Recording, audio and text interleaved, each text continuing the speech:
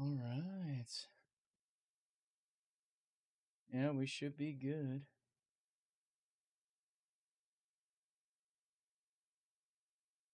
What is going on, everybody? Hopefully, Kick and All has the proper title and proper game. It should. The chat is up.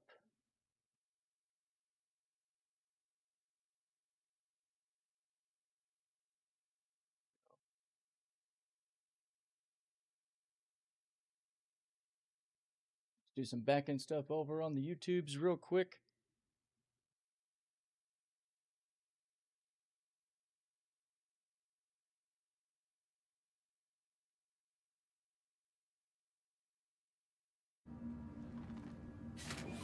Let's get out of the room, shall we? There we go. All right, let's see here. Finalize some of these settings.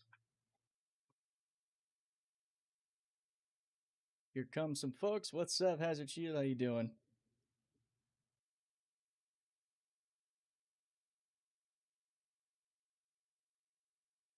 Let me throw some tags into the video.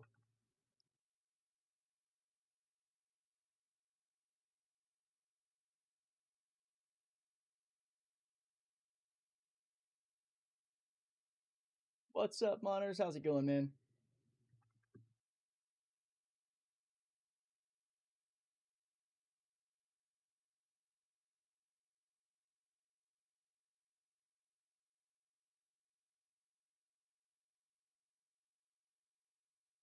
Here we go.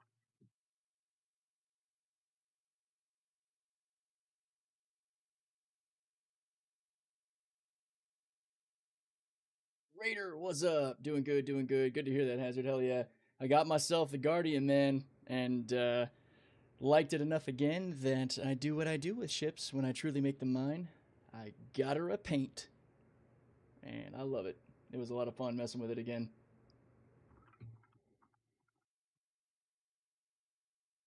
Back this morning yielded some good fun that will be in a video coming out either tomorrow or maybe Thursday, which is going to be of a crazy space battle that I sort of started by chasing down a bounty and an Idris. It ended up being pretty impressive. Probably at least 10 or 11 ships, including other capital ships, that got involved. I won't give too much away, but it was a damn good time, man. That video will be coming out soon. Go ahead and save this on the YouTube side. And then we should be set. Oh, let me also make sure the YouTube chat's proper. And MX, the Guardian MX, I do prefer that.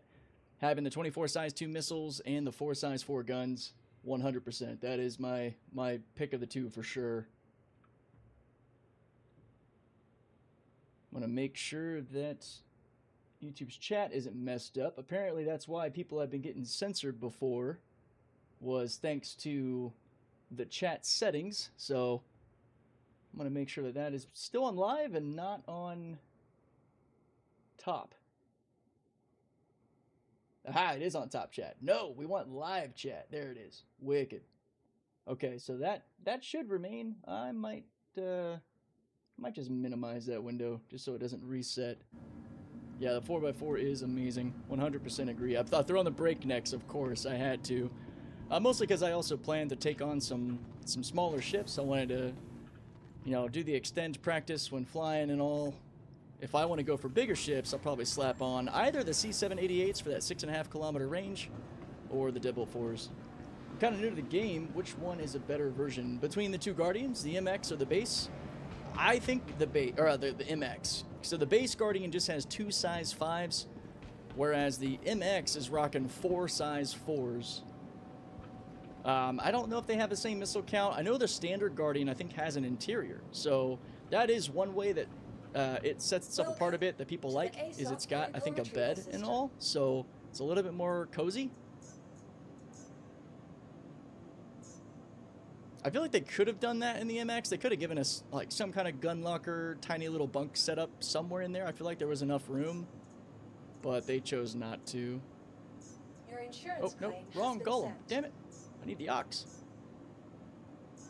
Your insurance claim has been sent. Yeah, by request and my own desire to do this, we're gonna, you know, take a step back into the sort of beginner's world here on the haul and grind a bit. Imagining that we got the Golemox as a starter vessel. We've only got 22K. It's taken a lot of work to get this pour. Hopefully it lasts, you know, a little while. What's up, Kobus? Hopefully the audio sounds really good.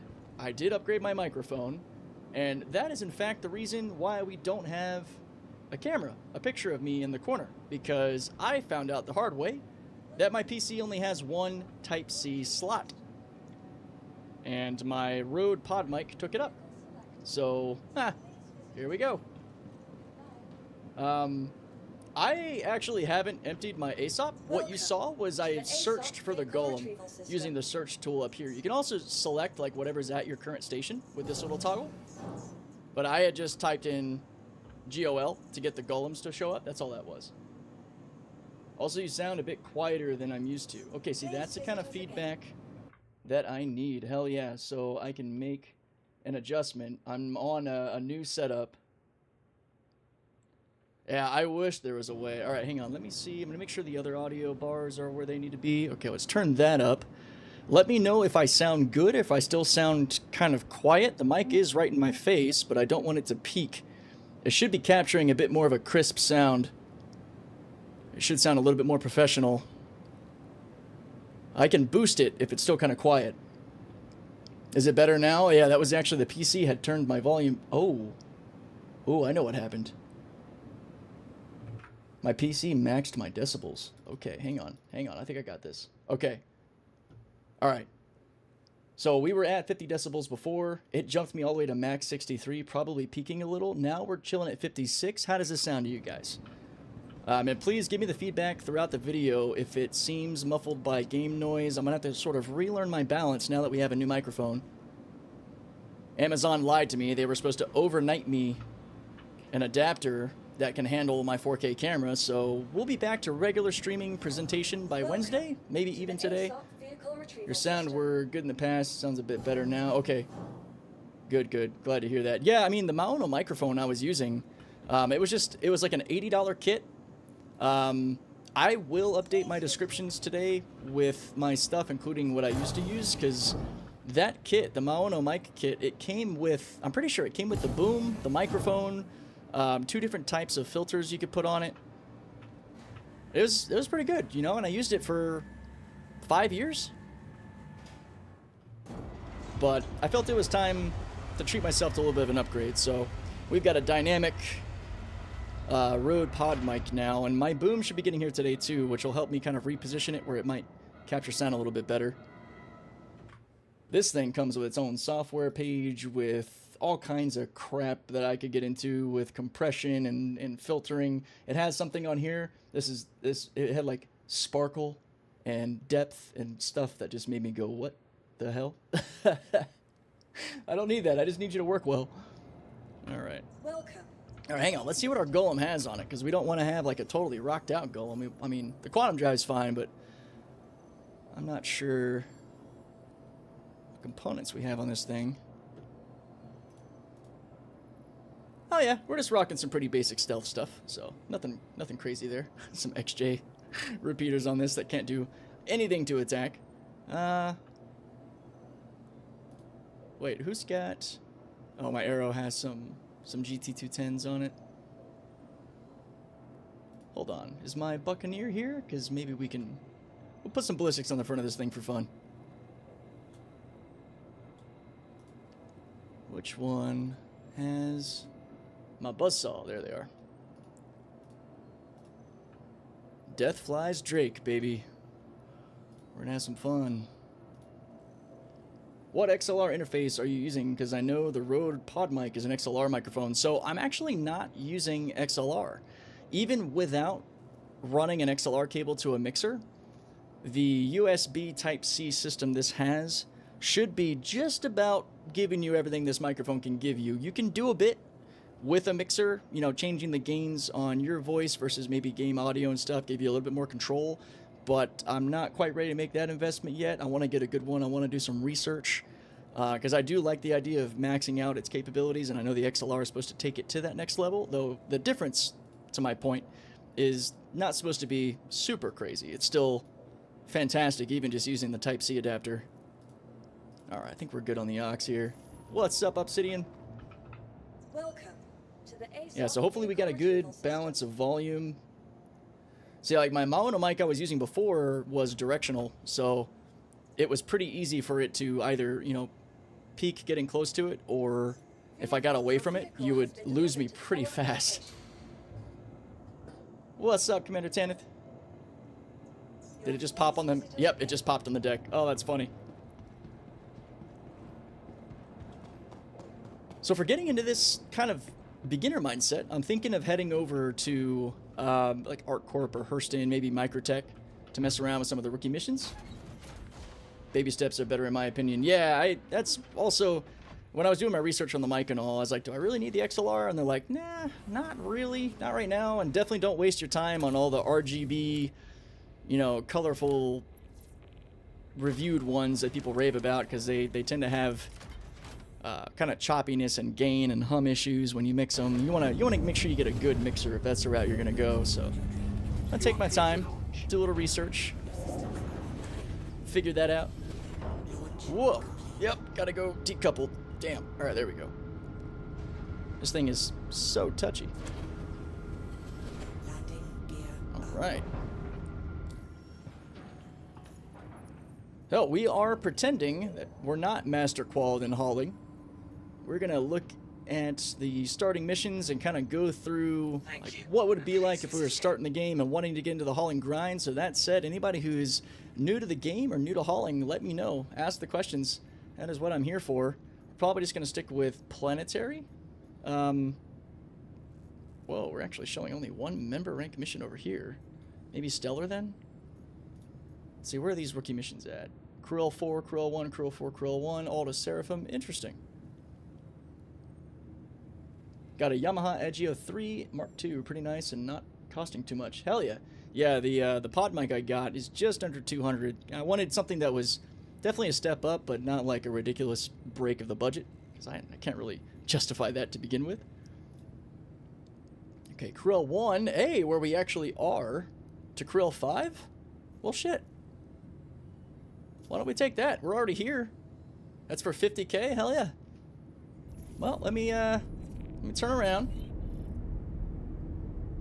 Please proceed to assigned landing bay. What do we think it is, if we had to guess? The rookie to junior grind. About 5 or 6 rookie missions typically get you to junior. It's not too many. As a child, my dream PC was lit up like a Christmas tree. Today, my PC has its HDD LEDs turned off. My black monolith, exactly, yeah. I don't mind some lighting. Pretty much any lighting I have ends up defaulting to just a nice red. I'm a big fan of reds on blacks. I just like red lighting. It's like my fans have a red color. My keyboard is locked to the red color. I don't have, like, you can make it to where when you hit a key, it like ripples colors out and all this kind of crap. And I'm like, nah, I don't need all that. I really don't.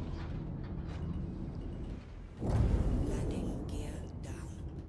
Nice monochrome glow. Hell yeah, there you go. All right, let's get touchdown here. Bring up this cargo in the elevator. We've got more than enough cargo space out of this thing. And the Golem Ox is so great. I am planning to do a video that compares this with the Whole A and the Nomad. And granted, the Nomad carries quite a bit less than these, but the Nomad has a lot more firepower. Probably a bit more of a general purpose daily than a dedicated hauler, but I think it'd be fun to compare their ships. Kind of give some review on them. I would love the Golem Ox to be available again. Yeah, and I would bet it should be available by 4.7. It's time, man. I actually really like the Whole A. I've gotten a good amount of time in the Whole A way back. I want to say like around 310 to 312. I used to use it as a drug runner of all things, because the salvage missions back then, the 50K ones that you would pay for would spawn like a Cat or a Hammerhead or a Starfarer, and they always had like Maze, ETAM, Slam, and some Quantanium on board. So I didn't salvage. I just took my Whole A and bounced around each one, and I would always come out like a 200K profit. Just, I would pay the 50K for the mission, and then I would run up in the hole A, throw the drugs on the hole A, and move on. Because they were also timed. Like, security would show up if you took too long. Waiting for the Golem refueler. Do we know, Alex, if that's an official thing? You would be in the know on that. I haven't heard anything specific, but that'd be really cool. I also, I informed somebody today in game that something that hasn't really been talked about much, at least not that I've seen, is one of the nice quality of life improvements coming with the change in 4.7, or at least in the tech preview we had, was that if your mining bags are empty, it actually says empty on the bag. The bag itself actually has the word empty on it. Because the boxes are supposed to give you a degree to with which they're filled based on a label and I think color coding. And it was cool. It was cool to see an empty prospector mining bag actually tell me it was empty. I was like, thank you. That'll be so helpful for when you're dropping off a bunch of bags at a cargo elevator and hoping to pick some up, but you don't want to pick up the ones that are full. Yeah, being able to see what's in is a little late to the game, man. It's nice to actually have some information like that. Yeah, with the bigger Herc ships to salvage, they can have nitrogen and other valuable commodities on them in current patch. Yeah. Yeah, it's stuff that if you get it in bulk can actually be a pretty penny, which is nice. I do not know if the...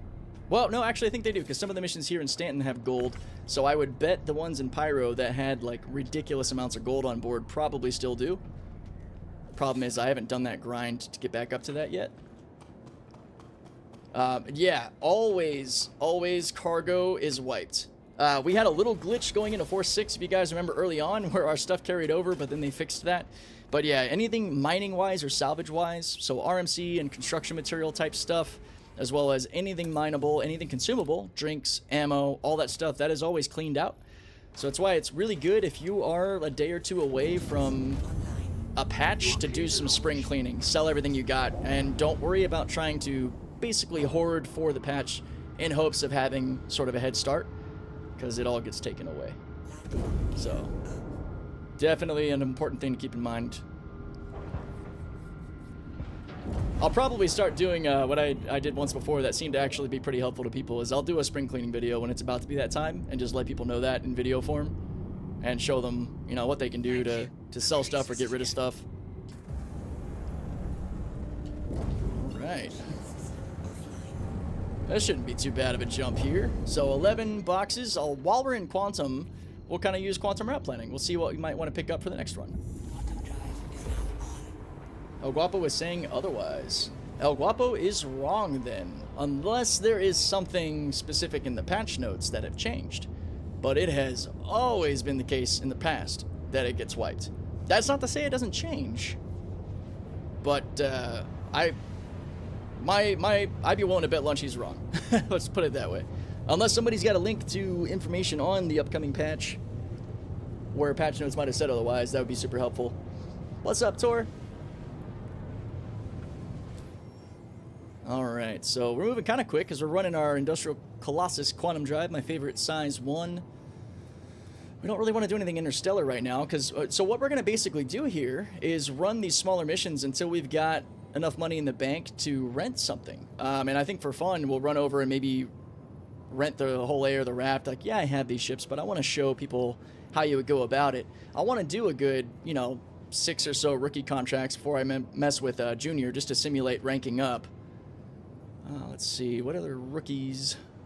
It's easier to find stuff when you're in Quantum because it reduces the amount of planetary stuff you're going to see. Here we go, we got some rookie stuff here. Direct Smalls, Seraphim to Everest. We got Seraphim to Tressler in Everest. That's a hell of a jump. Well, let's see if we can build a little bit of like a chain here, because that'd be cool.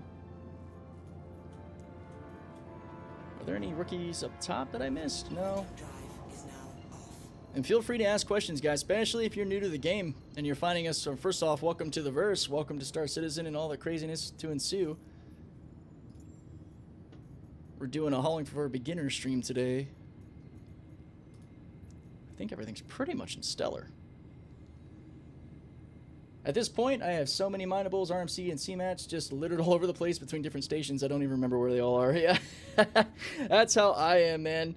I am trying to consolidate. I actually moved my minables from Hurl 2 over to Krill 1. I try to keep everything either at Krill 1 or Levski, so I know where it's at, because I know I got a lot of construction stuff over at Levski.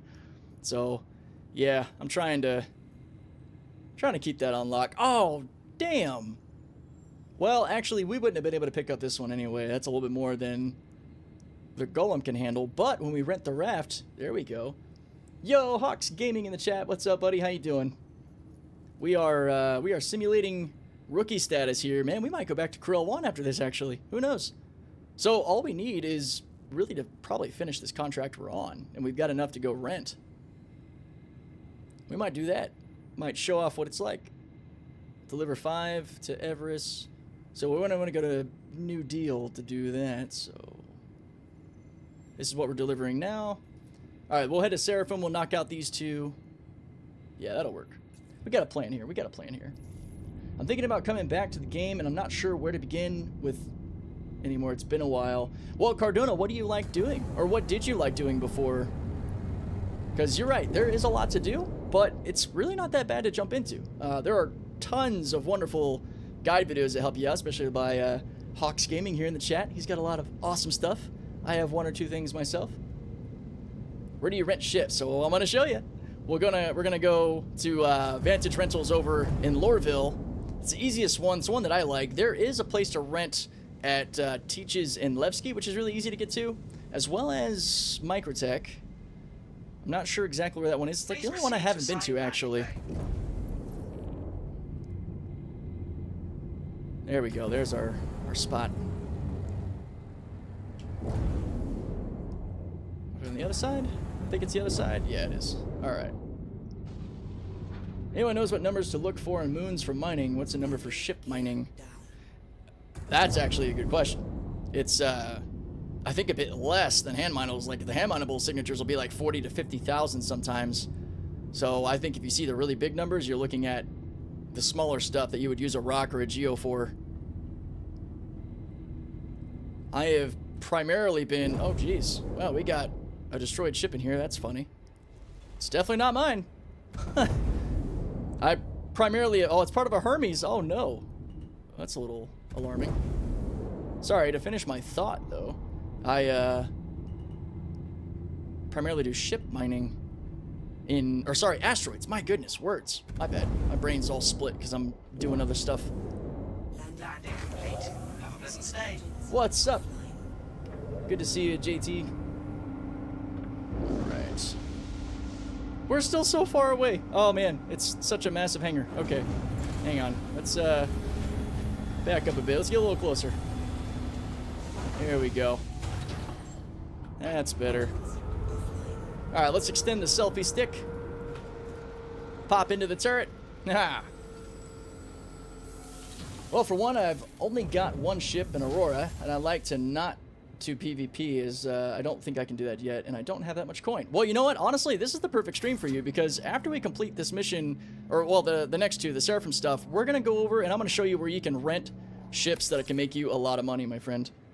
The only thing with rentals is that you are stuck with the stock loadout, but especially on the hauling front, that really doesn't matter, because you can make buttloads of money around even just the same planet to the tune of over 500k an hour, which we will definitely get to that in this stream.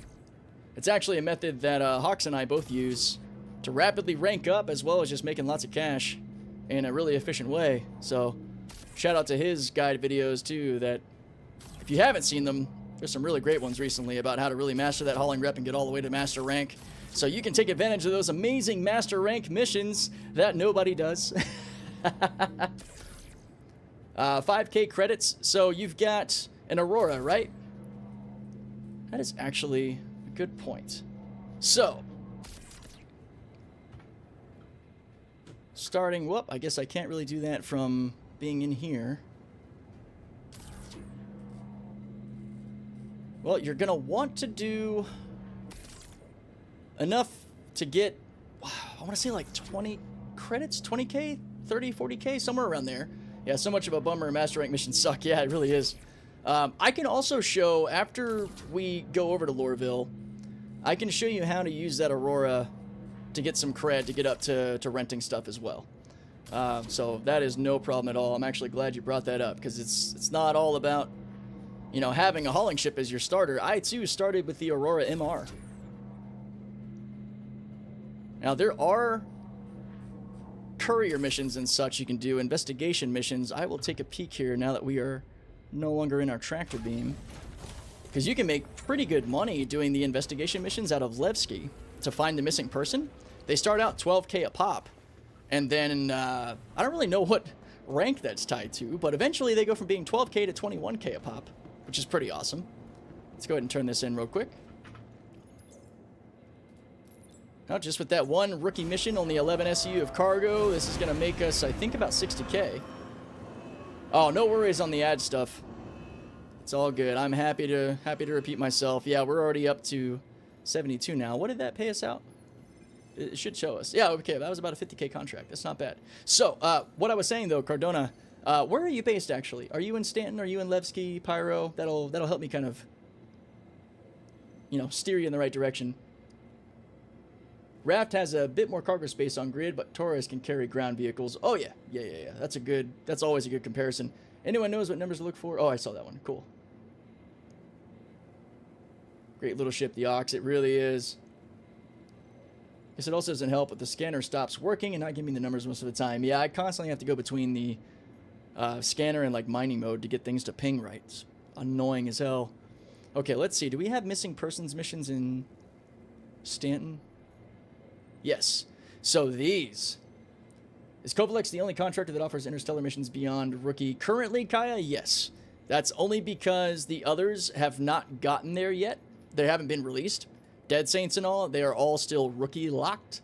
Insane money for rookie level contracts. I mean, this is only 8 SCU of cargo for over 220K. I mean, hauling is so busted, guys. Hauling is just insane money, man. Like, once you get your rental, Cardona or anybody else, you can do stuff like this. I mean, now going down to some of these places can be pretty risky. You want to be careful. You know, last landings, reclamation and disposal sites. You know, there could be players there. So, I mean, that is part of the risk-reward system here. So, Dead Saints, Ling Family, and Red Wind Interstellar. All the Interstellar stuff is currently still rookie locked. Aside from Kovalex. And the Kovalex stuff really is just not worth doing. I mean, look at this. Master rank Kovalex direct bulk cargo for 100K. Rookie Red Wind line haul for almost 300K. Now, this mission too, guys. I've done this mission in about 30 minutes. So that's actually not bad. A rookie mission paying almost 300K in about 30 minutes of time in a Caterpillar. Granted, larger quality. Sorry, it wasn't an ad break. And he's back. Okay, cool. So, Cardona, where are you at in the verse as far as, like, are you at Levski? Are you in Stanton or Pyro? Because if you look, or just bring up your Mobi-Glass, maybe if you are in game, you can go to your investigation tab, and one of the easiest ways to make money are these missing persons missions. We can actually run one, and I can show you how to do it. Because these will get you the money quickly to be able to get rentals. Super quickly. Have you tried the unverified 20K salvage mission? C2 and M2 missions are good for money. Yeah, I have. Yeah, Hawks, definitely. Those sometimes can have a good chunk of gold on them, too. They are pretty sick. I haven't done them as much. I always end up forgetting about this unverified tab. But yeah, no, these... well, not that one. Hammerhead. There we go. Some of these larger ones, like when they're Hammerheads or C2s or Starfarers, they'll have some cargo on them that can be pretty nutty. It's awesome.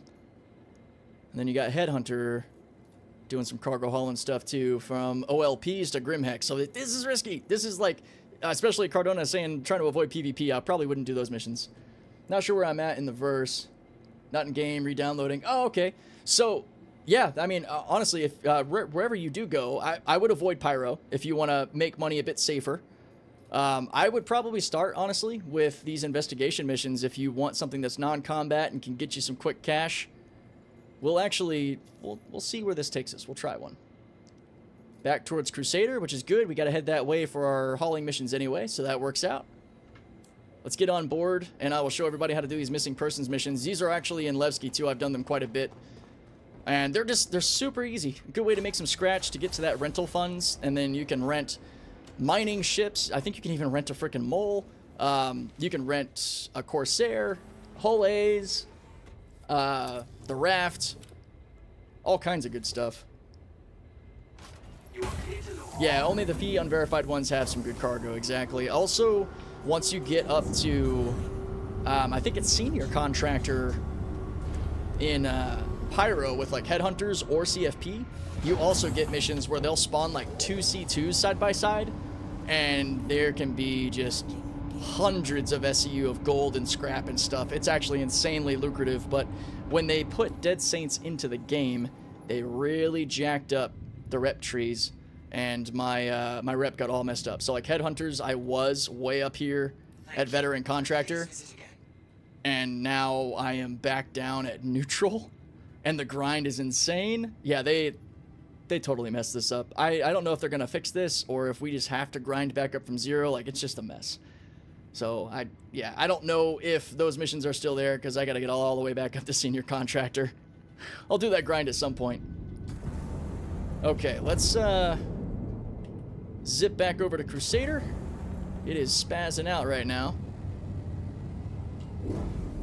What's nice with these shorter stops being in Stanton, refueling isn't too bad, because you have a really tiny fuel tank, but this thing, it's like somebody said in the chat, it really is like a mini ox. It's pretty cool, and thank you for the follow, Cardona. I really appreciate that. Veteran with Headhunter and head contractor with CFP, currently in the current system, or before it got all wacky? I would imagine you mean currently, but the salvage missions in Pyro don't have cargo right now. Oh man, so they jacked it up. So yeah, so you remember what I was talking about with all the golden stuff. And I am in the Golem Ox. Currently it's locked behind a pledge. So the only ship that really competes with it directly in its class is the Hull A, which is fantastic. Actually, sorry, I think it might have been Hazard that asked my opinions on the Hull A, and even though I'm a Drake fanboy that would probably pick the Ox over the Hull A every time, for more so the reasons behind its maneuverability and its tractor beam, the Hull A is amazing. It has a nice interior, it's fully physicalized. I love the way it opens and closes. I mean, you guys know I main the Hull C as a big-time cargo hauler, and so the Hull A just feels like its little sister. It's really good. It's a fantastic ship. 64 SEU, just like the Ox. They're both external, so they're really easy to use.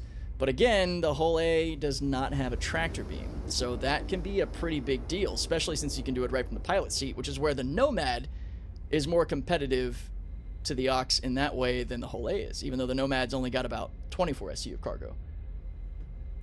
What's up, Don Coleon? How you doing? Oh, also, yeah, the Golem Ox, I'm running it actually stealth, and yeah, especially if you're worried about signatures and such, like, once I drop out of... Oh, hello. Oh? Do we have a hostile out here? That's kind of fun. He won't be able to see me, because my signature is dropping rapidly. In fact, I usually go shields off and I kill my life support to bring my signature down, tractor beam, all of it. So we're only 1K cross section. Yeah, I'm already off his radar. Or I should be. I still have the red radar lock symbol. I wish that would refresh, because it's annoying that it doesn't. They should not see me, because I am still dropping. My EM is higher than expected, actually. I must still be cooling off.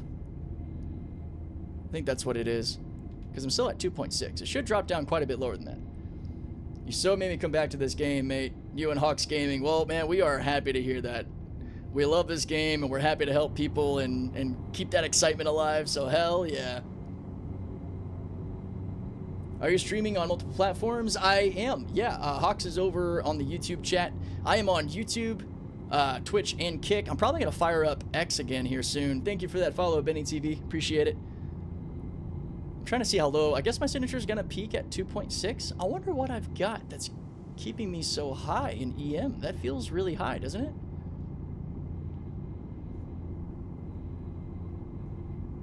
I wonder if I might be running with some non-stealth parts that I didn't pay attention to. Hang on, let's see.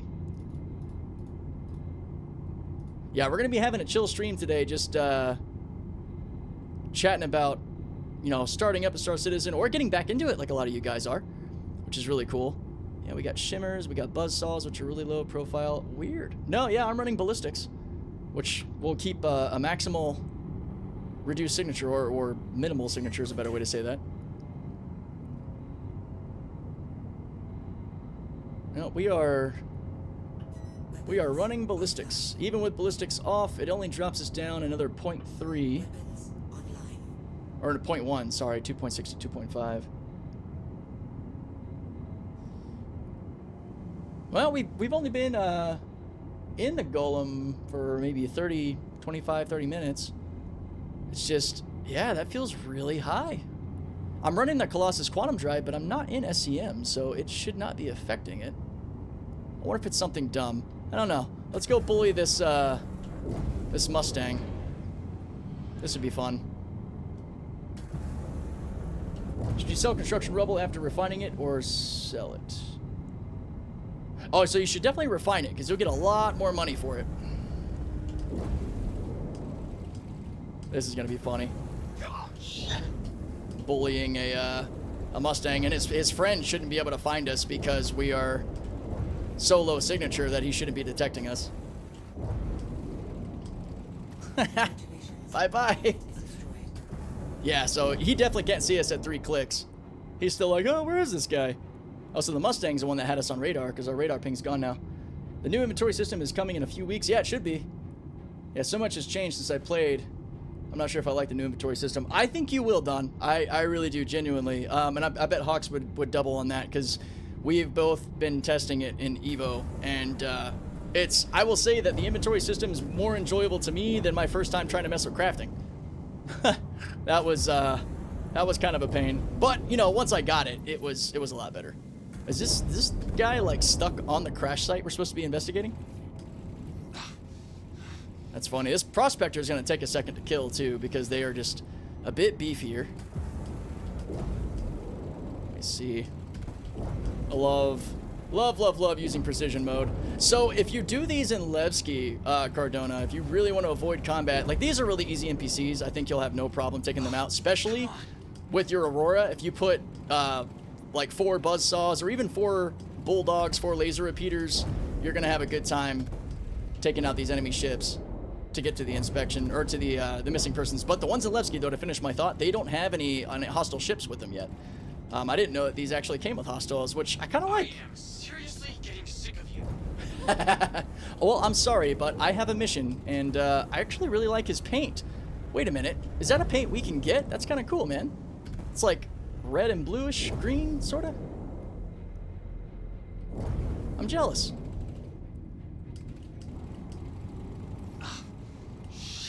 This is going to take a while because the Prospector is just a beefy ship. But good old ballistics pass through. I also don't want to hit the wreck site because that will kill us if we're not careful.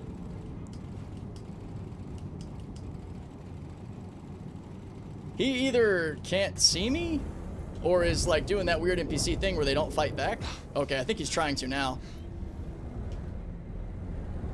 Yeah, but with my VTOL engines and all, I am way too maneuverable for this Prospector. He's not gonna be able to touch me, man. I love the way the golems fly, dude. They're too good. Yeah, Twitch, YouTube, and Kick. That is right. All the same handle, guys. Also, same in-game. If you want to add me in-game, CPT_Deadwake. I'm still fighting this guy with no shields. It's me being dumb, cocky, or a little bit of both. I mean, I know he only has little size 1s, but I'm also not in a really super tanky ship. I've got Drake tape, though. We'll stay in one piece. I wonder if I can just take out his engines. Why would I ease up a little? Well, you could quantum away so I can find my missing persons. That's always an option. We don't have to fight, buddy, but you're here and you're hostile, so, you know, that's a thing. Oh, he tried to shoot. Yeah, you can definitely tell these NPCs for these missions are on easy mode, for sure. Like, if I was in the Aurora, I would have had this dude dead a long time ago. Because I've only got 2 size 1s on the Golem. The Aurora is actually a pretty badass little ship. I flew it recently with the OLISAR group, and that was crazy. It survived things I didn't think it would. Isn't your trigger finger getting tired yet? Nah, man, I can go all day.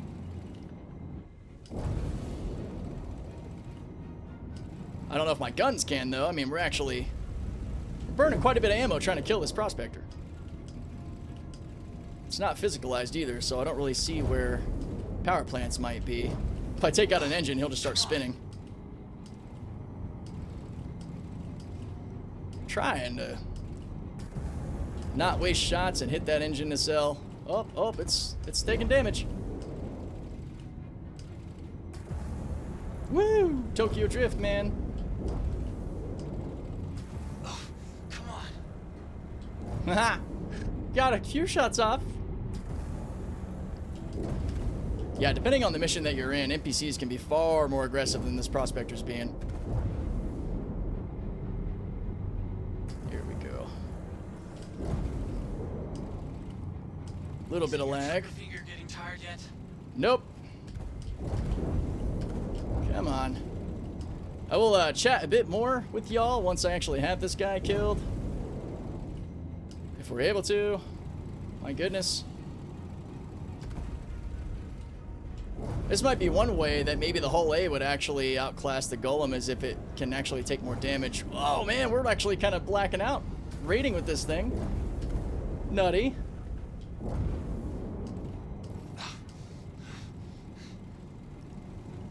Come on. I can't believe those engine nacelles haven't popped off yet. This prospector's got plot armor.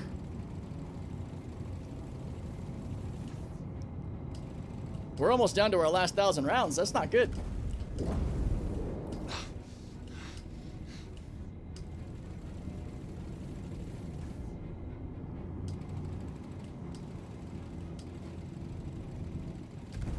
All right. Hang on. We got 2 EM missiles. Let's see. So during this time, can you, or could a regular player try and kill you if they could get to us? If they, because we're in a spot that's not really somewhere that somebody would have direct access to, just a quantum to. They would probably have to be in your party. But there's always a chance, you know? One of the ways that I fly makes it very hard for people to get me without being in my party. The way I dogleg travel, I avoid orbital maneuver points, points of interest, always head on a swivel, always assume that somebody could be out to kill you, you know, just in case. There we go. My gosh. Shout out to the prospector and how long it can take a beating.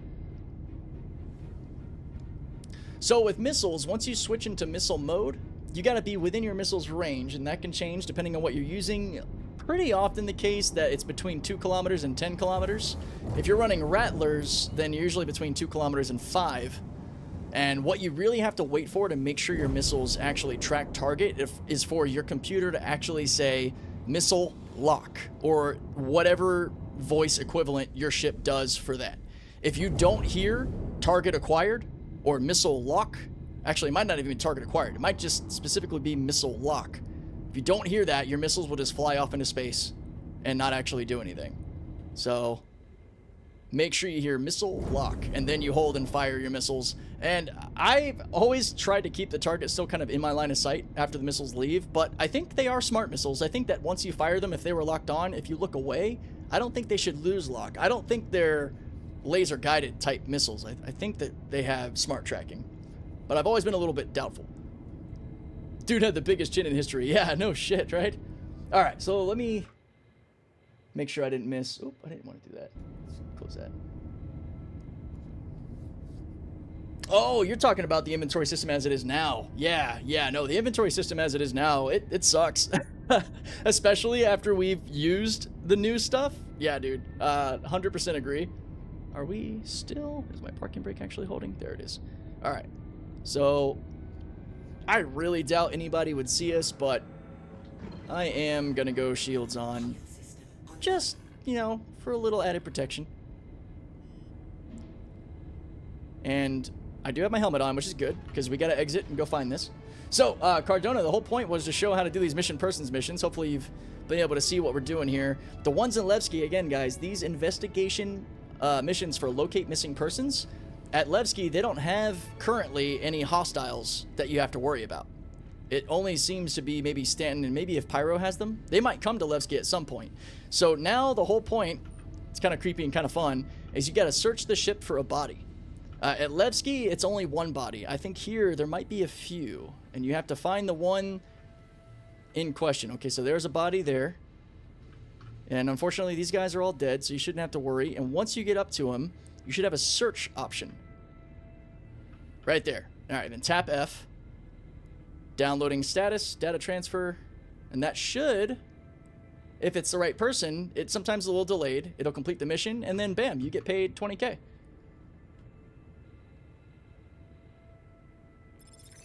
There it is. Okay, so that was the person. And just like that, we made 20K. So again, your Aurora is going to, you know, bulldoze those two ships pretty easy. It is kind of fun to do that in the Golem. We're definitely going to need to rearm the next time we touch down, just because we spent like 2,000 rounds on our buzzsaws. Love these things though, dude. The Shredder line, these are the size 1 variant. The buzzsaw, you have sawbucks, which are the size 2, and then of course Shredders are the size 3s.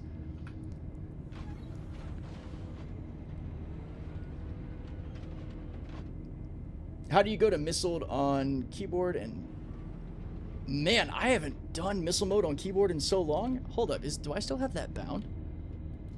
Talk about flight stick privilege, am I right? So missile operator mode should be under operator modes.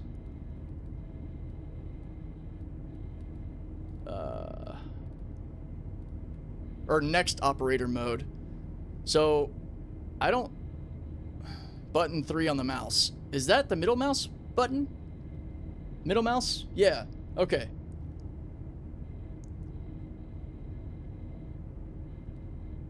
Yeah, and when you're worrying about missiles and such, like, your other guns aren't active. So like the same trigger that I use to fire my guns is the same trigger that I use for firing my missiles, because they never collide. Like, those button commands will never collide with one another. So same if you're on mouse and keyboard, you don't have to worry about that. So yeah, and then I have it bound to change what missiles I have, because some ships you have an array that you can swap between. So is there any non-ammo weapons? Yeah, Julian, that'll be all your laser stuff. Like your Bulldogs, your Attritions, your NDBs, Light Strikes, Omni, Cannons. There's a bunch. There is a bunch. Lasers, you'll never run out of ammo, but you have to burn through the enemy's shields to do damage to the ship, but they are very good at burning through shields. And they also have a stronger effect against armor. So even with like a full CF build on an Arrow or a Hornet or something, you'll be surprised how fast you can actually put down like a Corsair or a Connie, because you get through their armor and then the ship shuts off. Not that that's how it's always going to be, but that's how it currently is. Oh, no need for sad face on mouse and keyboard, man. That's totally fine. I played on mouse and keyboard for a long time before I finally made the change over to flight sticks.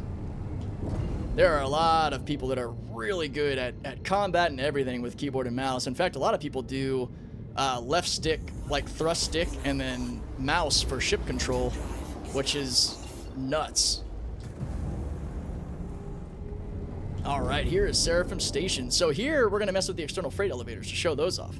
We might not be in the whole sea, but we can still utilize the external freight system to get all of our cargo, which is really cool. Mouse and keyboards where the real goats live. Yeah, no doubt. Yeah, I love the sticks for immersion, and I am a better pilot on sticks than I was on keyboard and mouse, but that's also because of the way I like to fly, especially being decoupled. Granted, I flew keyboard and mouse decoupled as well, but it's just, you know, something about having the controls like sticks or like steering wheels for racing games and such that add to that immersion and that experience that you don't quite get out of the keyboard. It gets the job done. And after years and years of Kerbal Space Program, I'm no stranger to it. But getting into the stick world, if you end up really falling in love with this game, it's a pretty rewarding one. So here, on the cargo area, you'll notice like I'm fighting the impound area, right? I like to think of this whole region like a big-ass wheel of cheese. And you want to find the holes. The elevators are like the holes in the cheese. All the actual cheese is where you'll get a parking ticket. So you want to make sure you stay in the holes.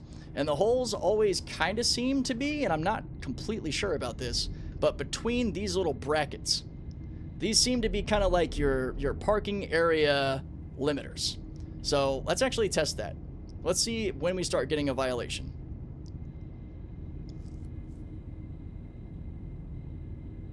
No, nothing yet. I wonder how delayed it is. Love reading global chat when you did that bounty a little while ago. Oh, were you there? Oh, yeah, don't worry. That's going to be a video coming out of it tomorrow or Thursday. That was a fun time. Okay, interestingly enough, the hole in the cheese here seems to be quite big. Huh. I was pretty sure. Maybe if I came back a bit more. Well, sure, it's not behaving properly, but I bet if I got up my ship and left, it would end up impounding me and not telling me. So, this whole area with all the strewn about cargo, there we go. Now we're actually in an impound zone. Interesting.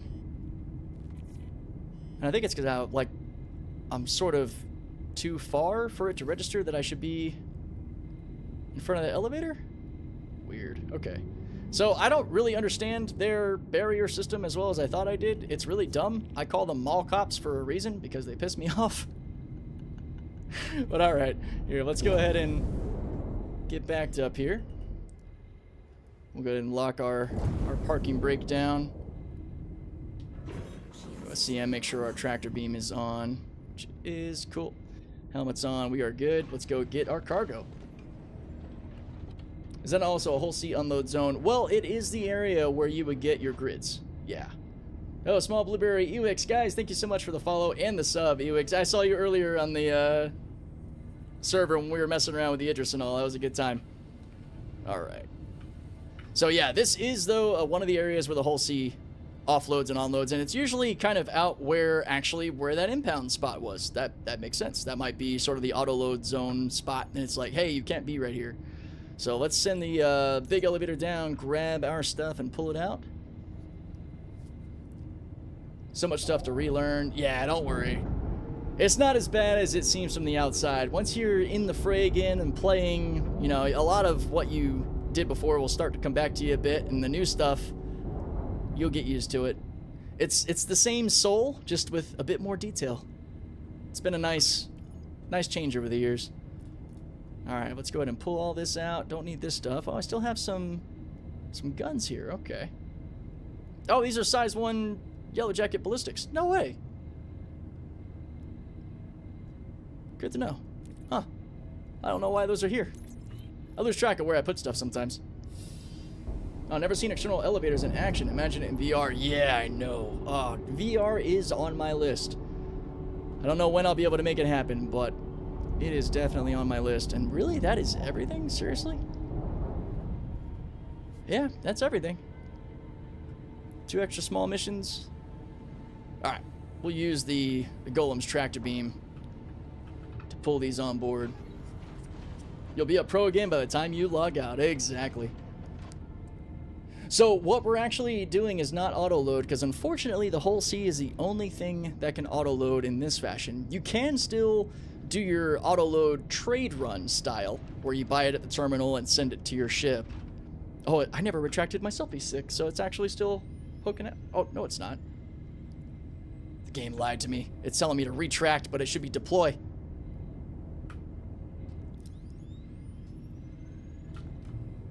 My Drake buttons are broken. Never! There we go. Selfie stick deploying. I'm excited for 4.7, if nothing else, to pull all my stuff together. I have scattered across 3 systems, right, Nomad? I know.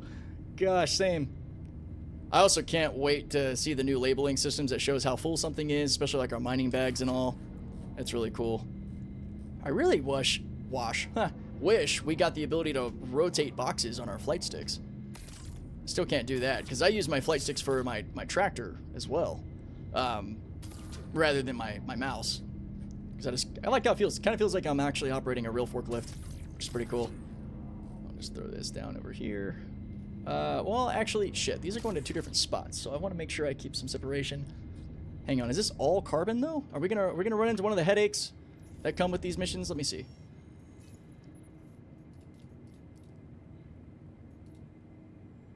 All right, so 8 is going to Everest and Tressler, and the other 8 is going to just Everest. So actually, so we're fine either way. Cool. I don't know if I'll, you know, we will, for the sake of identifying where the other rental place is, we will run to Tressler and then down the New Babbage to see where that rental store is. Because I've actually never been there myself. So it would be a good thing for me to be able to point people to it. But since the bulk of this stuff is also going to Everest, we shouldn't have any conflicting issues with cargo. Yeah, there are orgs, but there are almost no in-game tools that support it. Yeah. Most of us basically live on Discord for that, or a mixture of Discord and also using the in-game chat channels things. Like my org, the OLISAR group, we have an in-game channel that you can select, kind of like a party channel. So if you just want to have only that chat up versus everything else. In fact, I can show you guys kind of how it works. Like Hazard Shield actually just threw an 07 in the OLISAR group chat. So if I chose to just select OLISAR group, so what I'm doing here, you hit enter, and then you have this drop down you might not know about. You can actually go between stuff to choose only one channel so you don't see everything. So if I go to OLISAR group and I type into the OLISAR group, it'll pop up here, and I'm only going to see OLISAR group stuff, which is cool for like our org, and it's across the entire game, which is awesome. It's not just the actual shard you're in, it's any server, anywhere anybody is playing, which is pretty cool. You can also hit the tab key to tab between those channels, which is pretty awesome. And then, of course, what I will typically do, especially while I'm actually live, is I'll just hit F12 and have it not actually showing, because it kind of interferes with the background chat, which, actually, I wanted to make a small change to the chat stuff. Chat box, there it is. Because I realize it never disappears, and that can sometimes be an issue. So I'm gonna give it 90 seconds before anything disappears. I wonder if I just have to hit save or just hit enter. Okay, cool. So after 90 seconds, stuff will fall off. I think that'll be a bit more organized, look a little cleaner. Oh, let me actually go back to the chat.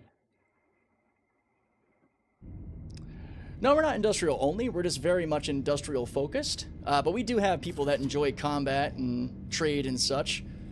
But we are primarily industrial. And you can join up to, I believe, like 10 orgs as well. You can have a main org and then I think 9 affiliates too, which is pretty cool.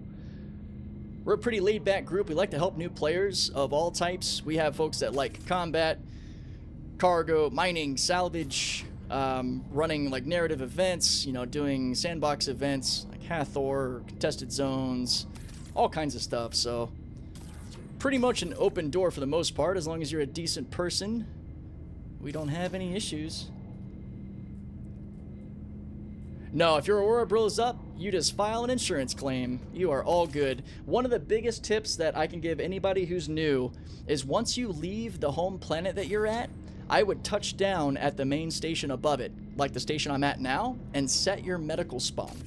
That way, if you die, you don't end up back on your planet having to take the train and everything all over again to get to your ship. You can actually get to it a lot faster on the space station. If you're not sure what that is or how to do that, you just say the word and we will pop in and I will show you how to med spawn real quick. What's up, Grape? How's it going? OLISAR Group is also my main org in SC. Hawks, we're honored. Oh my gosh. Just gave me goosebumps. You gave me all the warm and fuzzy. You are awesome, man. It is an honor to have you, man. That is fantastic. I'm really proud of the OLISAR Group. They're a good bunch of people. Lots of fun to have a group to play with. Veteran players, new players, quite the mix, guys. I still have not tried mining yet. Yeah, it's an adventure in itself. It can be fun too, riding the edge of a critical line, trying to break a valuable rock. Once crafting is out, mining will probably be a bit more incentivized to play with.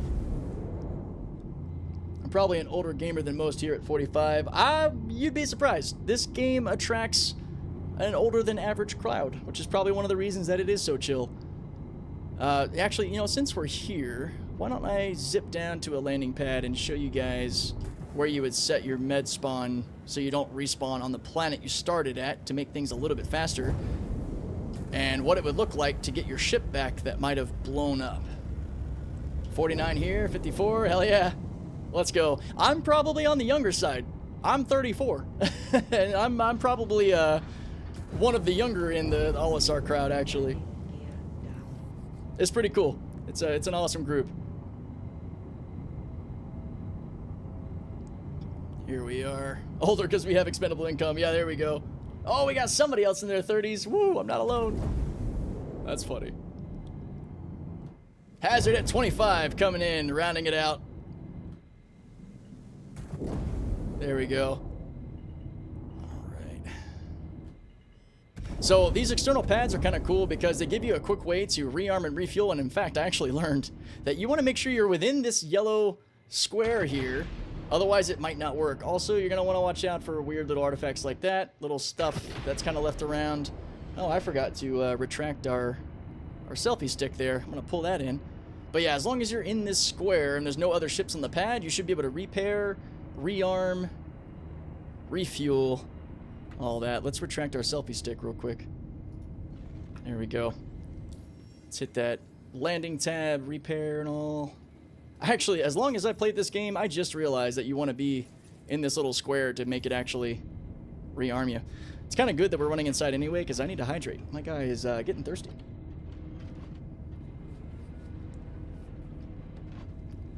Alright, so we got a mix of mid-20s all the way up to high 40s, low 50s. It's a hell of a crowd. I love it. Alright, so that should be fine. I'm trying to get my father to play. That'd be cool. Yeah, if my dad had the time and was into this sort of game, I probably would as well. But when him and I, if we game, it's more so like Gran Turismo, MotoGP, something car related. This world would probably just blow him away. He wouldn't know what to do. Grandpappy at 53. Yo, Hawks, that's awesome. We'll hope the little ones are happy and healthy.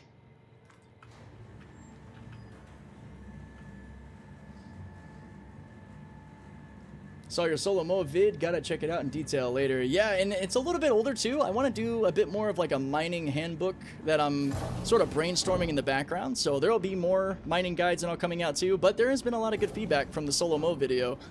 So I'm glad it's helping people out. So when you get to a station like this, like Seraphim or Bygenie or Everest, whatever is above the planet that you live at, you want to find your way to the medical center, which will typically be very close to where your ASOP terminals are over here. You typically will round the corner and then head back. You'll see a Habs, and then medical will be somewhere near it. Sometimes it's in a weird spot, like now. This is interesting. Hang on. Seraphim always throws me off. If you actually go into the elevators, you've gone too far. It might actually be around the corner this way by the pizza. Ah, yep, here it is. There we go. Medical clinic. My daughter found out about this game and asked if I was playing it. Oh, that's funny. My dad used to play SE, but he passed away from cancer 2 years ago. Oh, man. Well, I hope you got lots of time to actually play SE with him. That's really cool. Hope he had lots of fun with you. Alright, and sorry, here, guys, is where you would pop in and actually set your spawn to the new spot. Or if you need to, reset it to your original place. If you hope to go back to wherever you started when you die, or in some instances, like a lot of us do, fast travel there if you need to. But yeah, like I just switched over to Seraphim, which I didn't actually need to do because I keep my stuff at Crew L1. But, you know, just for demonstration purposes, if we die, this is where we will respawn rather than the planet. And then you can actually call your ship. If your aura blows up or whatever ship you have blows up, you just claim it. And essentially, the smaller the ship is, the more of a starter ship it is, the quicker it will respawn for you. Otherwise, it might take a while. As an example, my Hull C takes 15 minutes expedited, whereas something like my Aurora, which I can actually use mine as an example here, if I claim this, it will take less than a minute for it to actually get here expedited. So that's pretty cool. But that's what happens when your ship blows up, so you're good. You'll get it back, then you can get back to the fun. You can also use, you know, your local storage. What a mess. to pick up more stuff if you need to. I actually don't have any food or drink on me. Uh-oh. That's like not something that happens. Granted, I was in a lot of combat this morning, so I'm going to show you where to get your smoothies. This is just a total how to live in the verse tutorial. Alright, let's go to our cargo center. I'll show you where you can buy all the cruise smoothies you'll need. It's really all you need for food and drink. You don't need to worry about actually eating. Although in real life I could never do that. I would need my burritos. With our Ursa or ship respawn, wouldn't overwrite station respawn though. Yeah, that'd be kind of nice if there was like a fallback or like it defaulted to your last place. Otherwise, I think it defaults to your home, right? I actually can't remember. I haven't spent too much time having the issue where if I die and my ship isn't there to actually catch me. So, these terminals here, guys, you go over to miscellaneous cruise smoothies. These are the go-to. Get yourself a few of these. Now, there is a quality of life trick that I don't mind telling folks just because this does not impact people in any serious way. But all you need is 2. So don't worry about taking everything with you. I would buy maybe 20 at each station you go to. I like to take at least 3 just in case one glitches through my ship or something, so I can still do what I need to do here. But when you drink these, well, let's take our helmet off first, like it's not our first time playing. Frustrating when home is Nyx and friends are near Crusader. Yeah. See, I'm a Nyx main. Nyx is home for me, but I do a lot of work out of Crusader, so like Krill 1 is my spot where I've got all of my Stanton side stuff for the most part. But yeah, so when you're drinking, make sure you get it all the way to 0 and then just right click to throw it back in your backpack. Don't actually throw your bottle away. I call these the blessings of Chris Roberts. You know, he takes a lot from us, but at least for now, he gives us sustenance. So these will take care of both your hydration and your actual nutrition, which is nice, and a pretty good ratio that you never really have to worry. So this should actually get us pretty close to the top. Almost. So, now, this is the thing. As long as you have 2 stacked together like this, just drag it back to your hand. That's not supposed to happen. Let's try it again. I don't know. Wow, okay, some weird stuff's happening. I'm going to give it a sec. I'm going to let the game catch up to itself. Because I should be holding the bottle. Where's my... This is also why I get 3. Did I drop it, actually? That might have happened when I hit the Mobi-Glass. Did it fall out of my hand? Did my bottle run away? Go figure. Alright, well, anyway. Well, alright. We'll continue the demonstration here.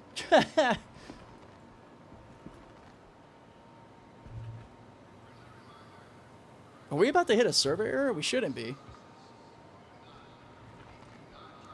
Well, alright. I'm gonna see if maybe... I'm gonna wait it out and see if it'll come back. Because neither bottles are doing what I need them to do right now. We gotta go eat some lunch. Thanks so much. We'll have to look out for your videos and Hawks as well. Awesome, Chilane. Thank you for popping into the stream. Welcome anytime. We're live Monday, Wednesday, Friday. Videos Tuesday, Thursday. You have a good day, my friend. I also like to pick up trash that's left behind if they're the cruise smoothie bottle, because I'll just drink those.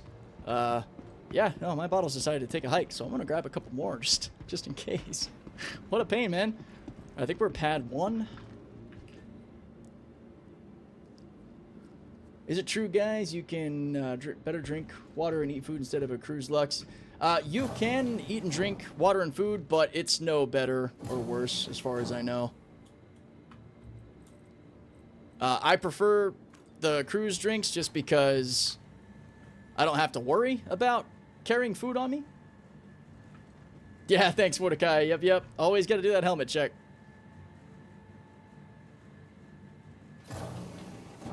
All right. Let's go deliver this stuff and go check out the rental spots.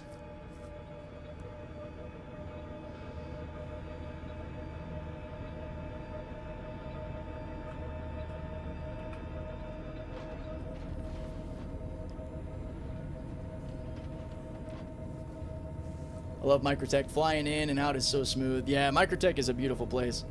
Certain drinks give better hydration drain, but not worth it, to be honest. Yeah, I hope they maybe do some more with that. Like, I don't know, the alcohol and the coffee might have more of a dehydrating effect or something.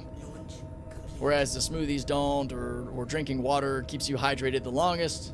Which it might, just not to a degree that actually seems to matter right now. Okay, so we're going to zip over to Everest Harbor first. Let's see. Is it gonna force me to go to Crusader proper before? No, actually, I should just be able to lock on to Daymar. Let's do that. For hauling at Levski, where do you buy the required distilled spirits? If you're trying to get spirits from Levski, you're gonna need to go to the cargo section. So the top level, 00. If you head in like you're gonna go to the cargo terminals, don't go all the way to those. You'll actually see trade terminals to your left by the window. There'll be 4 of them.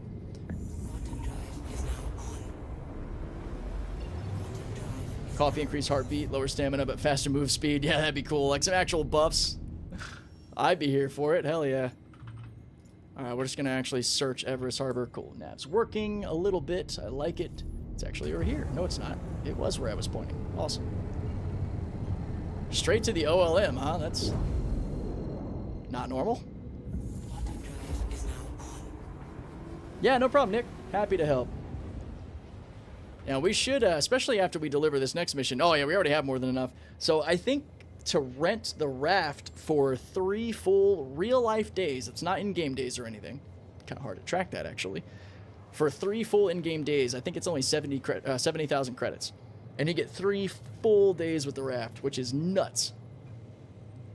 Have you had ships glitching through your hangar in the 890? I can't get some of my ships to not fall through and be left behind when quantum. Wow, not actually the left behind part. Usually they just blow up for me. I know the trick for putting ships in the 890, and some ships are more temperamental than others, is to actually... oh, you might be right. Yeah, I think you're right, Hawks. I think it's per day, so it's like 70k per day. That sounds more accurate. 6570. Yeah, thank you for the correction. Had the right number. I had the wrong multiplicative effect there.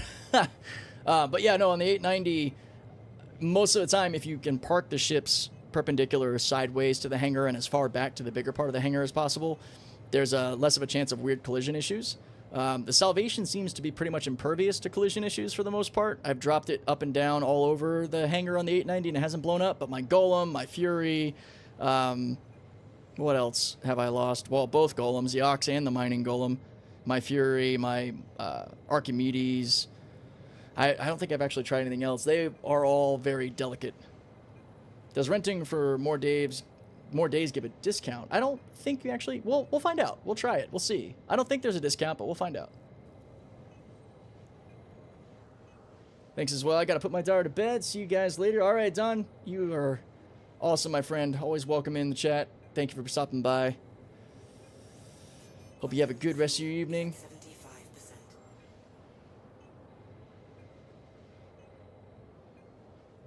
Nothing impervious to RAM. Wait, what? Oh, nav RAM. Yeah. I have my 890 loaded with a Vulture, Golem, Tractor, Nursa. Holy shit. How did you get everything in there with the Vulture, too? The Vulture barely fits on the hangar. That's crazy. I can get my Golem to stay. VTOL seems to do the trick with the Golem. My Ghost can land just fine, but won't stay in the ship. Yeah, I know people have had issues with the Hornet. So you're stuffing ships in the cargo bay too. Okay. Does the Golem fit in the cargo bay? Wild. I haven't thought to actually try doing something like that.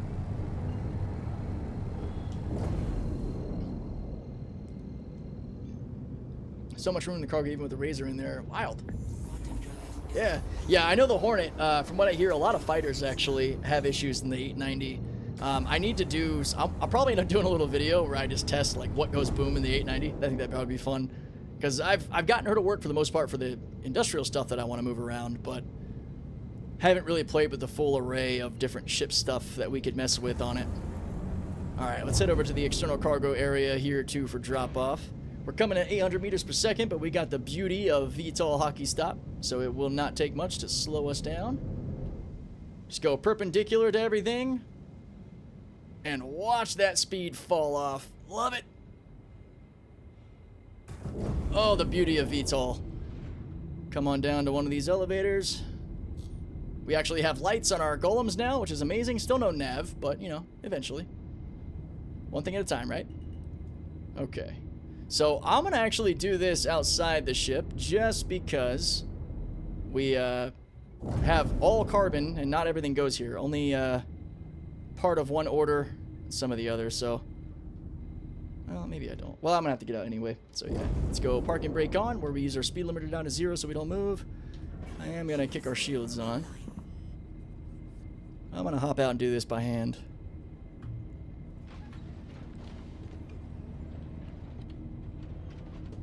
What's up, Duke? How's it going? Yeah, Raider, I too love the Hornet. My Hornet Ghost is one of my favorites. Do you recommend a current site that has where items are purchasable? Oh, I'm so glad you said that. I, in fact, do. I will pull it up for you guys to see. It should also be linked in the description, if not of my live stream, of my regular videos.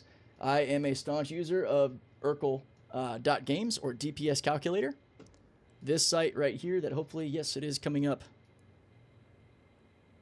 So this is the jam, man. So I do have a video on my channel recently. It's a guide on how to use this exact site. So if you go to either my Star Citizen for Beginners playlist, or you just look at some of my recent videos, it might be 4 or 5 videos back, you will actually see my how to use Erkul, how to use this. The cargo stuff. That's actually a different site. So there's a couple. You got UEX, which is also going to be linked in my third-party tools in the description. This is one of the community-made sites where if you have a certain item you need, like gold, you can click on it. You can actually click on the buy or sell tabs usually, which they've changed how it looks a little bit. So it's kind of on the side here. You can see where to buy, what the prices are, and the quantities and all. So if you look up Star Citizen UEX or use uexcorp.space, it'll take you to this site. There are some others like Regolith and Galog. There are a few sites that people use for all the wonderful third-party stuff. I haven't used Galog in a while, but that was a pretty popular one originally. But yeah, tons and tons of options. Well, that was a Discord link apparently.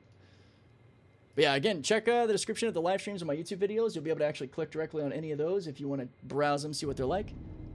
SE Tools is also pretty good too. Yeah, there's stuff that I haven't even touched that is likely fantastic for this. All right, let's see. So, checking our contracts real quick. Oh, 8 ag supplies and carbon. Okay, nice.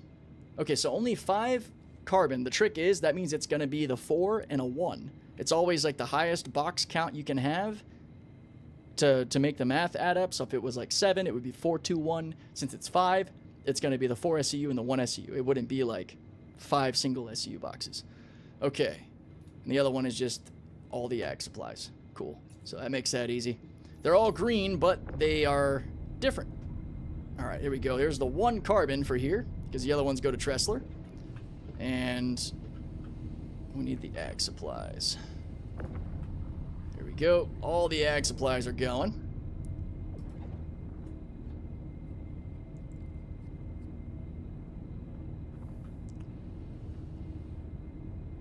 Do you not know to click the mouse wheel to open the link in the new tab?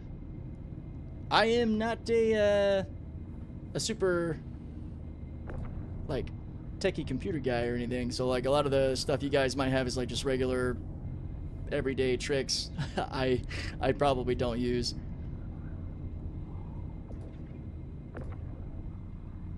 Is that all the ag supplies? Oh, it's just 2? Really? Oh, so it might actually just be 5 singles if the ag supplies are the 2 4s. Ha! That's funny. Nope, actually go to the grid, thank you. Being a broken record, but does the Reclaimer lower deck not have a grid? I don't think it does. One of those areas does not have a grid, for sure. Alright, I guess we will put down another 4 single boxes, because there are no 4 SCU boxes of carbon with us. Whoa, hello, let's not do that. 2, 3, 4. Well, that's gone. So, you do want to be careful not to throw stuff too hard at elevators. They will often go bye-bye. So, that's, yeah, that's probably gone. Let's see if maybe we get lucky and we grab it, but I very much doubt it. I bet that is in another dimension. Huh. Whoops. Yeah, save a few clicks. There are tons of shortcuts. I don't even know. Yeah, no doubt. What, so you just... Yeah, I'm curious now. So when I'm looking at something, I'll just... No shit! Well, that just changed my life. I see what you're saying. Ha! Well, thank you, Devious. That is something I will use. Yeah, I never knew that. 1, 2, 3, 4, and 5. So this is going to be a partial complete. You're going to have to be careful with how hard you throw stuff at boxes. We will take a peek with the golem. We'll scan and use the bigger lights on it to see if maybe we can spot it. but oh well. Send these down. Wow, it just ate them. Oh, this is great. This is cool. Yep, this is why you want to interact with the elevator before you put stuff on it. There's another pro tip for you guys, you know, right there, live, in your face. Awesome. It just completely ate all of those. Oh boy. Also, Windows settings, look for clipboard history, then Alt X will show more than the last copy. Awesome. Thank you, man.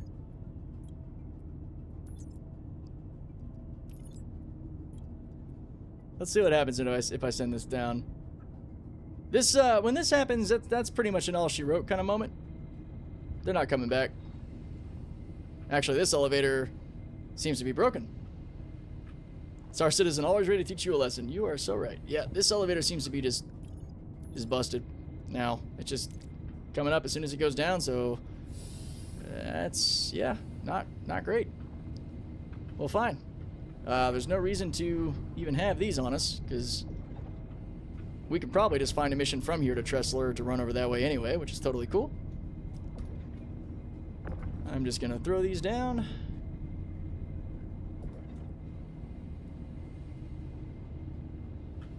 Just to get them off my ship, really. And let's see what happens. I was playing yesterday and had way more bugs like this than normal. Ended up wasting hours of time and getting nothing done. Yeah, I understand that feeling. That's never fun. Yeah, there we go. 3 out of the 5 coming here. Is this actually going to work now, or is it going to pop everything right back up? Nope, it's popping everything right back up. Yeah, this elevator is just schwacked, man. All right, well, let's see. What contracts might we have from here? We're just going to abandon these. Thank you, Chris Roberts. It is what it is. All right. Stellar, Rookie, Everest to Hurrell 2. 87 SU. Holy cow. Maybe we'll run down and get that raft first. I think that's a good part of this video, yeah? We got the money for it.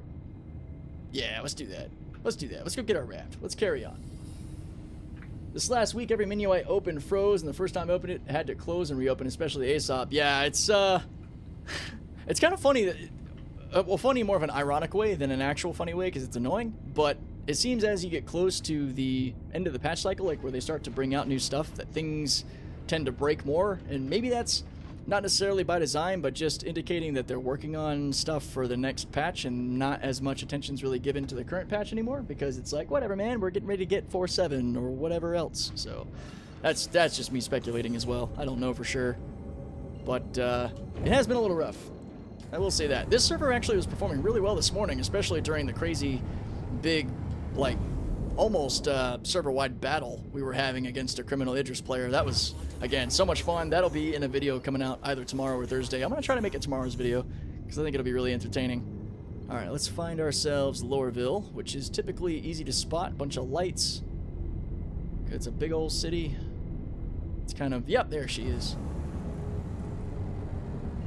So this is honestly the easiest rental shop to get to, because it's right by the hangars when you come out from your ship, compared to where they seem to be over on Arc Corp or Microtech, which I don't think I've rented from either of those. Gotta put vid suggestion in Discord I just thought of. Hell yeah, please do, man. Thank you.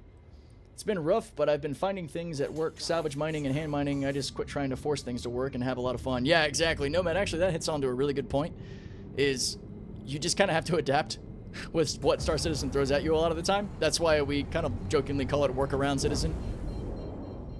If something isn't working out, then it might be time to play another game, or pivot with something else you want to try in-game. Like if the whole sea is just, you know, if the Mags is saying not today, then I say, okay, dear, and I let her go to sleep, and I go grab another ship.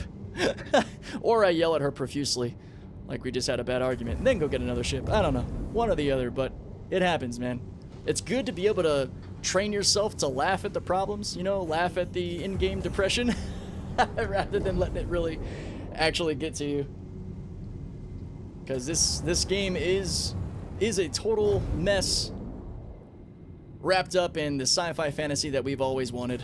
So We put up with the problems. Some days more than others.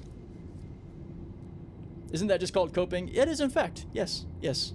It is the actual definition behind coping rather than the toxic internet copium trolling that you get. We're gonna get in a landing zone? We're not even getting landing zones? I need some copium now. Come on, give me a landing zone. There we go. It is good to acknowledge the truth of the situation. I have lost so much ice to the elevator on the mission bugs. Yeah, I could imagine trying to do the AA event stuff, right? We were really fortunate that Doc and our org early on got so much of that ice that we were able to knock out collections pretty quick. Because we had a feeling that that was going to be a bit of an annoying sticking point. Alright, always a good habit when you land to go ahead, repair, rearm, refuel. That way you're just never caught off guard when you're trying to quantum somewhere and it says, hey, you're not going to make it. Or worst case, it for some reason lets you jump and then you can't make another jump and you're stranded. And then hoping that somebody will come save you and not grief you in the process. If it's not broken, are you really playing Star Citizen? Yeah, it's one of the jokes that I'll make too with mining. If you're mining and you don't have a major torque imbalance, are you really mining?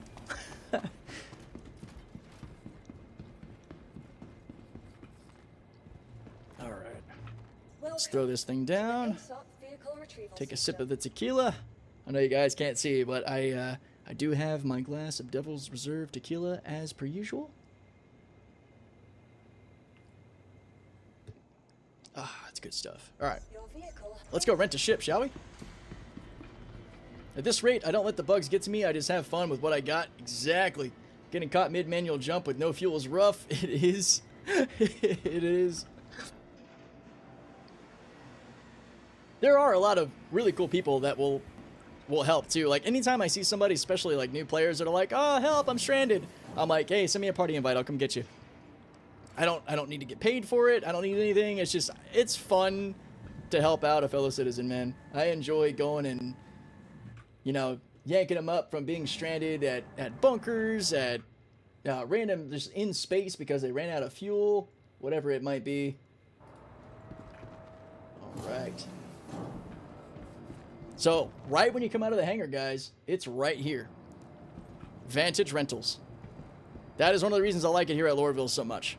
You don't even have to worry about going to New Deal or anything. It's just right here. Vantage Rentals. See, over here, you've got where you can actually go buy new ships at New Deal. Down this way. That's where you'll find those. But this is all we need. They might be... They're not renting? Okay, cool. Alright. This is where you find what you need. So let's see, what do we got? You can rent rocks for ground mining if you want to, you know, take a crack at the new missions or just making some money that way. You can rent a lot of stuff. You know, rovers. It's all jacked up. I don't know what the hell happened to this thing. It's like it has a folded state that I didn't know about. That is not how this looks. It's actually a really badass looking rover. We got the Auroras. So you can even do Corsairs, Cuddies. You can rent the Mole. This is awesome. So you're also looking at like how many days you might rent for and the total cost per day. So to rent this, you're looking at $212 per day. So you can rent it for a week for a good chunk of money, actually. That's a bit pricey. Huh. Not all of them are this expensive. It kind of depends on the ship you're looking at. So if we go to like the Hull A or the Raft, you can actually see it right here. $67K per day, $32K per day. So even if you have an Aurora, you can come in here and actually rent the Hull A, which does the same amount of cargo transport as my Golem does. But honestly, for just another 34, 35K, you can go ahead and actually rent the Raft. And it's a real game day, or a real life day, not a game day. So you have it for a full 24 hours. It just pops up in your actual hangar terminal. Yes, I have an actual Raft, but the whole point is to actually show what it's like to rent. Keep in mind, again, though, you can't customize it. You can't change its quantum drive or anything. I mean, we'll double check. I'm pretty sure that it is totally stock like any rental vehicle would be. Vehicle retrieval system. But, yep, there we go. And it shows you rented one whole day and how much time is left.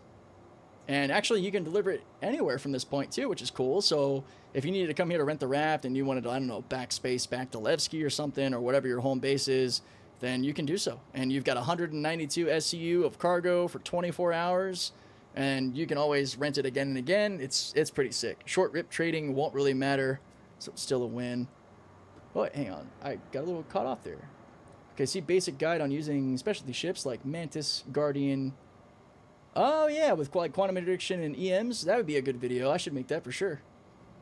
Starting a Nomad, I remember running out of fuel several times mid-quantum. You tend to learn to refuel at every point after that. Yeah, right, JT. That's so true.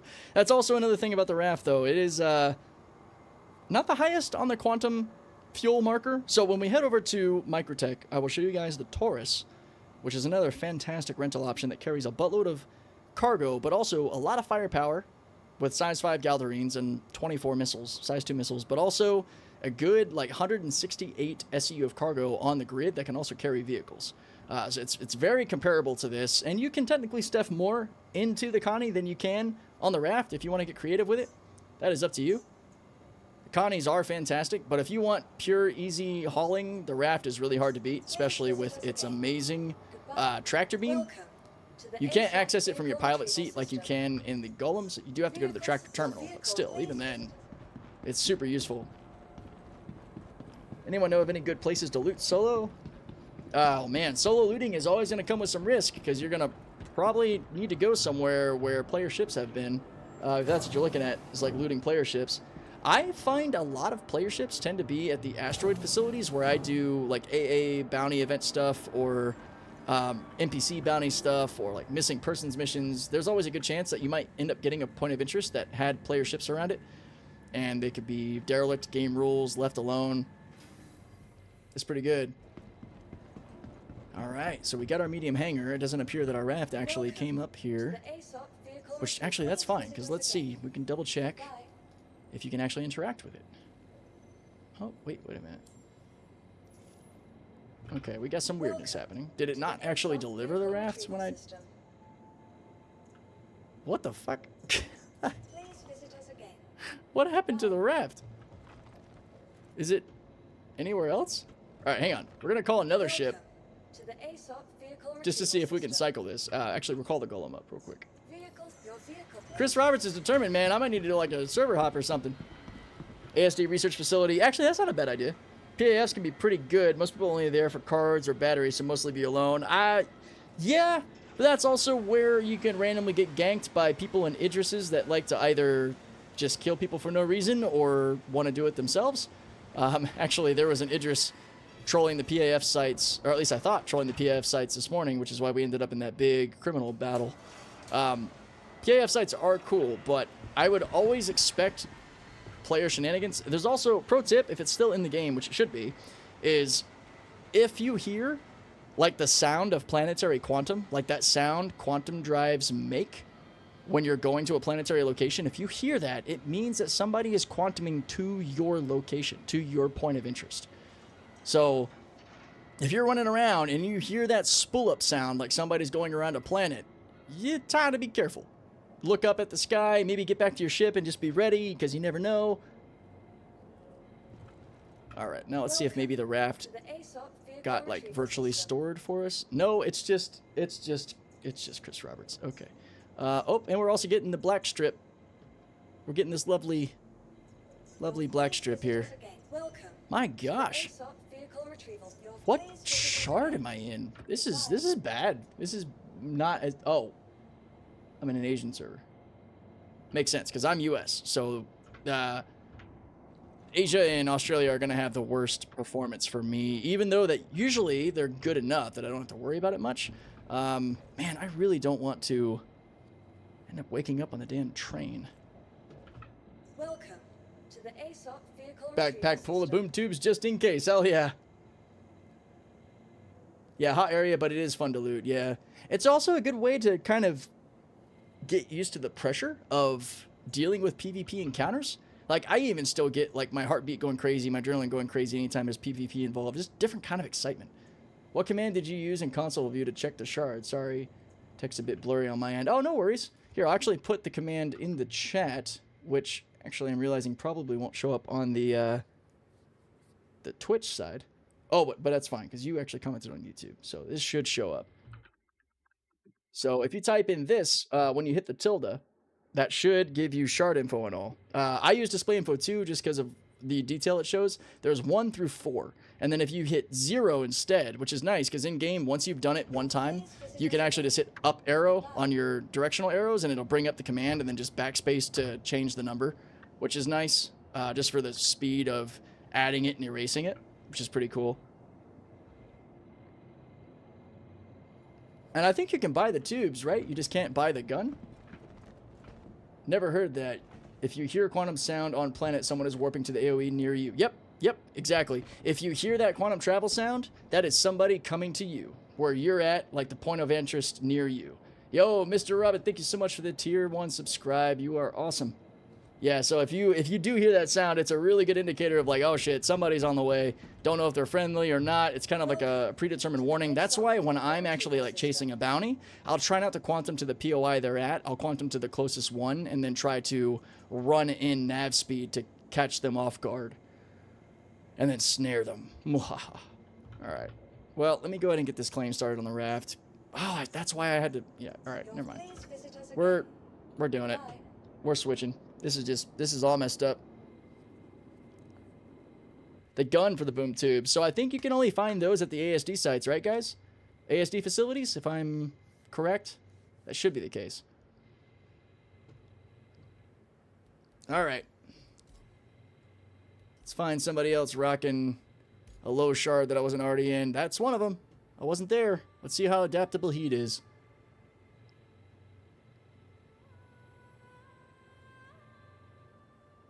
Giving out all the top shelf secrets. That's what we do, Hawks. We help these new players master the verse. Although I'm also not fully aware of which top shelf secret you're talking about. So...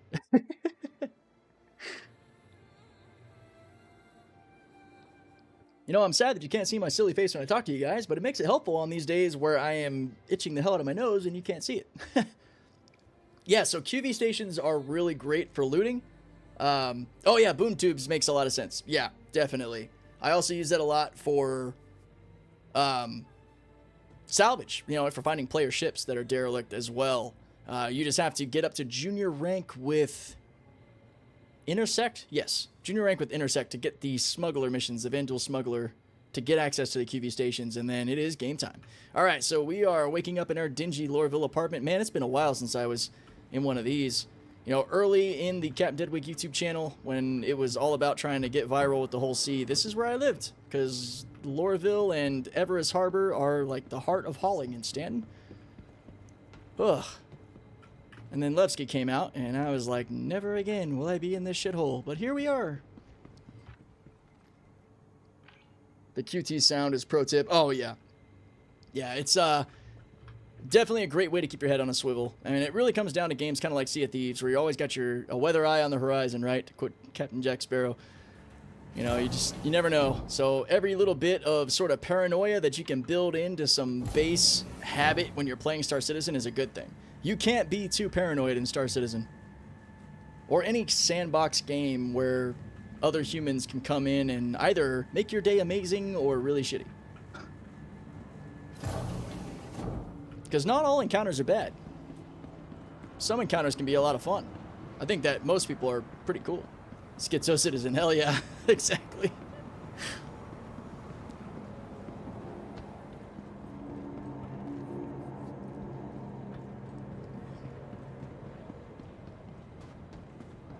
I lost all the pirates. One target me with that tip. Damn. Whoop. Hang on. Make sure I'm going to the right spot. There we go. Maria Hart Hospital. Nice. I used to also come here a lot to get my attritions. I really wish we'd get the attrition properties back where they used to actually do more damage as you use them. Like they would get hotter and deal more damage. That was really cool. Step away from the platform edge when train is approaching. Oh, did I ever... Oh, they all came back. Haha, look at that. Cool. Well, I don't really need them yet, but at least my bottles respawned. Because I definitely forgot to grab more. Alright, so... Oh, it's here. Awesome. It's always scary seeing interdictors when you're chilling with no cargo, too. Don't know if they're going to gank or fun. Yeah, so... That is one of the reasons that, though for some it might seem annoying, I am always preaching to dogleg your travel and to avoid orbital maneuver nodes. I know it's convenient to go just straight point to point, and it's convenient to use orbital nodes, OM beacons, you know, the 1 through 6 around planets. But that is where the pirates will be chilling. They're either going to wait around on popular travel lanes for high trade, because they have access to all the same tips and tools we do, man, when it comes to UEX or Regolith or whatever. And you're always looking at your highest value cargo transit. So, you know, real pirates, they're gonna queue up right there in that direct travel lane and catch the guy who doesn't dogleg.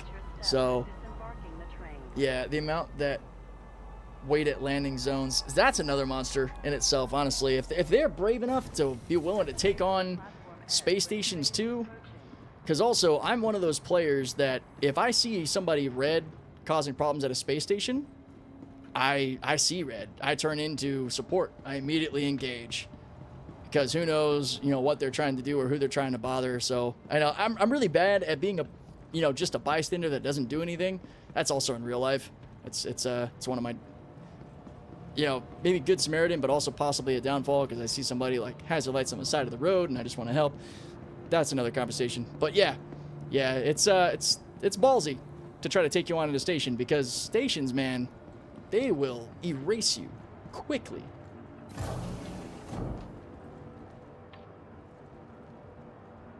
Yeah, if you can start to program it into your sort of daily flying routine to dogleg your travel, it really isn't bad. You know, you don't go directly to your destination if you've got anything valuable on you, or if you don't want to engage in combat. You know, you say you're heading from Hurston to Crusader, you just set a quick travel point to Pyro Gateway for about 5 seconds and then redirect to Crusader.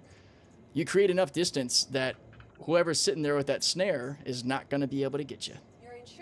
Okay, cool. Only about a 2-minute wait. At least now we can actually claim our ship, thankfully. I could claim my cool painted raft, but I want to stick to the authenticity of playing like a new player here, using the rental ship. Once it's actually here, we'll be able to double check through the Mobiglass, where you would customize your ship to show you that you can't with rentals, just to give you guys that eyes on.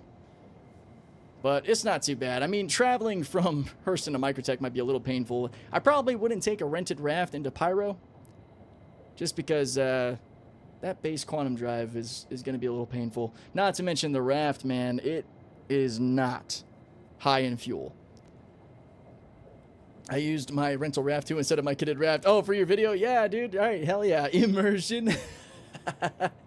Yeah, I like that. If I'm trying to show something off, it's the reason that on my hauling guide part 1 and 2 that I did a long time ago, probably getting close to almost a year ago now, I did it in the PTU where I actually reset my rep. So I went all in on, yep, nope, this is legit. We have nothing. And I've probably ground back up to the experienced rank too many times, if I'm being honest, due to PTU like account recopies, because you can reset all your rep by doing that. But yeah, it's nice to show sometimes what it's like to be at the starter side of things instead of that big ship privilege that I know that myself and plenty of others actually have. Let's see how much longer we got. We should be getting close. This Week in Star Citizen is out now if you're interested. Welcome to the ASOC Oh wait, vehicle is that retrieval system. like a YouTube video? Because maybe we'll actually watch that together. Alright, hang on. Let me see the raft real quick. Okay, alright, it's almost done. I love doing live reacts. Oh, it's just a post. Okay. Oh, so I should have got that email. Yeah, why don't we bring that up? Let me go to my Star Citizen email real quick and see if I get a link to it. Because I should get links to all that stuff.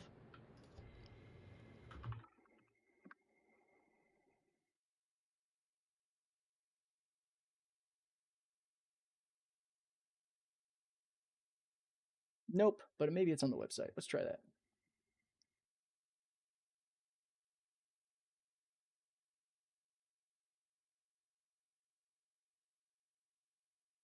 Or I could click on this really helpful tip or a link by Hazard Shield. My dude, thank you so much. Here we go. Here it is, guys. All right. This Weekend Star Citizen. Let's check this out. Maybe we'll clip this out for the YouTube channel. Look at that nice X1 speeder. Looking good. Hello, everyone.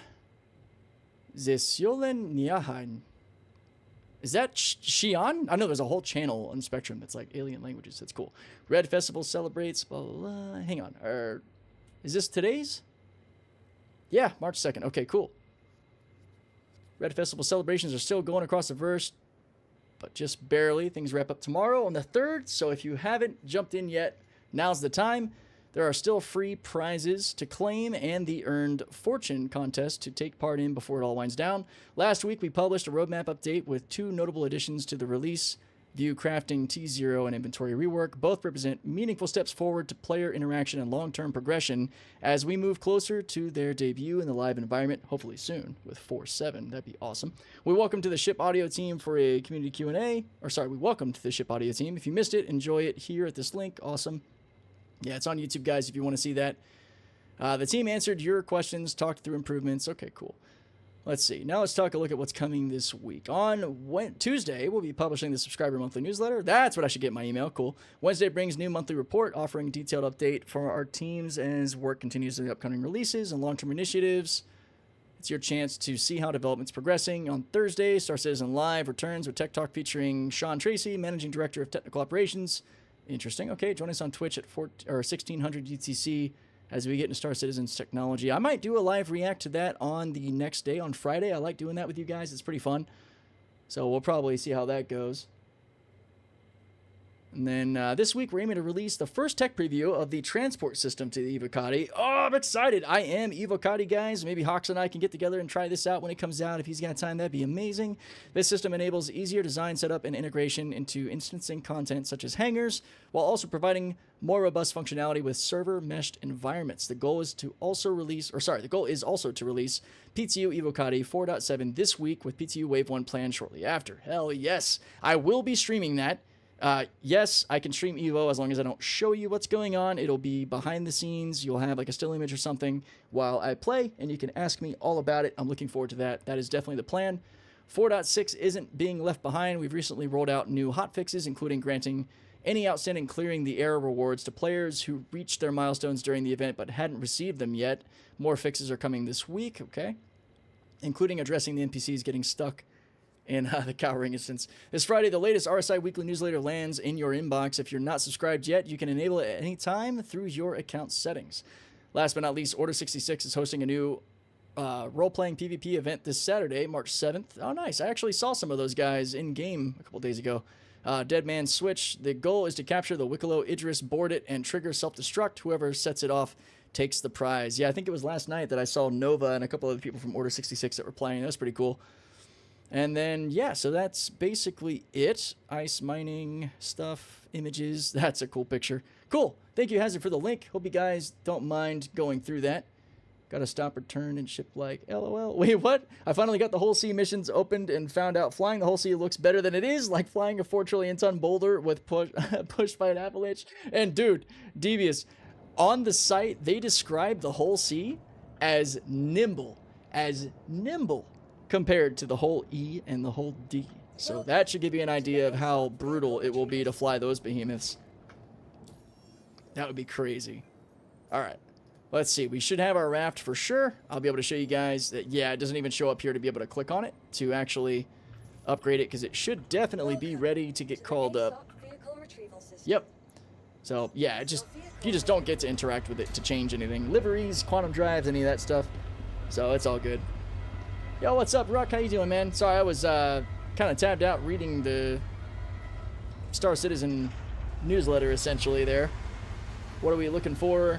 We're actually going to be taking this raft over to Microtech to take a peek at the other rental area so I can show people where that is and also see it for myself since I haven't used it yet. I usually have to dogleg anyway due to game glitches. See, there you go. You're already building in the experience right from the get-go. Actually, since we have to go from here to Tressler anyway, why don't we take a peek at what missions might be going that way? Everest to Hurl 2. We'll stick to Rookie since we technically, if we were doing this legit, would not have Junior yet. We've only done really one mission since the other one's bugged. We probably would have to do another 4 or 5 to get out of Rookie. Hurl 2 and L3 to Everest. Everest to Hurl 2. I see, like, a lot of these are going to be pretty close to being right around the planet. I guess even in the stellar category. Interesting. Okay. Everest to Hurl 5 and L4. I want to see if we get anything that might take us to Tressler. That'd be awesome. Hurl 1 to Everest. Hurl 5. Hurl 1 to Aorus. Man, that's a good amount of money you can make if you got a ship that has enough cargo space for it. A lot of missions you can stack that are going to the same spot. That's why it's funny that the senior and master rank are just really not worth the squeeze, because you can actually make more doing rookie and junior and all than you can with doing just 1 or 2 master ranks. I am fully confident that Kovalex will be getting a rework by Genie to Tressler and Aorus, so that's kind of taking us a bit out of here. Seraphim to Aorus. Well, we might not have anything to really take that way. If that's the case, then I'll take a peek at junior rank just to see if maybe we get anything. So we're not deadheading, because that's mainly a thing. I don't want to go over there empty. Aorus. Hurl 2. Well, actually, hang on. Where's Hurl 5? Never had This Week in Star Citizen read to me. Nice radio voice. Hell yeah. Well, cool. I'm putting this new mic to use, man. I just got the Rode Pod mic, so hopefully it's sounding a little bit better. Maybe picking up some of that bass that was missing out of the Maono. And I just totally spaced on what I was just looking at here. Oh, yeah. We're going to see where Hurl 5 is, because there were some Hurl 5 runs, and that might be kind of closer to Aorus, or sorry, Microtech. It's Hurl 5, Krill 5, Arkel 4. Well, it would be in the same zone here. Hurl 4. Nah, it's down below. Damn it! Alright. Game crashed, got back into the same server, and my docked 890 despawned, losing my store of all my mining gear. Son of a gun, dude. So your docked 890 didn't get stored, it actually like despawned? Damn, that really sucks.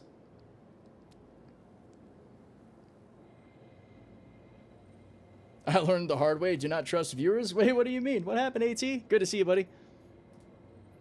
All right, here we go. Let's see what we can find on the junior side, I guess.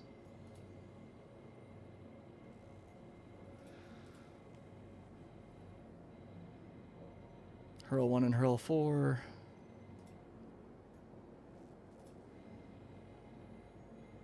Man, these are basically all staying around the Hurston-Lagrange points, which that's pretty good for efficiency's sake if you're trying to run more local. What's up, Prime Boy? Thank you so much for the follow. I appreciate that. Now, random Redwind one. I think that's an ASD facility site. Yeah, to Tisa Spaceport. Okay.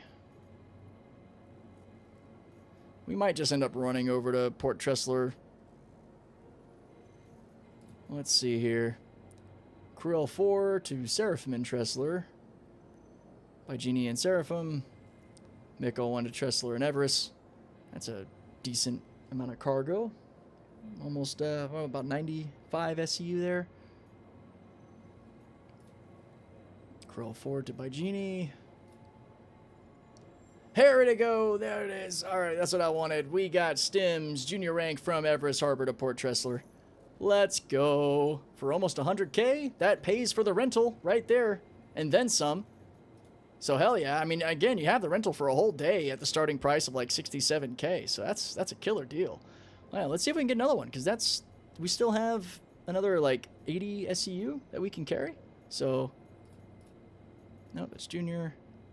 Girl 1 Seraphim. Okay. So the missions are here to go. Oh, directs. That's what we want. We want the directs. Kroll 1 to by Genie. Hurl 2 to Port Tressler. Hey, okay. Ooh. Oh, that's going to be just over, because we have a 192 cap. And that's the thing with the raft, is you really can't go over. We might be able to stuff like a 2 SCU in the airlock, but that's about it. Now this one, we'd probably be able to do. Nah, that's cool though. We got what we need. We're going to head up to Everest to grab what we need to take to Tressler, and we're going to move on. I just noticed I don't see your face. Yeah, so you guys can blame Amazon. Actually, or blame Jeff Bezos. Boo, Jeff Bezos. I know I think he technically stepped down from Amazon to focus on Blue Origin, but that's beside the point. So, long story short, my new Rode Pod mic takes up the only Type-C adapter that I have on my PC. I found that out the hard way.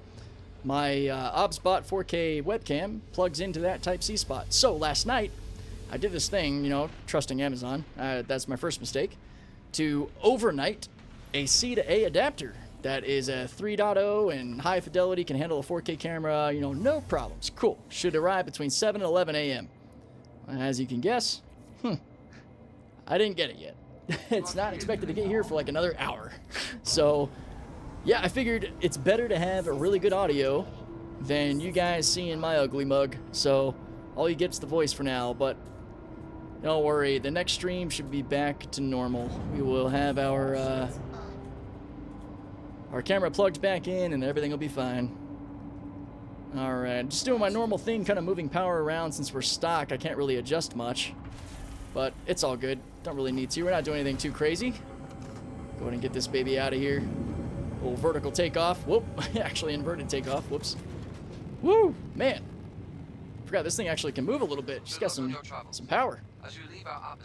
Our surges and bore max only at Levski. I'll let this guy finish talking. Hurston wants you to know that they care about charity. I think the surges might actually only be at Levski. I know that you can get sabers and stampedes and some other stuff in other places. Cruel one's a pretty good spot, but yeah, I think you're right. I think the surges might actually only be at Lev.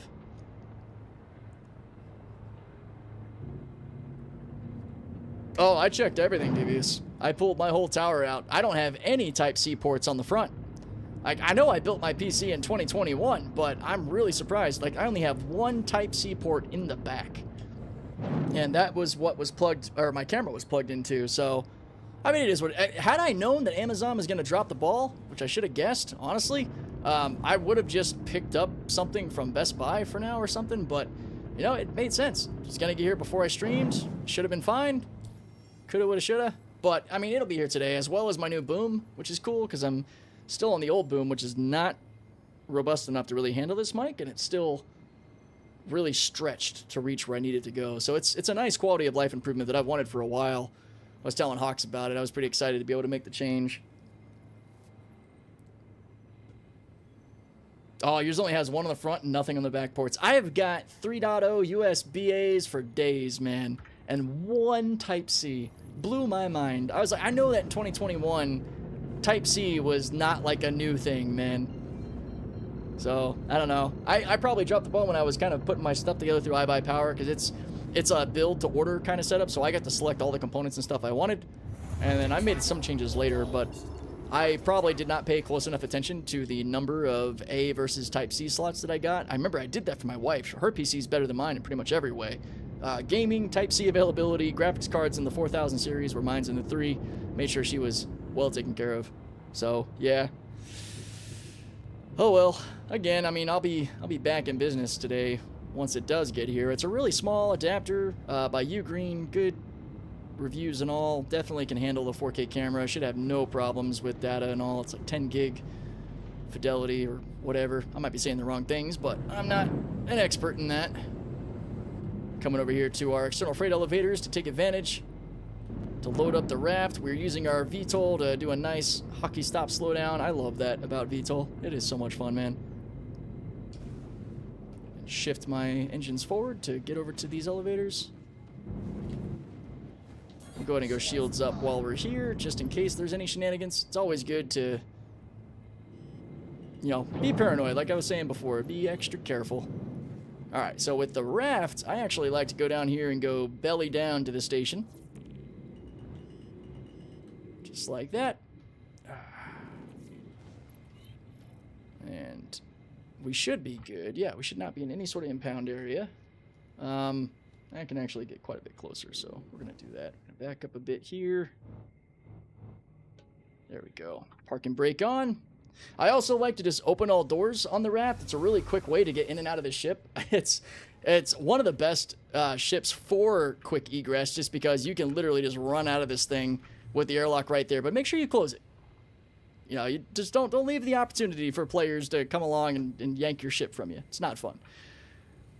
I also really wish that all these external ships had access to auto-loading. I think that'd be really cool for the Hull A, the Golem Ox, the Raft. But unfortunately, it is a Hull C privilege, man. So, did you guys notice that right there? Did you notice how I clicked F and then it like reset and didn't put me in the terminal? if I had put cargo on that elevator, it would have just gotten eaten. It would have just disappeared. So that is why anytime, and I should have done this earlier, when you're going to interact with one of these elevators, make sure you come over here and you interact with this terminal first and sort of claim it. That way your blood, sweat, and tears trying to haul stuff doesn't get eaten by the station. I last rebuilt my PC in 2020 and no USB-C. Yeah, next time I rebuild, I'm going to have to update the case so I can use it. Yeah, agreed. Now, new high-end MB for 98X3D has like 10 high-speed USB-A ports and 2 Cs? Really? On the 9800? That's ridiculous, man. Gosh. Well, at least it's more than one. I have one for a mic that plugs in really well, and I guess one for the camera, and then everything else is, you know, 3.0 USB-C or USB-A. Blah. Frustrating. All right. Oh, no, we don't want this. That's the crap from the last contract that's now just sitting in our inventory because that mission got all borked. So, stuff that's left behind, contracted cargo, if you want to sell it, you can. You got to take it to a place like Grimhex, maybe Krill 4, L5, or her L4, L5, the no questions asked terminals, the dirty terminals. You don't really get a lot of money for it, but what I tend to do is go to Dead Space and just dump it, or I wait for the new patch, because when 4.7 comes out, anything left in your inventory like that will get wiped. That is just how they do it. Alright. I could be up in the ship doing this, but I'm already outside, and the tractor beam is plenty fast, so I am just going to go ahead and do it this way. External freight elevators, man, they're incredible all around. Just makes this experience so much easier for especially ships like the Caterpillar, where you kind of have that awkwardness of how you land, having your doors to the loading bay or whatever. You don't have to worry about that. External elevators, like, granted, yeah, there is the chance for shenanigans from other players, but it's been pretty far and few between for me for that. I mean, granted, I'm also trying to find lower pop servers, trying to make myself a little bit more scarce. I know it's kind of inevitable if I continue to grow like this, that the likelihood of me staying incognito is going to be harder and harder, because I like to be accessible to everybody and helpful and enjoy the experience. I don't want to be closed off, so it might come with some added risk in the future, but I'm here for it. That's part of the game, man. So this is all going to Tressler. We'll drop it off there, and then we will head down to check out where the rental station is over at Tressler, because you have some different ship options. And that's it.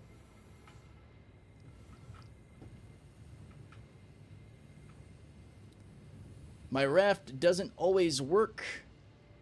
TB? Sorry, Bloody, what do you mean by your raft TB? I probably should know, but my brain is not working right now.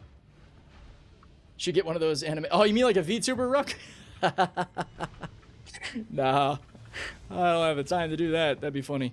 Little anime character or something. I would just basically have like a floating skull. That'd be kind of funny. Oh, tractor beam. Gotcha. Yep, I should have known what you were talking about. I feel dumb.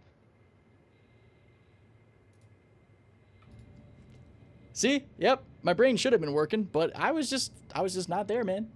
But that gives you guys something to giggle at. I will never be afraid of making fun of myself when I need to, or when it shows itself.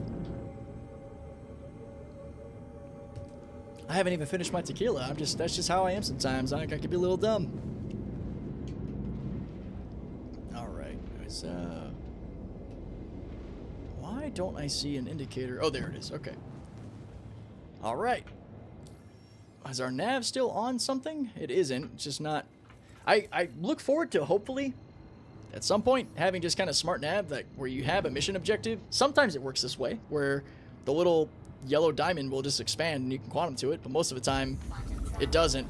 And it might also be because you have to go somewhere first. Like, we got to go to Microtech and then go to Port Tressler, but if you have a mission, it'd be pretty sweet if there was some sort of smart nav.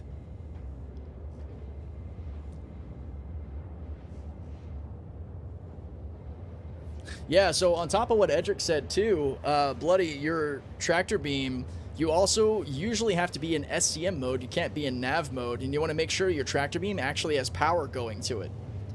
So there's a few steps. First, make sure your tractor beam is on, And for me, most of the time, that also means not being in nav mode. So you have to go into your SCM mode where your shields and weapons are active. And then as long as that's on and you're in SCM, and then you turn the terminal on, the engineering terminal, well, what used to be, what was going to be the engineering terminal, you turn that on, then you enter the remote turret, it should work. We'll kind of run through it when I go to drop stuff off, because we'll use the tractor beam to offload. But yeah, as long as you follow those steps, you should be good. And once you've got the raft, man, the raft or the Taurus, now you're good to make some serious money all the way up into the experienced rank. With this ship, you could easily earn over 500k an hour doing the member planetary hauls. You just do the 599k missions that go from like Everest Harbor down to Casio, Farnsway, Sakura Sun, and Tisa. And then you can also do the missions where you take the waste back to Everest.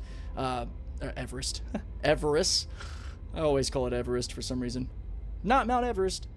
Hawks does a fantastic job of showing that in his recent best hauling guides videos, you know, showing the drop-off of the goods, like your aluminum and your stems and all, and then picking up the waste to take it back to Everest. So you got a good loop to actually close out, and it's some fat cash. You can stack it up until you get to that nice 15.8 or so million to get the whole sea out of Lorville, because it is cheaper there. It's not the 16.4 anymore. It's like 15.7, so that's pretty cool. Yeah, man, we are traveling slow, but in Stanton, it's a small enough system that you'll be okay. Most of the time when you're doing missions in the raft, though, you're going to be just kind of sticking to the planet you're at. Microtech is a good fill-in option for Hurston. It has very similar planetary drop-offs just like Hurston. ArcCorp is the only planet that doesn't. It lacks the distribution centers, apparently. Maybe because they had the whole city build out for it, so they weren't able to do the same thing. I got to the whole sea with the Taurus. Yeah, the Taurus is also a fantastic ship for doing this. You can get to the whole sea with the raft or the Taurus pretty well. Or now with the Hermes, especially. Gosh, I mean, I would take the Hermes over the raft personally. Granted, the raft's tractor beam's a lot more usable, in my opinion, than the Hermes is. I wish the Hermes tractor beam functioned more like the Ox and the Raft do. I think that they are the kings of tractor beams. But the Taurus does come in there pretty strong with its overall power, weapons, ship's tractor, cargo. It is a solid option. See, here, you could take the normal nav option of going to this OM node. But to do what I like to do, let's pretend that there's going to be pirates there. Oh, fuck. Why'd I just do that? Oh, my God. I'm an idiot, guys. I got way too ahead of myself, and I just abandoned the mission when I meant to actually cancel my nav route. Oh, that's great. Oh, F in the chat for Captain Deadwake. He's an idiot. Oh, my goodness. That's a teaching moment. Don't move too fast. Freaking keep your head on straight. Oh, man. That's hilarious, dude. Okay. Well, anyways. If you take off your nav point to where you're not going to be pointing at an OM node, you can find one of the moons to quantum to avoid the OM nodes. Oh, that's so funny. Woo! Yep, clown shoes are on, dude. Yeah, I can't even blame that on the tequila. I am nowhere near buzzed. That was just me. That was my brain moving too fast for my hands. Oh, that was funny. That was so, yeah, maybe more alcohol needed to not do something that stupid. But yeah, using the OM nodes, like you can see how Port Tressler is kind of out in the open now. So, or sorry, not using the OM nodes. Jeez, I'm all over the place. Using the moons to travel, or even other quantum points and just interrupting it, you can get to the port that you need to without worrying about taking the risky OM points. Oh, shit. Yeah, Gunner, I have to wait until I get the adapter to be able to plug my camera in, because my new microphone is actually using that. All right, so we're on that point. We're just going to go ahead and head down to New Babbage, which is actually kind of right below us. You can see the city lights there, which is really cool. And we're going to check out where the rental spot is here, and then we will maybe mess around Microtech and show you some of the missions that you can use locally to make some good money. Yep, only has the one USB-C port. What a pain in the rear. Okay, should be over. Shouldn't have passed it. What the hell? Oh, there it is. Wow, we got some distance, man. And the raft does fly like a brick, that's for sure. Very floaty. All right. Huh. Well, we would have gone and turned this in at Tressler. Instead, I will be throwing this down New rule, every time you say the word, drink. I got you.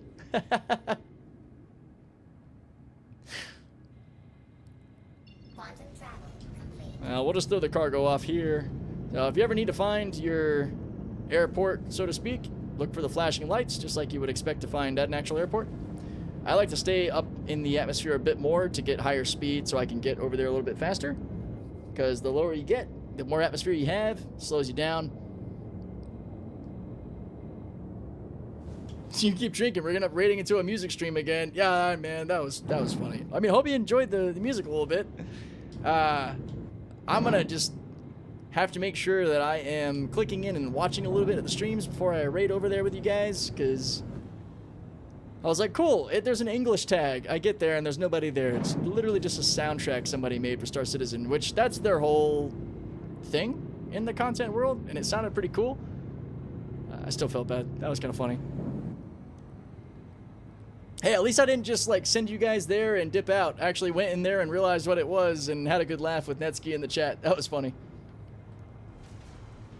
My experience as a non-streamer is that the OM points aren't usually that dangerous. For a streamer, though, that's a different story. Well, yeah, it's not that they're always going to be super dangerous. It's more so about just forming good habits. And it's going to be certain OM nodes that are more dangerous than others. For example, around Crusader. Crusader and Yella. Crusader's OM 1 and 2 are often... Here we are. One space, as promised. Well, thank you. Are often patrolled by pirates. And...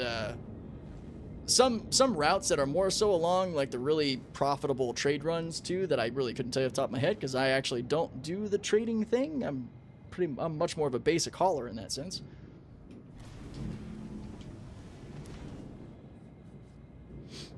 Polar nodes especially just because they're one of the easiest ways to see everything and, you know, get around the planets you're looking at, especially Crusader being the gas giant it is. All right, let's get rotated here. Whoa, this thing has a lot of extra input, man. I still really love these hangars, man. The AeroView hangars are so nice. All right, come back this way. What? What do you mean docking contact? Better get out of here, whoever you are targeting me. No, sir. I do not consent. Okay, so to make sure that our tractor beam is actually working, we need to go SCM. Make sure that our tractor beam has power, which it does. Okay. As crafting comes out in base building, haulers are going to be much more at risk. Yeah, now is the time to start those good habits. That is a good point. I really look forward to being, or I guess the OLISAR group actually, of being like masters of manufacturing and all. I plan to be a part of that. That's going to be a good time. All right, let's interface with this, turn it on. But yeah, especially for crafting the high value materials, I bet miners and all are going to come under a lot of fire as compared to how we would in the past, or more so than we would in the past. What's also cool, as you can see guys here too, with the power readout, is you can make sure your tractor beam's on from here. So as long as you're in SCM mode, you don't have to worry about leaving this terminal if you need to turn anything on, which is nice. But now that everything's on, we're in SCM, we should have no problem whipping this stuff off. I'm just pulling it off the raft to store it, and this stuff will get wiped when 4.7 comes out. Because I abandoned the mission like a dum-dum.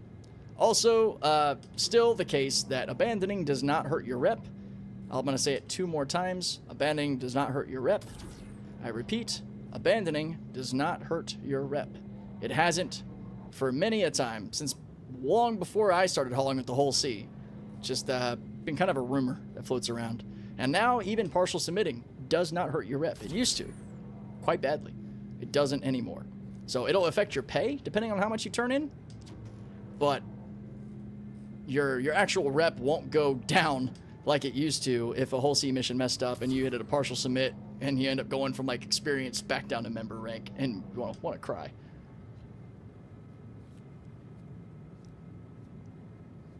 They will persist through the patch now. See, I hear that. I don't believe that. I've only heard that El Guapo said that. I don't think he's right. Now, if you have an actual source, like a credible source that says that, let me know. Submitting might not give you full pay, even if you submit with full delivery. Yeah, submitting can be a little partial, or a little bit of a pain with that. Yeah, actual commodities like salvage stuff, mining stuff, trade stuff, ammo, drinks, that stuff's never persisted. That may change. You know, just because it didn't in the past doesn't mean it will never persist. But I haven't seen anything myself that is confirmed that things will persist. We had a bug at the start of this patch where stuff did persist, but then they wiped it out. That was kind of weird. Some people were able to take advantage of that with the event, which is kind of cool for them. But yeah. Source was on last PTU for 4.6. If anybody can link me to that, like an actual CIG source or like patch notes or an actual thing versus just hearsay from like an Evo tester or another player, take everything with a big grain of salt.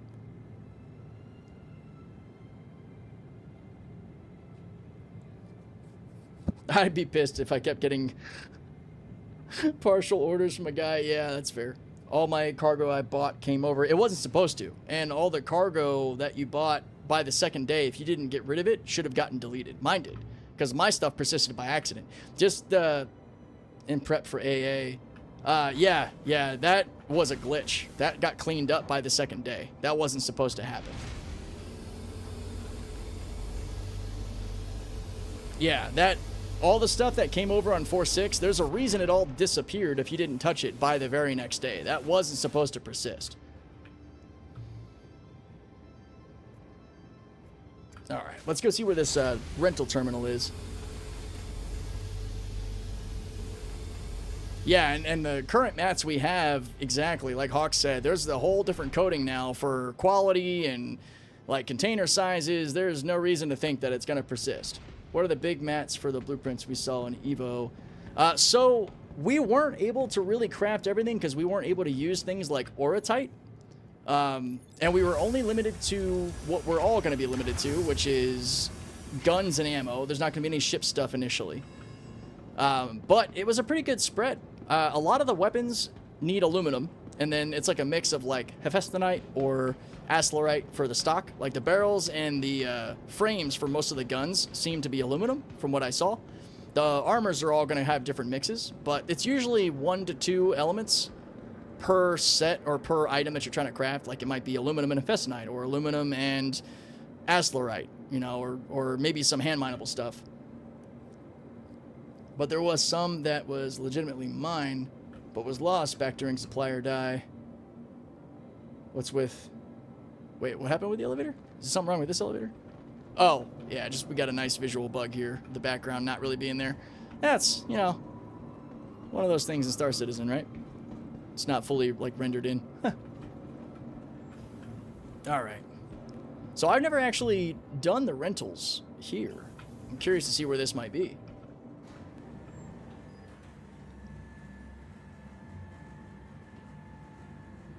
I think that the biggest thing, though, what's nice is, like, when you're crafting a gun or a piece of armor or something, it's using a very, very small portion of the overall, like, SU count of whatever material you got.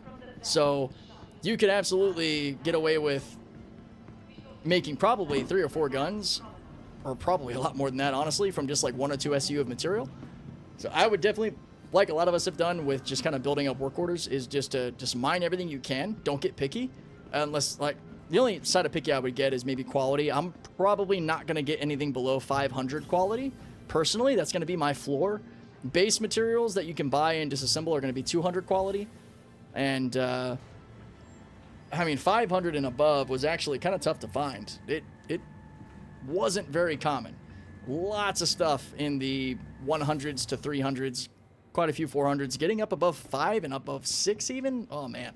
I only had like 2 rocks that I saw the entire tech preview that I participated in where it actually got to be above 600.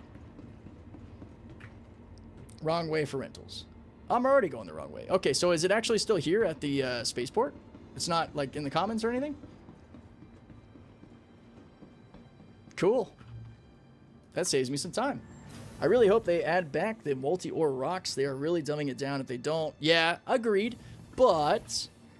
you know, stepping back and taking that big picture mindset for a second, they're bringing in a completely different game mechanic that requires a lot of changes to the way mining is done, or well, the way mining is organized, rather, because every single bit of quality you get is a different box, or sorry, a different item. So Iron 150 is different from Iron 248, is different from Iron 460. So it makes sense. Look at all the NPCs. It makes sense that for now they have to dumb it down so that they can make sure crafting works. In time, I bet we get the multiple ores back in the rocks, but not for a while, likely. You say so? El Guapo found 2 different 980s, nothing 1000 though. Yeah, that's incredible that he found that. And that was from the tech preview before the one we were just in, right? Yeah, I think multi-ore rocks will work fine with ore quality once they figure it out. Wait. Regal rentals. Oh, we found it. Let's go. Luxury rentals. Really? I just think it's going to take them a minute to get it right. Okay, yeah, this is the rental spot. Okay. So, damn. Taurus is a bit more expensive. It's not quite double, but a fantastic ship to rent. Great firepower. 4 size 5 Galderines with a manned size 3 turret. Usually it's Panthers, and then it has the ship's tractor beam down below. 168 SU of cargo space on the cargo elevator. There's like a useless 8 SU of space. 6 to 8, or yeah, no, 6 in the back. That's like, you know, scan protected, so to speak. Not really. 168 really easily usable though. And then what else do we got here? We got our Taurus, and the rest is probably not as useful. I mean, the Andromeda is awesome too. That's the proper gunship. 96 SU of storage on the grid. It has 24 size 2 and 28 size 1s. It's got 2 manned combat turrets, no tractor beam. It's still an awesome ship. Aside from that, looks like you have, all right, just the Razer, the Ursa. Okay, so yeah, the only really usable ships in my opinion here, honestly, are going to be the 2 Connies. And they are a bit pricey. I probably would run the Raft myself unless you want to get into some more diverse gameplay with, you know, some shooty. Then maybe the Connies make some sense. What the hell, man? I did not want to pick up the freaking toy. I wanted to use this. There we go. Because this should have smoothies. Yeah, cruise flow. Hell yeah. Let's go. I like to have a couple smoothies at every place I go to.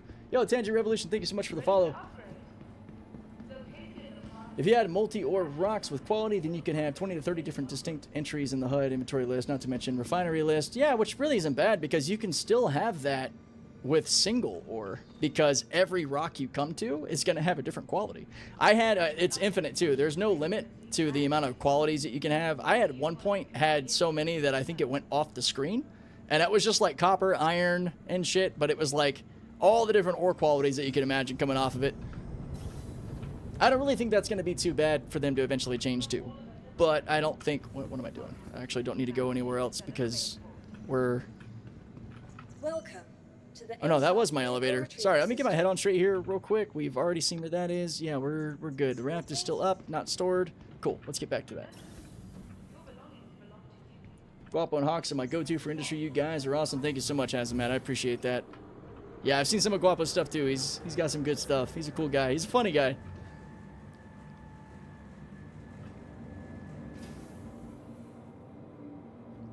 I also think the quality levels are a bad move. Having low, medium, high grade is fine, but having 1,000-ish variants is needless. Well, that's probably part of the test, right? We'll see if that system ends up working out or if they come up with a simpler solution. It's got to be rough at first, like anything, you know. I think that everybody should temper their expectations. It's fun. It's cool to craft stuff, but again, you know, I don't have to tell most of you. Some people need to hear it just to hear it to be reminded, but we are in alpha in a game that breaks a lot, trying out new stuff, so it is not going to be pretty when it first drops. It absolutely will not be.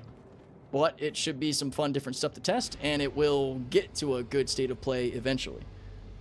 It's going to be kind of ridiculous doing Mothership, then dropping one massive order with a bazillion different qualities. I know. I can't wait to see what that looks like. The thing that I'm actually most excited for right now is just knowing that the patch after this patch should be the Ironclad. Because the patch after this patch is going to be Invictus. And that gets me pretty pumped. Biggest nitpick with the Raft is the elevator in the down position defaulting to the top floor. Yeah, that's fair. I've gotten pretty used to just holding on that inner thought to select it, but I agree. Wow, she is flying weird. I think my raft has had too much to drink. Holy cow.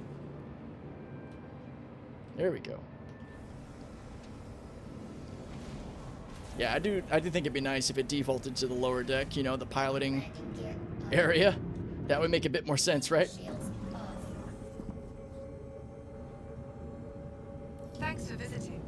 Hope you enjoyed your stay and safe travels. I think that was the intent of going to the tractor up top, then coming down to the bridge, but many of us rarely use the tractor. I wish you could just set the default. Yeah, it'd be cool, actually. That's not a bad idea. Being able to, like, set our defaults would be nice. Give us the option to, like, tell our elevator where we want you to normally go, like a default floor, maybe through the engineering terminal or something.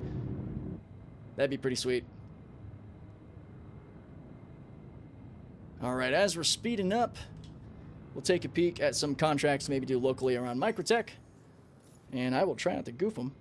We have somehow ended up with less money than we started today by about $5 grand. I know we rented a raft, but it's hilarious to see that. Let's see. Planetary should have its own whole segment here, yeah. So $50K from Tressler to Sakura Goldenrod on Microtech. Okay, we'll take that one. See how many of these we can do without it being like super crazy. Actually, we need to complete like 5 more to technically go up to junior rank. Just kind of rough estimates. So let's do that. Sakura and New Babbage. So there's 2. Let's see, small from, all right, Stims to Kovalek and logistics site. All right.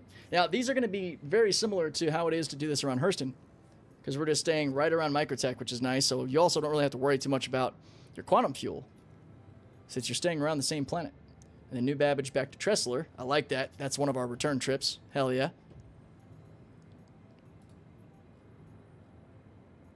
Okay, what other rookies we got here? Direct Small. Oh, that's going back to Tressler. So waste typically ends up going back to the station.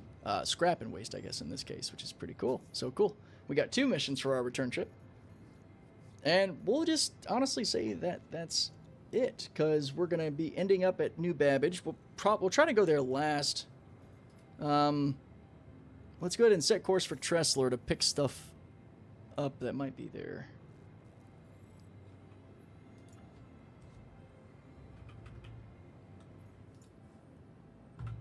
There we go. Isn't it weird that the Moth carries more SU cargo than the Raft? Less convenient layout for hauling, but in one ship you can haul more and salvage. Yep. That is kind of funny to think about, actually. Whoop, I think we were actually right underneath Tressler, so we can just point this way. Yep, there we go. Wow, okay. Yeah, that is pretty funny, though. The Moth is going to be such a fantastic daily when they've got it ironed out. That's probably actually what a lot of people are most excited about for 4.7 to finally come out.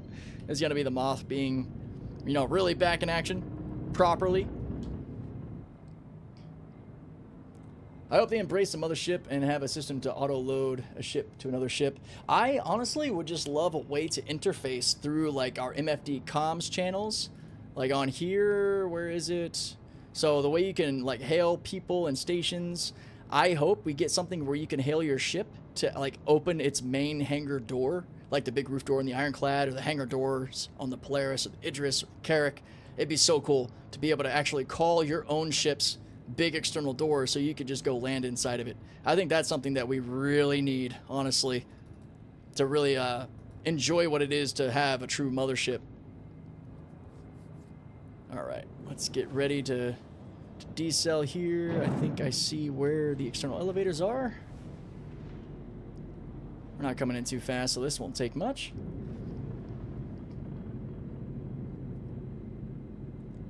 How do you keep up with the multi-pickup points and different drop-off points? How do you ensure the correct stuff goes to the correct destinations?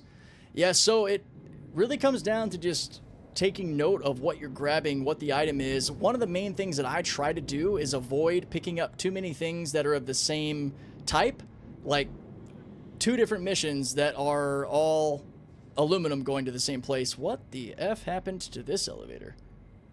Holy cow. That is a failed mission completion. I feel for that person. That looks horrible. All right. I don't know why I just popped my scan. Let's go find another elevator. Is this one full of crap too? Nope, there is a little vent filter on it. Maybe over here. This one's got corundum on it. These might all be broken. Damn, we might actually have to go inside. Let's see. Oh, never mind.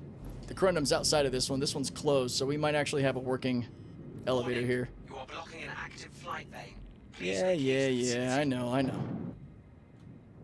Okay, we're gonna get up nice and close.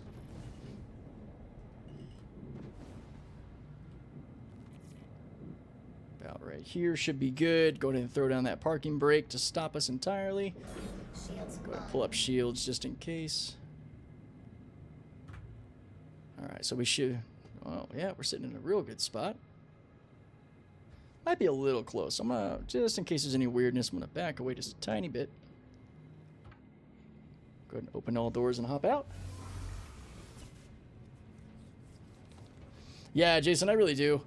For pretty much any ship I'm using, I like that I don't have to take the time to actually go and land. I can just utilize these elevators, at least when they work properly. Some of the tricks that you always want to try to stick to is making sure you touch these terminals before you put stuff on these elevators so they don't disappear on you. That already happened to us earlier in the stream. Like right there, that would have been it disappearing because you're sort of grabbing Hangar authority. Now we should be able to send all this over. Now this is another good point here. So we got aluminum, titanium. So 2 different items, which is nice. And we got stems. And I think the rest is just my shit from just kind of being around Tressler. So cool. Yeah, we got a lot of stuff here. So that's easy enough. We will move that over, and they're all different types, different commodities, which helps. To the point of asking, like, how do you keep track of stuff? Because outside of that, if I've got a bunch of contracts, like when I'm doing the planetary stack where I have like 5 or 6, I will actually go into my contracts, and then I will take pictures with my phone of each of these to the right. That way I can keep my phone up on my desk to my right, and I can just tab between the pictures to quickly reference it versus going back into my Mobi glass every time.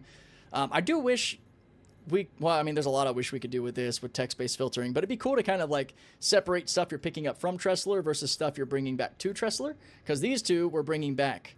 These 3 we're taking. So this is the stems, the titanium, and the aluminum.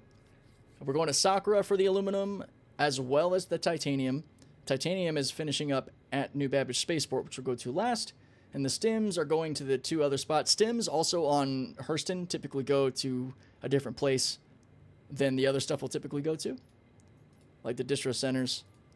Once you've done this enough, you start to actually memorize some of these locations. Like I've memorized the Hurston ones. HDPS Casillo, Farnsway, Sakura and Sun, and Tisa Spaceport, as well as Sierra Delta Charlie 1, which is one of the Kovalek sites, Shubin sites. But cool. All right, so we will probably knock out the stems first. I'm going to go ahead and track that one. It's another way is like toggling through which missions you're tracking can help you keep track, I guess, pun intended. And I also do like organizing them in a way that they're properly separated as well. The stems I'm going to probably drop off last, so we'll keep those at the end. I'm going to try to keep all the aluminum together. That's another thing about these external ships, like your Golem as well as your whole A2, is just from the outside, you can just see where everything is and grab it as you need to. So we got those 2. So this should all be aluminum, and then we'll get to the titanium.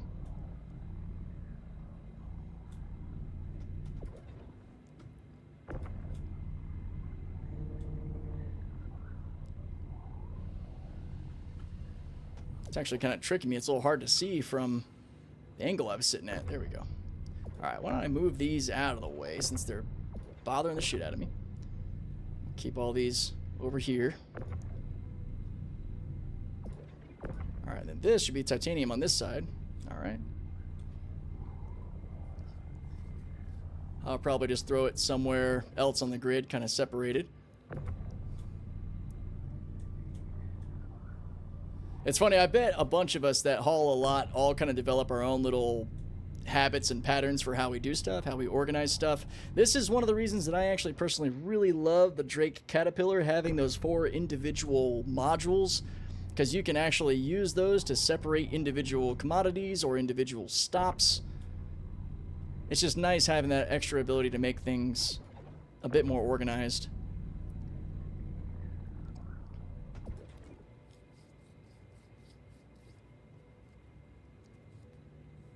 The Cat is a ship that would be good for multi-destination hauls as well. Yeah, there you go. He actually said what I was thinking.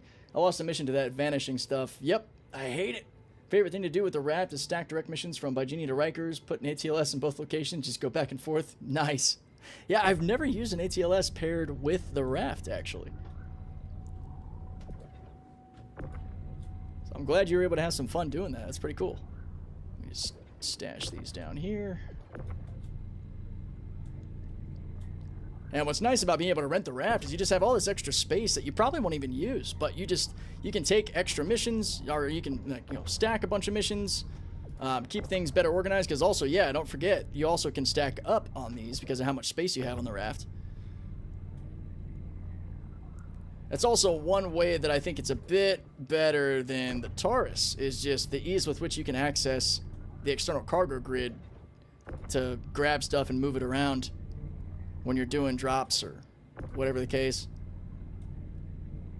Just gonna throw these here. And then we will run these over to their main sites. Now, the grind is long and can be tedious to get to something nice and big like the C2 or the Hull C. But getting really efficient at stacking these kinds of missions together, that's how you do it. That's how you get to the big ships, and especially in the Hull C's case, once you learn how to master that moody girl, you can just make insane amounts of money.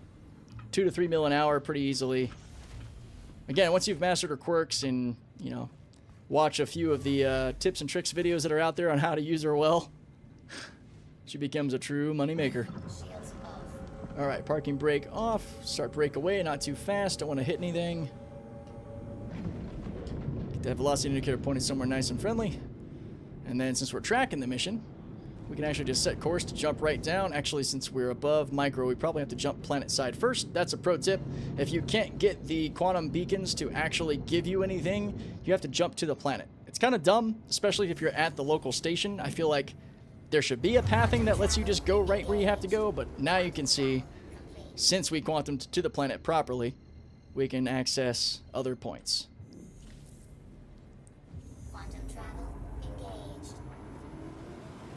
Do you like external cargo ships better than internal ones? Not necessarily. I do think that the externals have their ease of use, but it also comes with risk. So unless you unlock your ports, you know, somebody can't take your stuff off of your grid.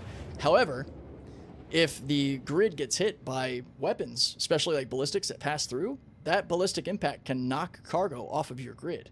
I've had that happen a couple of times when I've been messing around with NPCs when I was getting a little bit too ballsy in my raft. So you have more protection inside. Like, I mean, honestly, I would, even with as good as the raft is, I love the Hermes so much that I probably would just be maining that thing. One of the biggest things being its quantum fuel. I mean, it has 4.65 SCU quantum fuel, which is huge for being able to really haul long term versus this thing having not even 2. I think that's a pretty big flop on this dent. But I think that, you know, the design purpose of the raft is to be more planetary local, like what we're doing, you know, going from station to planet side, not really, you know, going across an entire system. That's something that'd be more for your Cat C2s, your Hermes and such. But I like both forms. I think there's a lot of ease and simplicity that comes with having the external cargo grids and good tractor beams, like on the Ox, the Nomad, the Raft.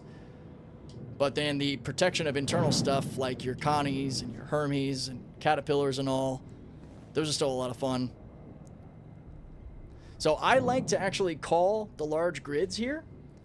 Oh, I'm getting attacked by a turret. That's not supposed to happen. Why does it say I'm trespassing? I have a mission here. That's a bug. That's not supposed to happen. Lovely. That literally has never happened to me around Hurston. That might be a Microtech bug. That is super lame. That's actually frustrating. Huh. Are we at the right station? Actually, hang on. This is Sierra Delta. Sierra 4, Lima Delta 1-3. Huh. Time for a RAF stealth build. Yeah. Call for a landing. I tried calling for a landing. It's also not letting me call for the landing. Like, my landing button's not working. That is really weird. We're going to probably head over to Hurston and try there, because I've never had this problem.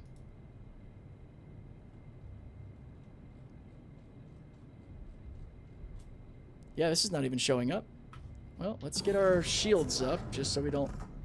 Yep, we're getting shot at. I got the hit register thing popping up because something's shooting our way. It's just not actually hitting us yet. Nope, it is, because our shields are dropping. We're getting the ghost hits. That's another thing they really need to fix. There should be audible sound right now, because we're getting slammed by a turret, and there's no audio feedback of it happening until our shields go down.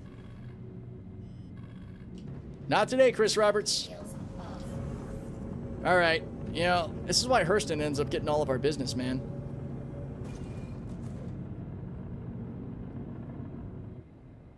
Oh, the lack of turret audio was mentioned? That's good. I need to actually watch that. I did miss that. I need to check that out. Well. Yo, what's up, Angry Frog? You can still work Microtech, you just avoid that one location. Yeah, I mean, that's a good point. I will try to do the other drop-offs. Maybe we can get partial credit for going to the other one. I won't just completely abandon, because we've got quite a bit of cargo here. Alright, well, we should be able to quantum to this now. Let's see just how mean Microtech is today, shall we? Lack of feedback on getting hit. Awesome. Cool, that's what I want to see. Good stuff. I'm sure the servers have been bad since the free fly ended. Yeah, I mean, it's pretty common that there are increased issues around flea fry events. Jeez. Free fly events. Oh, boy. Got back after a brief food coma. What did I miss? Oh, lots of shenanigans. I straight up abandoned the mission I didn't mean to abandon. Had to dump that cargo. We just ran into a bugged SCD facility. Earlier, I had a external elevator completely eat the cargo we were trying to deliver. It's been a Chris Roberts filled session for sure. Flea fries. Time for another drink. Yes, I'm actually taking another sip now. Quantum travel complete. I think this mic should also do a better job of maybe not letting as many sounds pass through that my other mic didn't. For example, all of the clicking of my flight sticks. Have you guys noticed that? Like the clicking of my sticks, like clicking boost or mouth noises when taking a drink of my juice here. So my mono mic, after Nvidia Broadcast decided to nerf their noise canceling feature, I started noticing a lot of noises that were before kept out pretty well.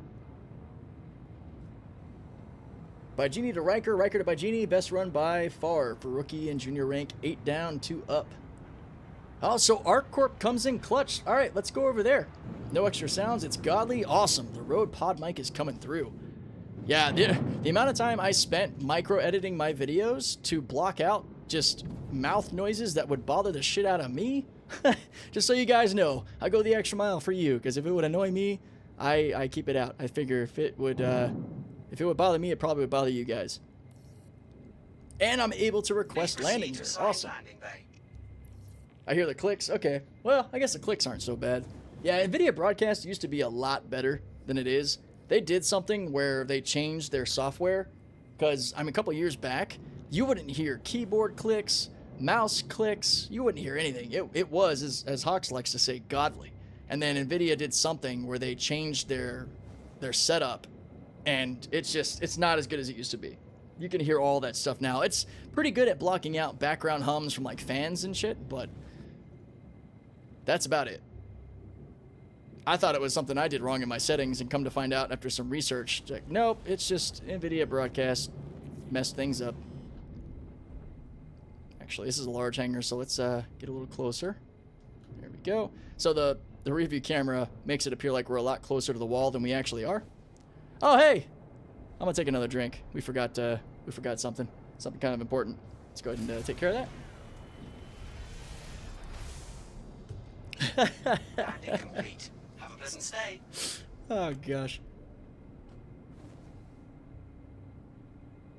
Oh, lots of reports specifically about that particular site. Awesome. I will take note of that issue console. Thank you so much, Commander Tanith. That is much appreciated. All right, let's go SCM just so we can use our tractor beam. Oh, I forgot to hit open all. I feel dumb. All right. Go ahead and hit these.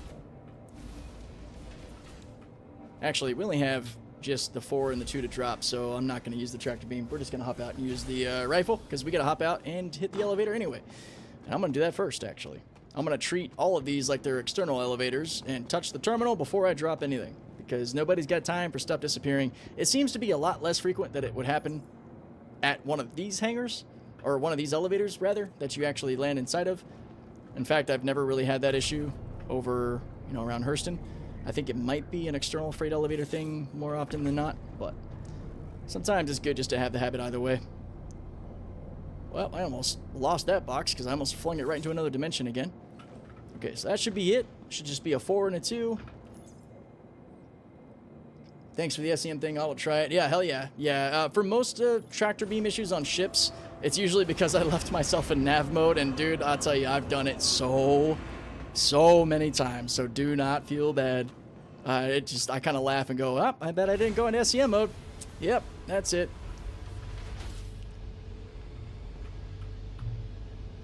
All right. Let that finish cycling, hit lower deck.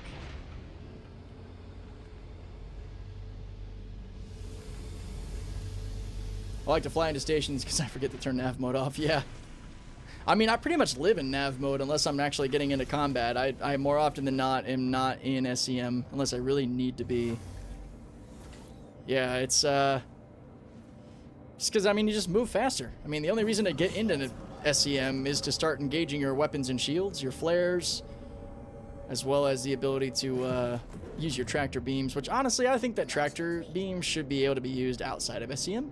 Because sometimes they can. I've had cases where you can. It seems to be picky, like a mixture of the armistice zone you're in or the ship you're in. It is not consistent. Alright, let's plan our next stop. We're not finishing the stims one. That's one mission we're going to miss out on. Agricultural supplies from New Babbage, okay. And from Sakura Goldenrod. I think we're going to Sakura Goldenrod. Yep. Yep, Goldenrod. Goldenrod MB. Alright, sweet. So that's it. So on this planet, it's Goldenrod. The other Sakura is Magnolia, which is around Hurston. And it's kind of obvious which is which. Well, okay, cool. So we're not going to be able to route it, but that's fine. We'll just find it.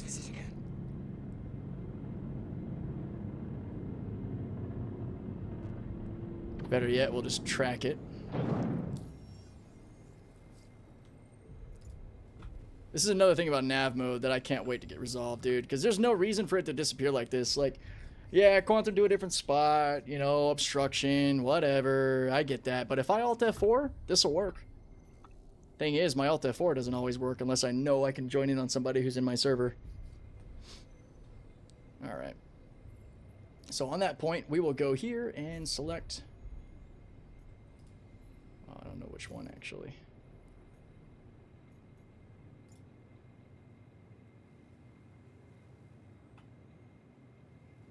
Codex distribution. Nah, we'll just go to the contracts. There we go. Alright. Because New Babbage will have the pentagon shape, and the other one won't. Well, at least that's how it should be.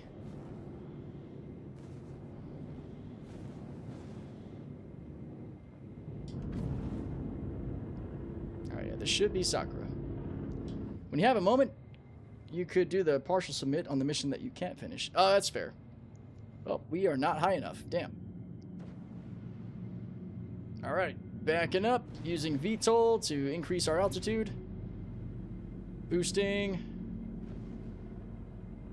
We gotta get up to 9 kilometers. That is the go for planetary quantum. What? Really? It's higher on Microtech? Is it 12? It might be 12. Oh, nope. It's about 11. Okay, there we go.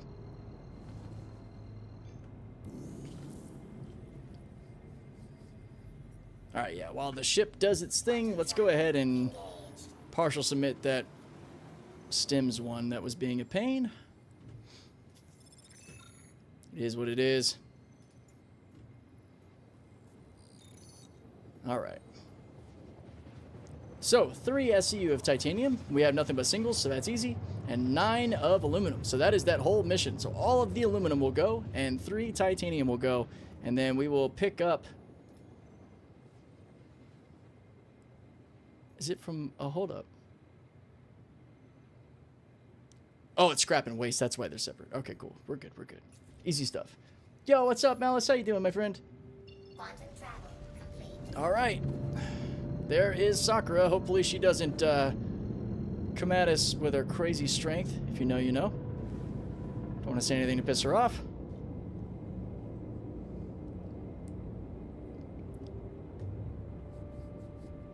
Don't need her using her Art of 1,000 healings on us. Looks like we have somebody here chilling in a cutter. Yeah, because these are also kind of fun facilities, I think, to land and loot and, you know, fight NPCs, do all kinds of crazy stuff. Like the new chat, nice and clean. Yeah, it's, I went ahead and I set the 90-second timer, so it would stay up for a good little while, but at least it would eventually fall off.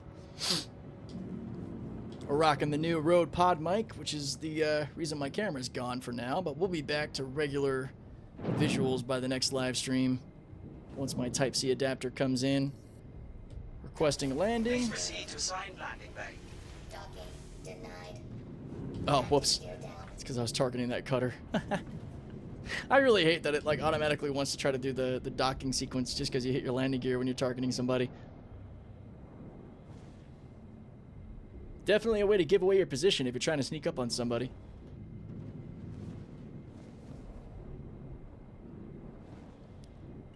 All right. Coming on down. A little rotate. Oh, about right there. Landing complete. All right, now we open all doors ahead of time. Make sure we are in SCM.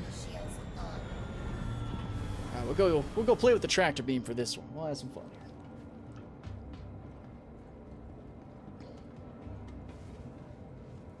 And I don't think I ever use the elevator, man. I am always on the ladder. Yo, what's up, Jim? Just ordered my first flight stick. Gonna be rocking KBM and flight stick to do some hauling. Nice. There you go. So it's the HOSAM, as they call it. Hands-on stick and mouse. Very nice. All right. What stick did you end up getting? You rocking a VKB, a T16000, a Warthog? Let me know. Yeah, you can use external freight elevators here, but if you go inside, then you are all warm and cozy in your own elevator that nobody can mess with. You know, nobody can bother you. Nobody can get in here and make my day worse. I don't know why I'm doing that with the Stims. They don't need to go here. I'm going to leave them here anyway because I don't need to take them with me either. So, haha. You guys getting an order of Stims. I don't know. Somebody here needed some Stims. All right. So I think it's 5... No, 3 titanium. Really? Is that it? Just 3? Woof Woof Rex. Went with a Thrustmaster Sol R. Ooh, nice. That's actually a really good stick. My buddy Mugen actually runs with dual solars. Those are clean. Those are definitely the stick to get if you're going Thrustmaster. Way better than the T16000. All right, hold up. This 3, right? Yeah, it's 3. All right, now all of the aluminum has to go. Slight issue because it is completely behind the titanium. We'll be getting a second at some point, but 1 for now. Hey, nothing wrong with that. Gotta work within your means, my friend. It'll be cool to experience using that left stick. It's definitely a good idea. I'm guessing what your plan would be is to put all your thrust control on that left stick. And then, of course, controlling all of your pitch and angle and all with your mouse. I keep forgetting about the streams until they're halfway over. What's up, Devil Dog? How you doing, man? No, that's all good. No worries. You've seen so many streams and helped out so much with everything. I would never blame you for missing anything. 1, 2, 3, 4, 5. Alright, so 4 more aluminum. We're going to have to move some of this titanium out of the way, just because the aluminum's behind it. So we'll just throw this over here. There we go. And every bit of this aluminum should be going. Should be all 9. I was thinking the other way around. You recommend using it for thrust.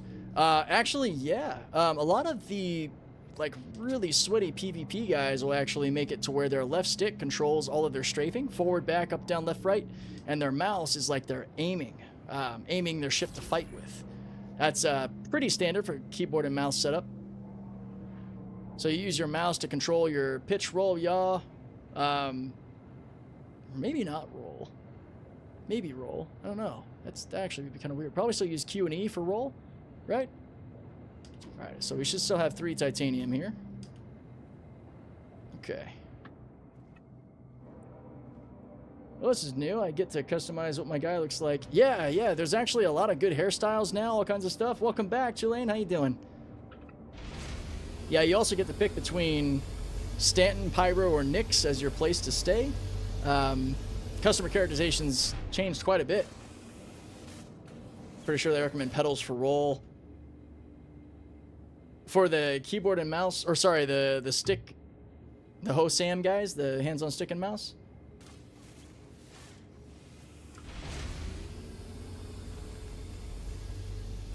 Interesting. Yeah, I mean, some people really love pedals. It's hard for me to imagine. It's not something I use, but I also don't fly hands-on stick and mouse, so there's that. Fair enough. Might have to get the racing pedals out. Hell yeah, there you go. Yeah, and traditional flight sim pedals would be for y'all, but then again, we all know that I do weird stuff with my roll mechanics. Since I twist.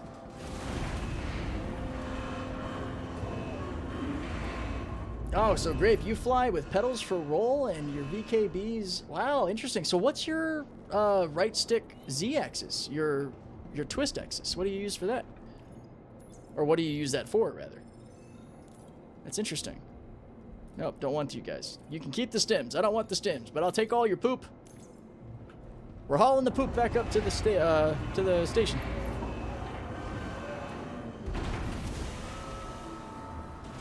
That's a lot of shit, guys. Not really.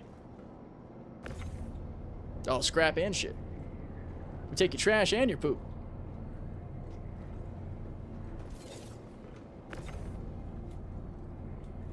Yeah, this should all be going back to Tressler, which is cool.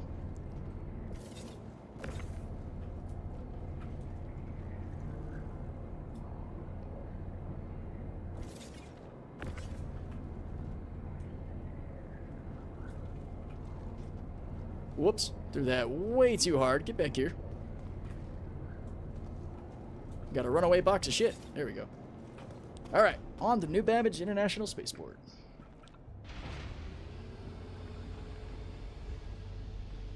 Crappy job, but it pays. Ah, bazinga. Whoops, I went all the way to the top deck. Awesome. Well, let's head down. Mr. Hooflong down over there. I know. It's so easy to lose track of boxes when you have to clutch a scroll wheel, man. No face on YouTube. Yeah, Doc, I got a new mic that should hopefully be sounding a bit nicer, but it's taking up my Type-C slot for my camera. And Amazon lied. They said it was going to be overnighted. I even paid more for it. I'm going to be having some fun chatting with them later, because they were already fighting with me on it before the live stream, so that'll be fun. It actually should be here by now. Actually, it was supposed to be getting here by 1500. My new boom arm should be as well, so we'll be all set for Wednesday. Be looking good, hopefully. Well, at least I'll be looking like I normally look. Doesn't matter which station or home base I choose. So for the ease of getting to components, Chilean, I would pick either New Babbage or Orison. Honestly, like those two, like for getting the components you want and for ease of access to stuff, I would probably be a bit more biased to Orison myself, though I do love New Babbage. But Orison's got a lot of great components. It's my Sam's Club compared to New Babbage being my Costco, but it's also around Crusader and Yella and Daymar and Cruel One for all my mining stuff, so that's me being very biased. But New Babbage is also a fantastic spot to set up.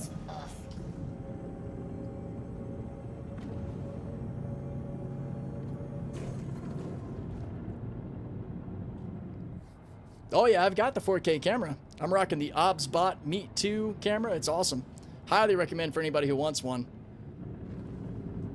I run it at 1080 60 FPS just so it doesn't not collide, but cause any issues with running 60 FPS with the game itself. Orison is in Stanton, yeah, around Crusader, whereas New Babbage is around Microtech. But yeah, the OBSBot Meet 2, after doing a lot of research on a good camera to have, came out to be the one pretty much across the board. I could go 30K at 30 frames. Sorry, jeez. Wow, I could go 4K at 30 frames. My gosh, the words. But I typically run 1080 at 60 frames. Yeah, I would do Stanton. Pyro is a very dangerous, lawless kind of PvP zone.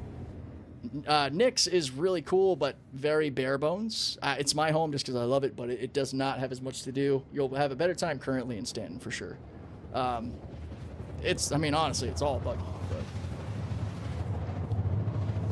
yeah, kids, not today. We'll be back on Wednesday because my adapter will be in. I can plug my camera back in.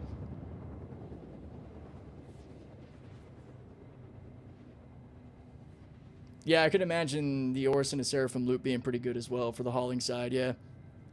Everyone has case about the face cam. That's all good. I figured it was supposed to be here, man. The overnight promise was 7 to 11. And I was going to run out myself to like freaking Best Buy or something to grab something. But, you know, I took a chance. I took a chance on Amazon. I shouldn't have. I should have known better. Yeah, New Babbage or Orison would be great. They both have a massive amount of components that you can buy. Don't have to travel up as much. Oh, no. The questions are awesome, man. I encourage it. Please ask all the questions. That's what we're here for. We're here to help. Yeah, Orison puts you a bit closer to the action. But a lot of people love New Babbage. My pick would be Orison, personally. You can go to the Crusader showroom or Cousin Crow's to get pretty much everything you'll need for your ships. And you're really close to the Cruel One and a lot of areas for mining, salvage stuff, lots of good missions for like bounty hunting. It's just a good space to be. Landing gear down. Visit Wally's bar. I need to relocate. Yeah, my home is probably forever going to be Levski. I know some folks are, like Doc, I think, waiting for Castro to come out. But I often find myself working out of Stanton, even though home is Levski's side. All right, where the hell is my... oh, I'm looking at the deliver like that's my hangar, like an idiot. I'm distracted chatting. Huh, let's actually call a hangar. There we go. That's how you do it. That's a thing.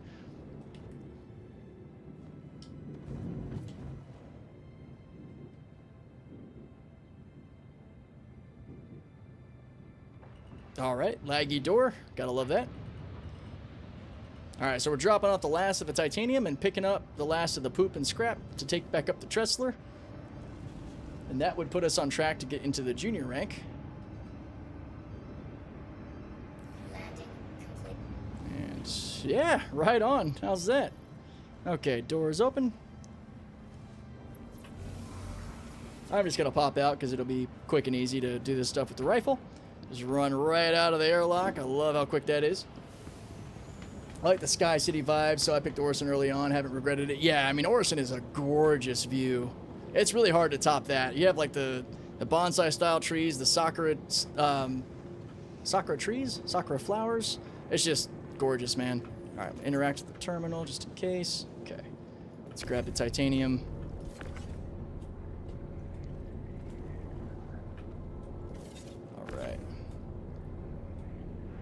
Aorus and Hab even has a pool. What? That's awesome. They also, both Orison and New Babbage, have the best hangars, the AeroView hangars. Man, these things are just sick. You have all this space to like park ships over here. We don't get this with the other industrial hangars. We don't get a spot where it's just like, hey, you can park even your freaking medium ships over here, man. Like, nah, you have to like pinch everything into tight corners. I really wish we had more ship storage space inside our hangars like we do at the AeroViews. Orson hates my computer. Yeah, I actually have all of those settings turned down. Like my, the cloud, volumetric clouds and all. I run that pretty much as low as possible just because, yeah, it kills my frames. Terra Prime is home. Oh, that'd be sick. Eventually being able to actually get to Terra. Alright, that's going with us. Oh, cool. We got some more breaknecks here. I didn't realize that. Might need that later. Alright, let's bring up our ag supplies.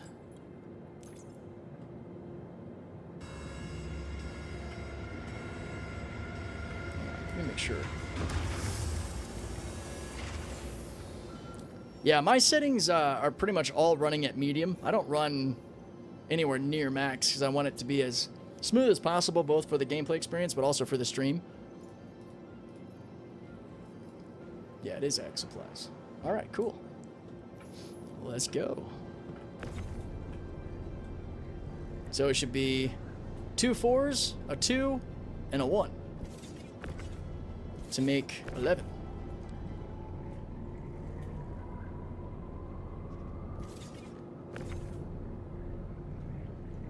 I can math a little bit. Come on, come here. There we are. All right, let's get out of here. We got farming stuff and poop. What a combo. Found a breakneck last week when was doing some Stormbreaker. Hell yeah, let's go. Yeah, I ended up putting the breaknecks on the Guardian MX I got, and that is a fun time, dude. Did someone say breaknecks? Yes, sir. Still got quite a few of those. Never forget the fun we had taking out the Hammerhead with 24 breaknecks on it. That was insanity. Tangeromo, thank you so much for the follow over there on Twitch. You are awesome, my friend. Hope you're enjoying the stream. I want a fringe system next to the Vandul and unclaimed space, somewhere out of the way. That would be sick. That would be sick. Alright. Let's request departure. Get back up to the station, and then I want to go check out Arc Corp and the recommended route from Hawks. That sounds awesome. The Riker to Baijini, I think is what he said. We'll run that loop, see what kind of money that's pulling in. I know that he made videos on that, so let's practice what we preach, right? Let's run it. Or I'll practice what he's preaching. Thank you for visiting New Babbage. CIG was just cyber attacked? Oh, no shit. What are the deets there? Is that why the servers were so bad? It was the 21st. Oh, okay, so it's been a little while. By Genie, if Junior 8 down, then 2 back up, all from the raft. Hell yeah. The notice looks new. Okay. That's what I'm running at the moment. Yeah, bloody the by Genie Riker run. Hell yeah. So 8 down and 2 up. Roger that. All right. See if I can actually set course for Tressler. Is it going to behave? Is it going to let me do it? Yeah, nav worked. Let's go. There it is.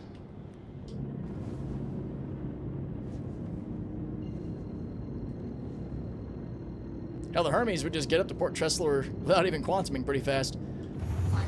Cooking at a good 1,200 meters per second. Some basic account info was accessed, but no payment info. I linked the page to the OLISAR chat. Okay, cool. Thanks, man. I appreciate you passing around the information. Hell yeah. Glad it wasn't too serious.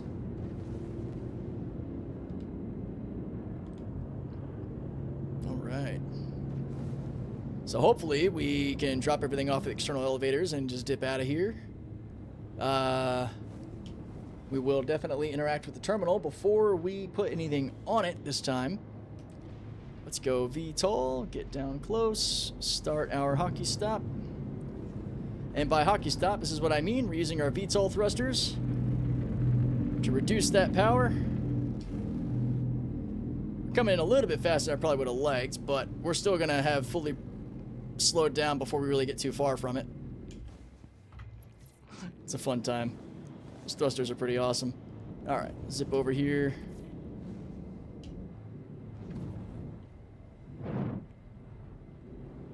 Get ourselves positioned right in front of the elevator.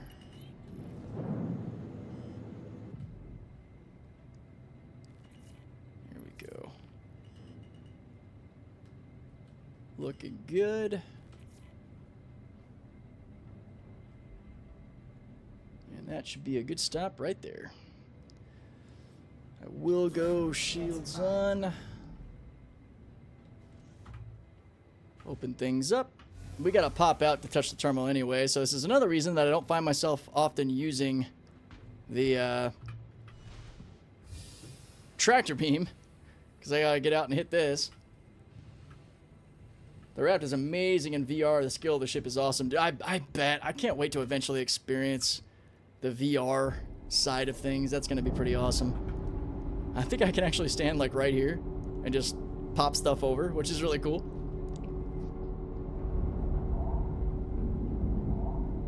DMG about the live redirect settings. I found them. Okay, sweet. Thank you for that. Hell yeah. Alright, let's just fling this stuff on over. Oh, wait. You're not going to let go? There we go. Want to fling it too hard because we'll go right through the elevator. You know, that's another thing. It's a small thing that we're probably used to but still annoyed by is like, you can't move this because it's basically stuck because of this one. So dumb. Should not be the case.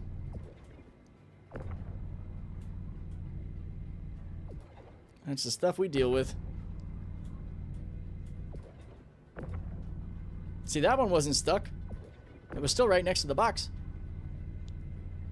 Cool. Yeah, that was awesome. Just right here from the terminal. Just throwing stuff from ship down to the grid. And that looks a lot better. Nice full mission completion. Hell yeah. That one shouldn't have been stuck. It was on the outside. Yeah, exactly. That's my point. All kinds of weird stuck stuff going on. Alright, that should have completed another 2 missions. And then get our air support, or life support rather, back up to speed. Granted, we're in our helmet, so we're fine. Let's see, what are we sitting at now? We completed all those. Technically, we'd be in the junior rank by now. We're at almost 200k, not bad. I also messed up a lot of missions, either due to me being dumb or just in-game bugs. So, there's that. Alright. Shields off. By Genie is probably the best starting point, right? Because we got to get the 8 to take down to Riker, and then 2 back up. That's what I guess the route would be. Oh, we got another occluded sort of scenario. Okay. Well, let's see here. Can we get access to one of the moons? Yeah, there we go. Calliope. Just to help us get around Microtech out in the open. Quantum travel engaged. Here we are. Quantum travel complete. At Bajini, 6x50k, extra small rookie. 1x43k small ice, and 1 by junior, I think 57, all going to Riker. Nice. Be glad you have chat hidden, by the way. It's too silly right now. Oh, I bet it is. Yeah, it's not too often that I have global chat up. I kind of want to have it up a bit more just in case, you know, someone in the audience needs help, or just somebody playing the game needs help, because I like being able to actually lend a helping hand where I can. But global chat just gets so weird sometimes that I prefer not to be in it. There we go. That should be Hurston right there. So that should be ARC Corp. There it is. Did the ranks get reset? No. Yeah, we're good. Didn't know I could use external platforms at stations. Yeah, you sure can. They're going to be at all of your gateways, like Stanton, Nix, Pyro gateways, and they're also going to be at all your main stations. So Levski has its own down below the borehole, and then you got, you know, Bygenie, Seraphim, Everest, Port Tressler.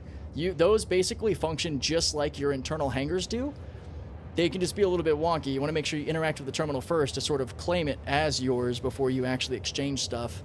But yeah, you can turn in missions, and eventually when you get into the whole sea, if for some reason the auto grid just doesn't work despite your workarounds, you can offload to the manual external freight elevators to complete the mission, which is nice. It's good having options. I really enjoy that. And yeah, if the confusion was me doing these smaller missions, Alpha, I'm kind of doing it more so for fun, to chat about beginner hauling and to show the entry-level side more than just the end-game side that I often do with the whole C or the C2 or the CAT or something like that. So we're kind of running around more in the junior and rookie levels, messing with missions and answering questions. It's a good time. Yeah, and happy to help, Bloody. Oh, by the way, not sure if it's true, but I heard a rumor after Chris did the Australian stuff that 10K server pops with dynamic meshing. Yeah, and I think this year, according to that same video, they're aiming for 1 to 2,000. We're not too far from 1,000, but 2,000 would be kind of nutty. So Active in the Verse did an awesome video kind of giving his thoughts on this. He reacted to the interview. I was going to do something like that, but I think that Active in the Verse pretty much nailed what I was going to say, so I don't really feel like just making another video like that. Maybe if I did it the day it was coming out, it'd be more relevant, but I don't really see the need to do it now. But yeah, look up Active in the Verse's video on the interview if you want to see his take, and just the interview in general. Probably should also shout out the original channel that did the interview. I'm so sorry, I don't remember who they are. So if anybody in the chat can, throw a link or at least a nod to the original interview giver out there in Australia. Give him some credit there. On behalf of me, I appreciate that. 15%. Yeah, I did see the 1 to 2,000 thing. I mean, 1,000 is not much of a stretch. We already have 600 to 700 people, so, I mean, 1,000 is not too crazy. 2,000 would be impressive. I'd be seriously impressed. The most, Back Pocket, yes, thank you. Shout out to Back Pocket for doing, or taking the actual interview with Chris Roberts while he was in Australia. That's really cool. Thanks, Hawks, I appreciate that. So I think what I'm more excited about is the dynamic server meshing. So I'm not really sure what the pseudo dynamic thing would really be, but I'm really excited to see if they've sort of unlocked the secret sauce to the actual dynamic server meshing, to where the servers can actually shift and move around, basically, to put it in really oversimplified terms without getting super nerdy about it. What's up, Narrative? I got an Aquila as my first hauler. Was just about to get the Hermes, but it disappeared. Was that a good choice?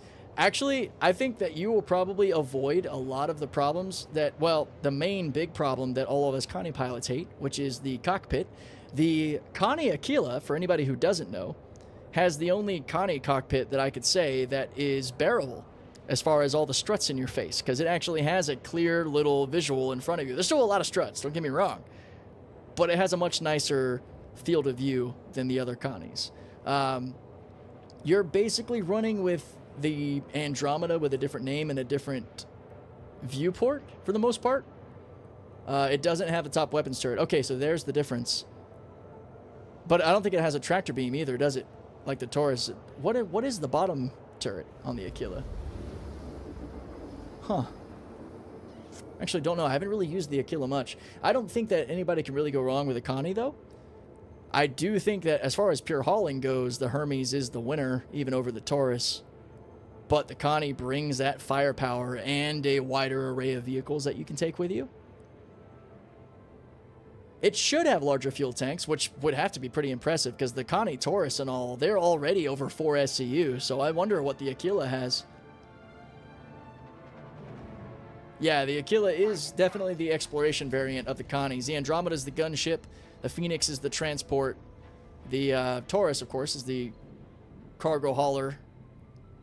And then the Aquila is the exploration. Yeah, I'm actually really curious to know how much quantum fuel that thing's pushing.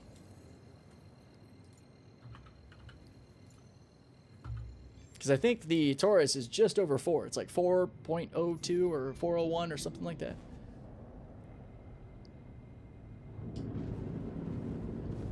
I don't think you made a bad choice, though. Just to, be a more direct narrative. I think that's a solid ship. Quantum travel engaged. Quantum travel complete.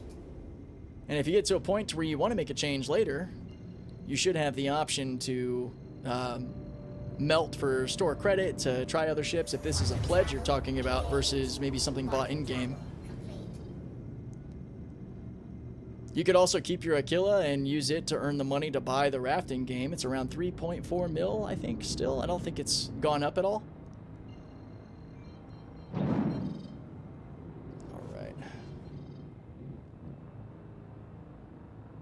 I'm 100% a raft fan for cargo. Served me well. Yeah, you really can't go wrong there. If you're looking at pure hauling in that category, the raft and the Hermes are probably the best two competitors in my opinion.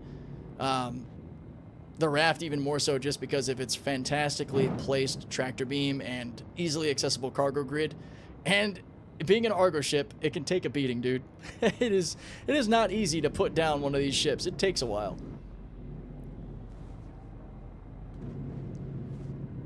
5.6 SCU for the fuel capacity. Yeah, that is significant. That is a fat chunk. That competes with the Corsair, which makes sense because the Corsair is the Drake exploration vessel. Okay, thanks. I'm actually hoping to get an ironclad. Oh, yeah. No, don't worry. I won't judge you for that. Many of us are very much eagerly awaiting the ironclad, including yours truly. Yeah, I think you're on the right path, my friend. I think you'll have a good time out of the Aquila. You'll definitely, again, appreciate the visuals as compared to the Taurus or any other Connie. I really wish they had at least just given us all the Connie Aquila viewport out of the front, because it's a lot better. If you haven't seen it, you should go check out an Aquila internally just to see what I mean. Don't get me wrong, it's still struts for days, but it's better positioned to where you can actually see out in a more natural way. Alright, let's go get our stuff. Yeah, definitely get yourself a Hemera Quantum Drive. You can definitely pick one of those up at Cruel 1. I think there might be a couple other places for that. Before we leave the ship, let's go ahead and get these missions going. They should all be under Stellar, I'd imagine, right? Or are they planetary? Probably could use more struts. All the struts. Alright, let me see here. 650 extra small, 43 rookie ice, and 1 junior 57. Okay. Right on. Planetary. Yeah, that makes sense, because we're just staying around down to Riker. Well, let's do it. This looks like probably one of them, right? Yep. Oh, wow. Holy shit. Oh, that's the one coming back up, though. Wait, did this not? Oh, I gotta submit that one. I was like, hold up, what just happened? Alright. There we go, 50K. By Genie to Riker. Yeah, mission completion bug. You know it. If you're not bugging, are you really playing Star Citizen? This is cool. I'm showing you guys Hawk's strategy right here live. This is like some fun unofficial collab happening right here. Love it.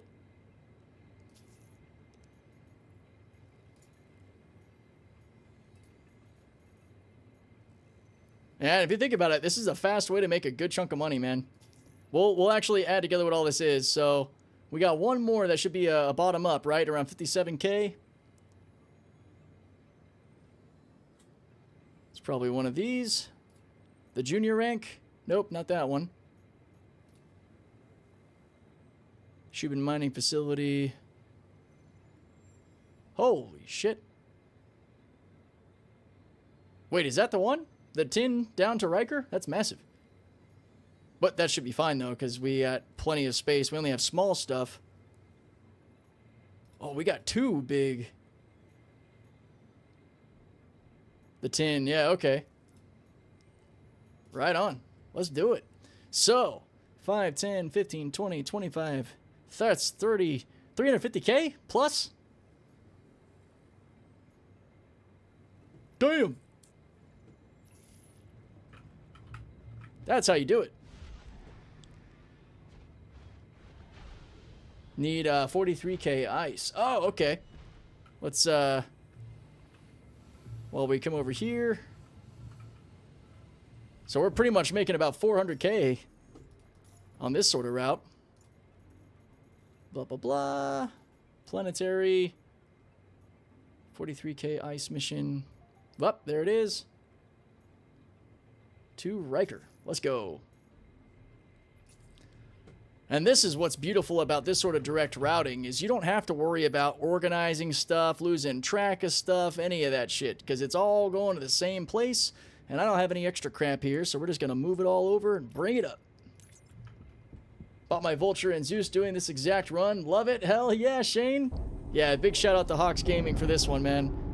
I've not really ever done the Arc Corp run. I have always been mostly just grinding out my member rank stuff around Hurston. But even using the small missions, this is a moneymaker, and that is not a whole lot of cargo. Let's go. Oh, these are big boxes. All right. Well, we're going to grab from down here. We're going to make sure we really pack it all in. Get yourself a free-flowing scroll wheel for really fast box movement. Big help. Makes your max lift tractor beam compete with pretty much any ship's tractor beam you can imagine. It's a good time. Make sure it's all the way back. Whoop. Alright, there we go. This is one, honestly, I'd love to run with the Hermes as well. You could stack even more. I might need to do that. I might need to make a fun Hermes video. It's going to be like, I used Hawk's hauling grind in my Hermes. This is what happened.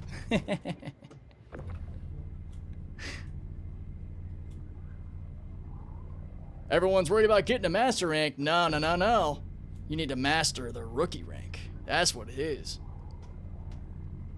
Everything else is whole sea hauling.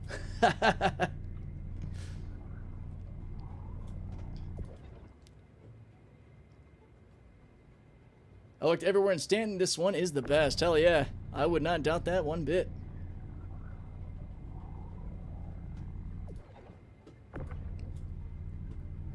Yeah, I would see how much I can take in the Hermes with also including just like total off-grid shenanigans.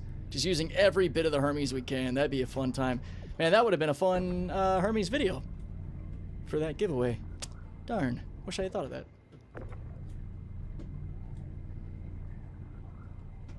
Right.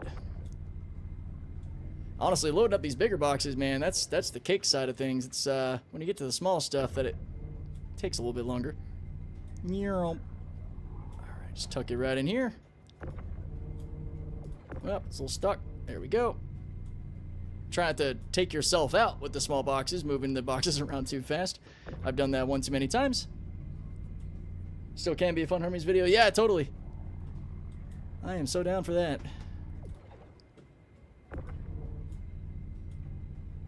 You get used to loading a Carrack. There's a bit of a knack to it. I do runs like that in the Carrack. Usually made something in the region of 500k. Hell yeah. Yeah, Malice Draco in chat here. Back into the content space, guys. You look up his YouTube channel under the same name. Give him a follow. He streams. He's making videos. He's going to be doing it all. I think mostly streaming right now, Malice, right? He's got some plans for some series to come out, all kinds of good stuff. I look forward to watching it myself, as well as collabing. Be a good time. Oh yeah, no problem, man. Always happy to recommend good friends and fellow creators. We gotta stick together. Yoink.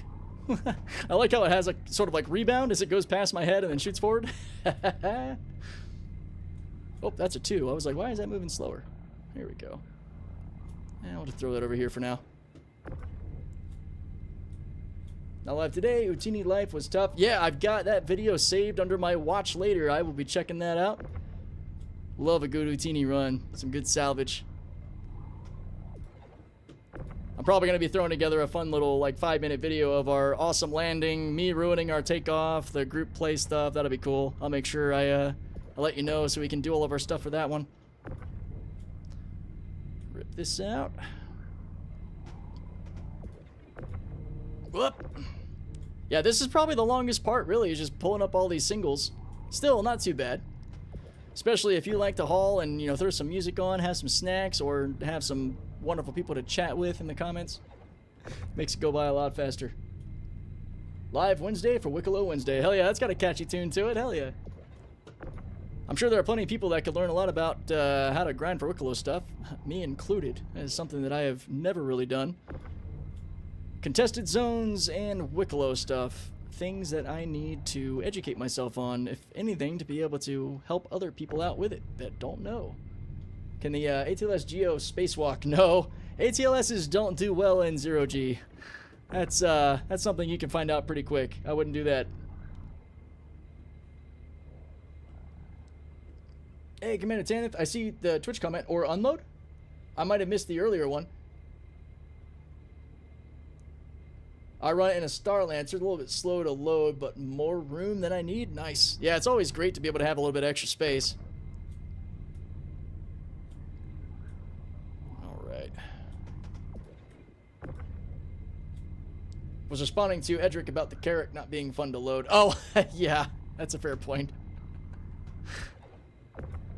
Yeah, I look forward to the Carrack also getting its revamp, its love from those what are supposed to be modular cargo bays to make it a little bit easier to use. That'd be nice. We did contest it on Saturday. Unfortunately, didn't do the exec hangar due to timing. Oh, no worries. Yeah, I've actually been meaning to check in with the org on how that Saturday event went. I ended up binge watching an entire frickin' season of a show. Pretty much it's the only season of the show. If you guys want an unsolicited opinion on a show to watch, check out All Her Fault on Peacock. At least I know it's at least on that streaming service. I don't know what else it might be on. Killed all 8 episodes in one sitting. Fantastic, man. I really, really enjoyed it. Also, shout out to Crime 101. My wife and I are back to going to the movies quite a bit. That movie was amazing. With Hemsworth and Ruffalo and Halle Berry. It was very Swordfish vibes, you know? That's what made me want to go see it. And I did, and it was awesome. Please tell me you've seen Foundation. That sounds like something that's been recommended to me before, and I don't think I've seen that yet. I will need to take note.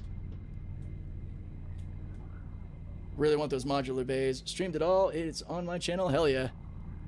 OMG ASAP. Okay, I will remember Foundation. Where's it at? I mean, we pretty much have every streaming service, but just for the ease, is it Apple TV, Netflix, Hulu, Peacock? Sci-fi show on Apple TV based on the books from Isaac Asimov. Oh! Yep, I need to watch that. You need to watch that. Season 2 couldn't make it through. I tend to do better on shows than some seem to when it comes to seasons that perform a little bit better than others sometimes, I noticed. So I'm ready for it. Production quality's movie level, hell yeah. Anybody here not seen For All Mankind? Speaking of Apple TV and sci-fi. Amazing friggin' show. Makes me wish that Russia actually did beat the US to the moon, because maybe we would have never stopped going. Yeah, okay, Tenet, that's my recommendation to you. And I didn't spoil anything. That's episode 1. So the synopsis is it is an alternate timeline, starting with the space race. Well, really starting with the moon landing. It's just that things go a little differently. And it is incredible. And I think they're up to 4 seasons, or maybe even 5. I need to actually go back and do a rewatch and start the new season. Yeah, For All Mankind is one of my favorites. It's up there in like all-time sci-fi for me, right next to The Expanse. Except, of course, it's more realism, but alternate reality realism, or like alternate timeline realism. And you might know what I mean by wishing that we actually, the US didn't get to the moon first, because it would be a lot cooler if we existed in the universe of For All Mankind, in my humble opinion. Because I wish we never stopped going. That would have been awesome. And we are already loaded up. Let's go. That reminds me of Man in the High Tower, alternate history, where Nazis and Japanese won World War II. Oh, crazy. See, I like throwback episodes like that from like the Star Trek series, or even a show called Supernatural that I really love, where they often end up going back in time and some crazy thing has happened that's caused World War II events to shift, like in the Star Trek Enterprise with Captain Archer's crew when they're getting help from the aliens in the Nazi era, and it's crazy. It's like, yeah, it's entertaining stuff. I mean, who doesn't like it? You know, seeing Star Trek or the Starship Enterprise and getting engaged by P-51 Mustangs. That's just a good time. All right, time to get down to Riker.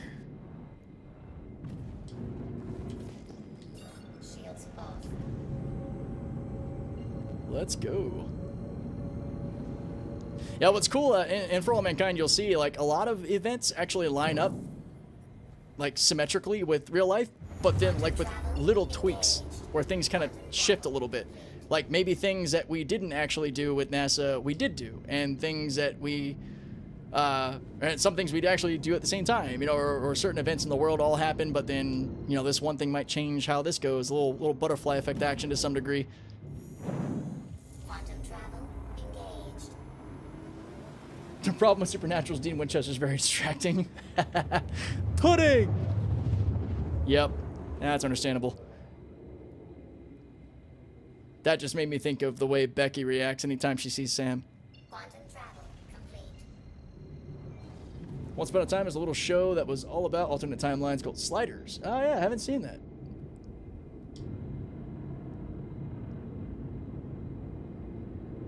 Oh yeah, Chilean, we could have told you that, my friend. The in-game tutorial is not the most useful. It'll kind of help you sort of get out of bed and get moving a little bit, but you're gonna be a bit better off asking other players or watching guide videos and such from other content creators. And there's lots of stuff out there. Pretty much, you type it in YouTube, like, hey, how do I do this? And there's probably gonna be a video on it.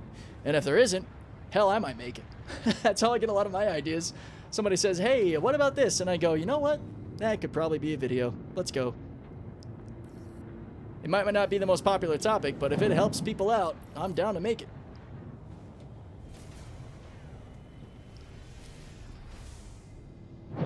Landing gear down. Definitely Team Dean, not Sam. Damn. That's fair. Wait, even though Sam played Dean in Gilmore Girls? What about that little nugget?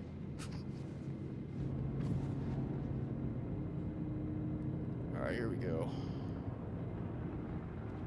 Medium hangar bay, here we come.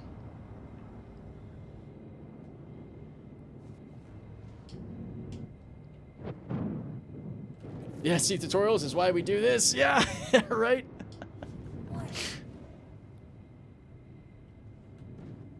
Yeah, I remember when I came into this world for the first time and just how confused and overwhelmed I was. It took me forever just to figure out how to get my ship off the deck because I refused to look up like a guide on it. And I was like, no, I'm going to figure this out. I pride myself in flying and racing games. If I can't figure out this spaceship, then I'm not worthy. I also had come from console world, so, you know, thinking about something like Spacebar being strafe up just was not on my radar at all. That took some getting used to. Well, let's pump over a little bit. There we go. Woo! Wiggle, wiggle. Engines off. All right, open all, go SCM to make sure our tractor beam is on. So how do I quit the tutorial? That, ooh, shoot. Is there an option? Let me see. Maybe turning off hints and stuff? Control and show hints? Or maybe try abandoning the mission if it pops up as a mission. I've actually, you know what? I probably need to do that. I probably need to actually play the tutorial myself so I can see what it's like, because I've never messed with it, honestly. So that's a question I wasn't prepared for. Anybody in the chat able to help Chilean out a little bit with that one? Do you just kind of play or like exit the menus or turn off hints? You can finish the tutorial once the shaders are done. Oh, is that what you gotta wait for, is the shaders? Yeah, I have no idea. I figured it might be kind of like a contract, which is why I was thinking like maybe you could just abandon it. Yeah, I need to do that. I need to mess with that so I can give the answer. Just be aware it puts lots of messages on the right side of the screen. If you miss them, you may need to ask someone how to do something. I backed this game on day one, just started playing it. No, there you go. Yeah, I've been following this game since day one, but I didn't get a PC that could handle it until 2020. So I can relate to that a little bit. All right, let's go ahead and offload all this stuff. I genuinely don't know what really would be faster between throwing things down with my ship's tractor versus my max lift.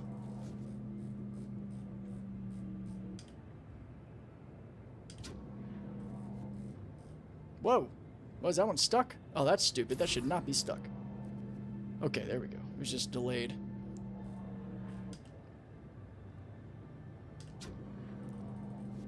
.2016 backer here. Nice. I was playing a lot of Elite Dangerous. Yeah, actually, I messed with Elite Dangerous for a good bit in 2016. No Man's Sky and Elite Dangerous are probably the main two. I mess a little bit with like Star Trek Online, like the MMO stuff, but it's a very different gameplay experience, which you probably know if you guys have played. It's definitely not the same sort of thing. It's more like Knights of the Old Republic, but Star Trek style. Except in space, in the ships. Not even, because you're not, like, Knights of the Old Republic, you're on the ground.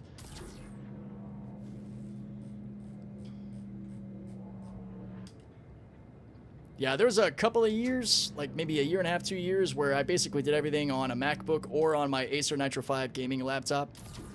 That's actually what I started playing Star Citizen on. I upgraded that thing to 32 gigs of RAM and turned all my settings down and went crazy.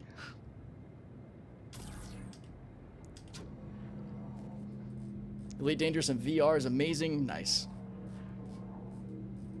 Yeah, I bet Elite Dangerous is a completely different game than when I last played it too. You could use the double tap, put your ship down method. Oh, wait a minute. You mean like this? I forgot about this. Oh, you mean like store your ship? So yeah, you can double tap the cargo and make stuff fall off. I just want to show people that. I forgot that was a thing, honestly. Can you still store your ship to turn in cargo? Is that a thing still? I thought that was a bug that was worked out. Played a lot of No Man's Sky and Elite Dangerous until VR for SC was available. Nice. So you're a big VR fan, I imagine, yeah? Wow, so it is able to do that. Okay, cool. Well, pretty much killing the last bit of time that we have on today's live stream by offloading this stuff while we're chatting. You can now even do it on the Reclaimer. Okay, now that is probably got a lot of people happy. That little ease of quality of life improvement, ease of offload. Oh, interesting. Only for bought commodities. Oh yeah, because you need the trade-in, or sorry, the terminal to accept that you've turned in the mission. That's actually an important distinction. But it does work. What? Sounds like we need to do some science. All right. We will verify, peer review. I'm not clicking fast enough. There we go. We will drop it all.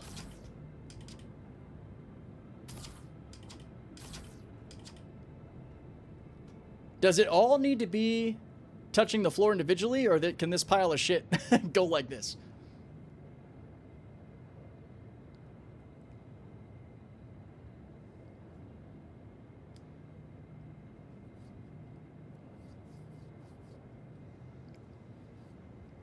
Yeah, it's a little bit of a mess. That doesn't make me feel very happy. That should be fine, just has to be under the ship. It has to be touching the floor, but it has to be under the ship. Okay, well, we're doing all the science. We know I don't actually need the rep, so now we're doing some mad scientist shit. Let's see what happens. This could be fun. We got stuff on the elevator that will function normally.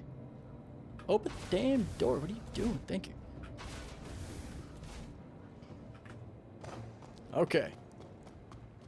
Yeah, everything is technically off. Not touching the floor, though, so I'm going to do that intentionally to see what happens. What could go wrong? Exactly. Bloody hell yeah. Let's try it this way. Okay, I'll send those down, because those will definitely count, obviously. And then... Welcome to the ASOP vehicle retrieval system. Your vehicle has been... Uh-oh. Well, this is also why I usually recommend that we turn our engines off.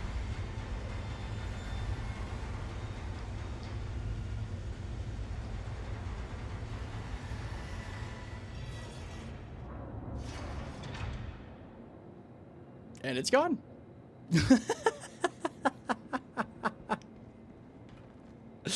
Oh, man. Yeah, the Moth, it does make to be a pretty good cargo ship. It's got some bugs. Oh, jeez. Well, okay. Let's see. Welcome to the ASOP vehicle Success not retrieval guaranteed, but excitement likely. That is kind of our motto here. system. Your vehicle has been delivered to the following location. No, Moth is limited to 24 and below. Now check your inventory. Oh shit, yeah, it won't. Oh, I might be bringing it up too soon. Damn it. Okay, I'll send it back down. Fuck, I messed up. I'm sorry. Jiggle, jiggle, jiggle, jiggle, jiggle. So, do I need to put the ship back on top of the cargo? Or can I just send it back down? I think I'm going to try just sending it back down for science sake. Because my ship wasn't over it anyway without it bugged out like that. Welcome to the ASOP vehicle retrieval system. Okay, cool. So I know the plan now. Your vehicle has been Send it down, it appears in inventory, I move it onto here, I raise it up, and then I drop it. Is that... has to be under the ship to work? Well, we're just going to verify that. Totally believe you. This is just pure review. This is just gonna verify the experiment and prove that statement correct.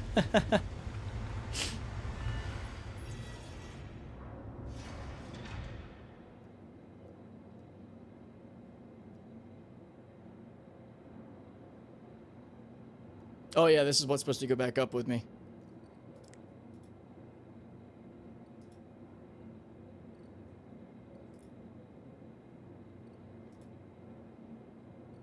Welcome to Riker.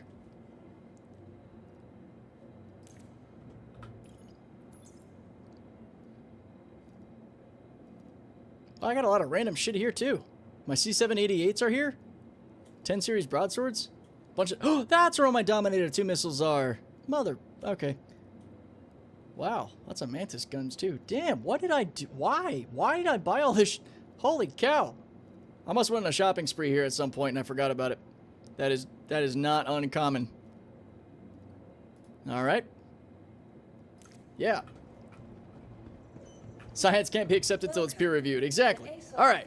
So now the next test, we're going to bring up the mess, move the raft on top of it, and then try to send it down again. Guess one thing the raft has over it, though there's a lot of missions at 192 SU or lower that use 32 containers. Yeah, it's fair. Makes the raft a really good looting ship. You know, if you're looting salvage stuff and all that has 32s on it. Okay, we got this. We're gonna park this. It's not gonna work if it's not touching the floor and didn't disappear. It's not gonna do it. You wanna have to put it all in the freight elevator. I did just science plenty of times. I believe it. I believe it. We're just showing the crowd, man. We're just showing that you're right. That's all that is. So putting the raft just over top of it won't work now. Correct. What would make this work versus just throwing it in the elevator for the sake of for game science? There are other situations where you may encounter 32 SU boxes, though, like salvage claims. Yes, yep, for looting, yeah, it's a good idea. Well, no, you likely can. I jacked it up if you didn't catch that my raft wasn't really on the hangar elevator floor all that well, and it started to float away and do stupid stuff, so that was a me issue. Putting it all back on the raft to make sure everything is touching the ground before you send the raft back down. What's the biggest crate the raft can use? All the way up to 32. It can hold 6 32s along its entire body. It is 32 SCU wide by 6 32 SCU boxes deep for exactly 192 SCU, which is pretty cool. Gotta admit that Moth commercial video is good. Yeah, it is.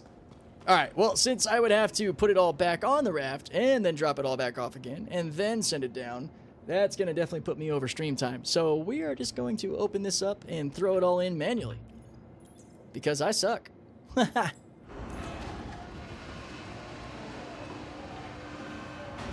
Yeah, I was only running the raft in a sort of salvage sense back when looting stuff out of Pyro made sense, because there would be just so much gold on like the C2s and all, and I didn't have a Hercules back then.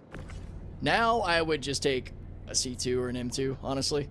Because there's, well, now I won't, because as confirmed earlier by somebody else, they actually removed... No! No, I did it! Oh, it went through the... Fuck. Well. You're lame. Okay. I didn't even, like, fling it, man. It just, like, phased through like it was a freaking ghost. That took, like, no effort at all.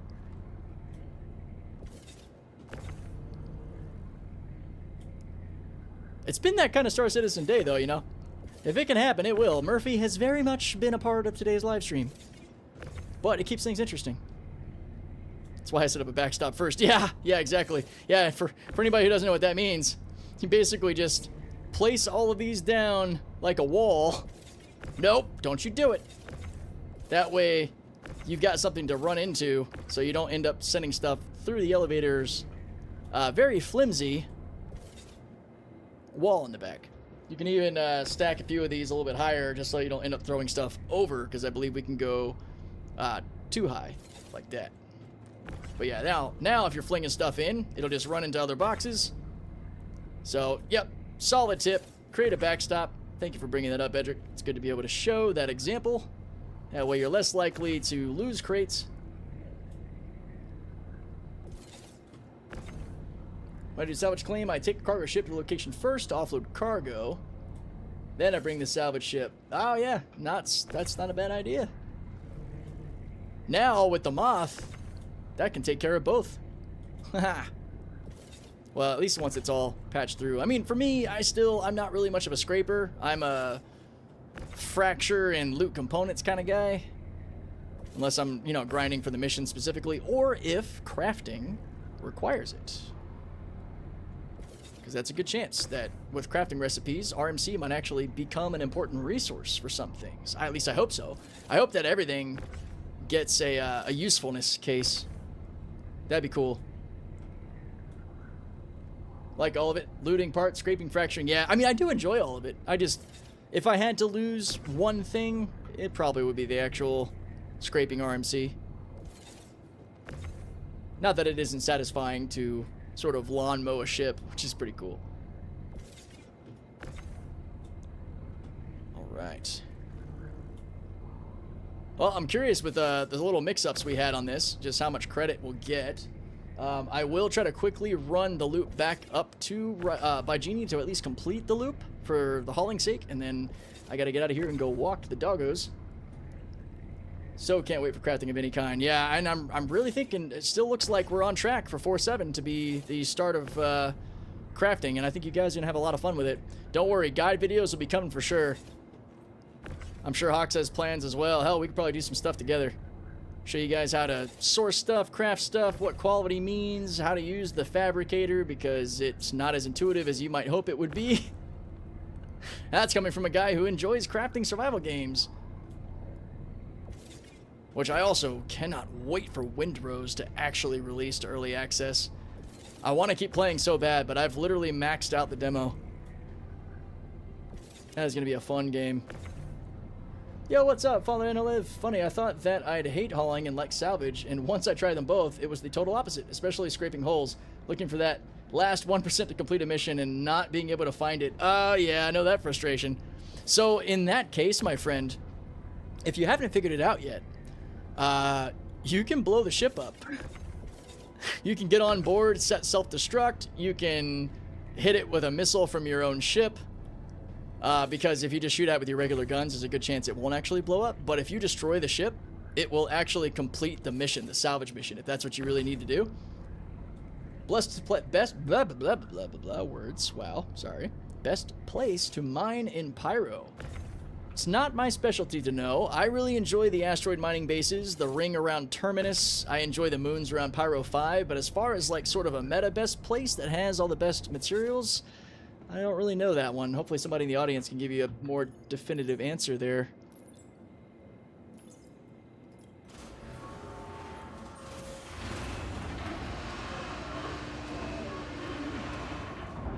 They said we're not getting that until the 27th for this month, right? Or did we not get a date?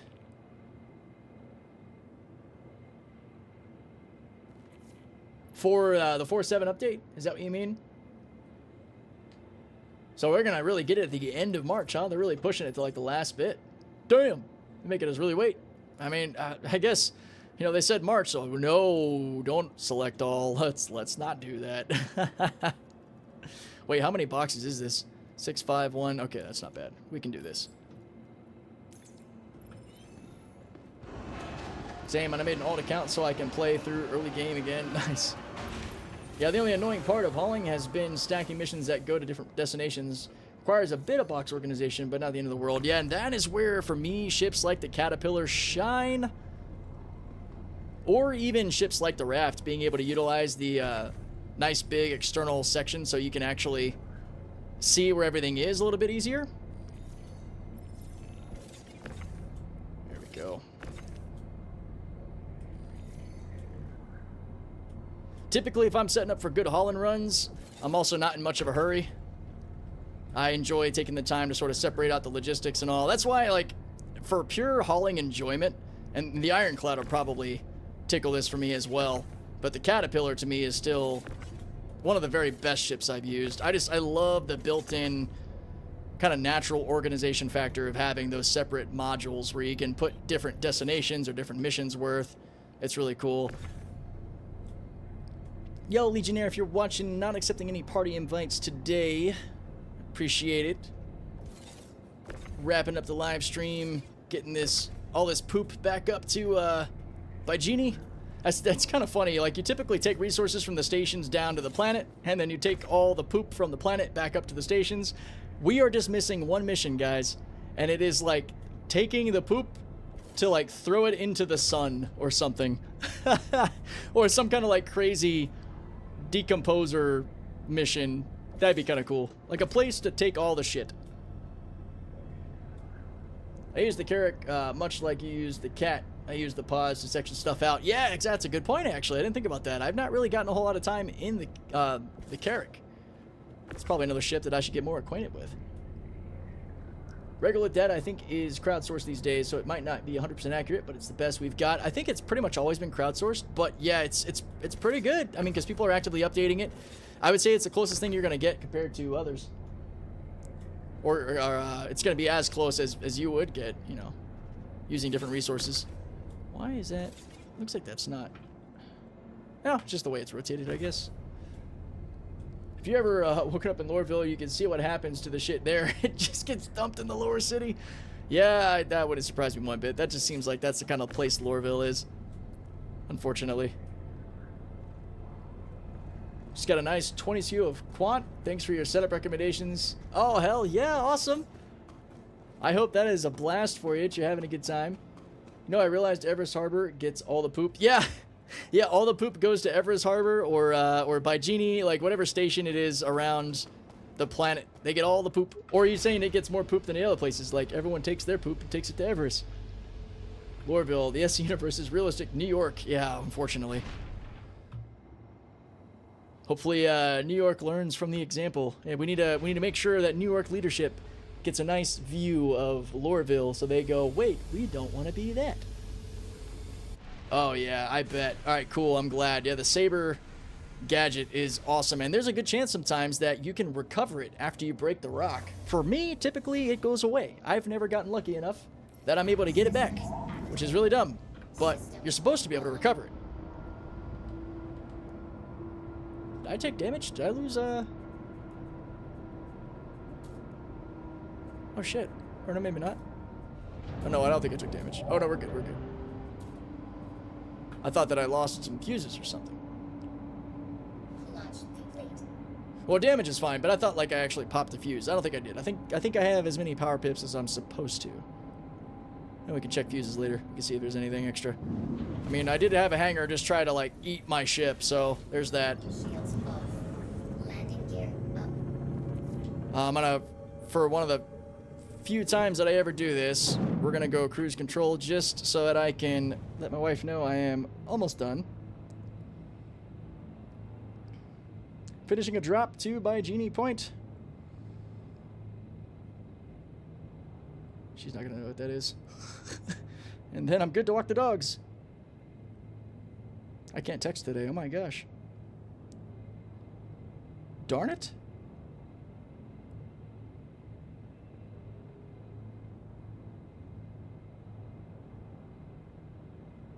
Hopefully it is like 5 minutes. I hate saying like it's going to be like this certain amount of time and then I'm like way off in my estimates.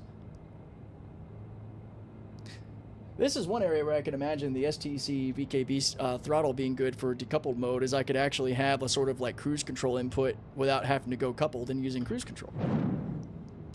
Because the throttle actually stays in position. I don't know if I would like that more or less than my VKB setup. Get your avatar some H2O. Yeah, you're right. We probably need to. Man, we're almost at $500,000 already. Not bad. Started out with 20K today, then rented the raft, dropped back down to 17K. What am I doing? Zooming out. That's what I'm doing. By Genie Point. We've already got it. There it is. Okay, apparently future me already had this planned out. We're good.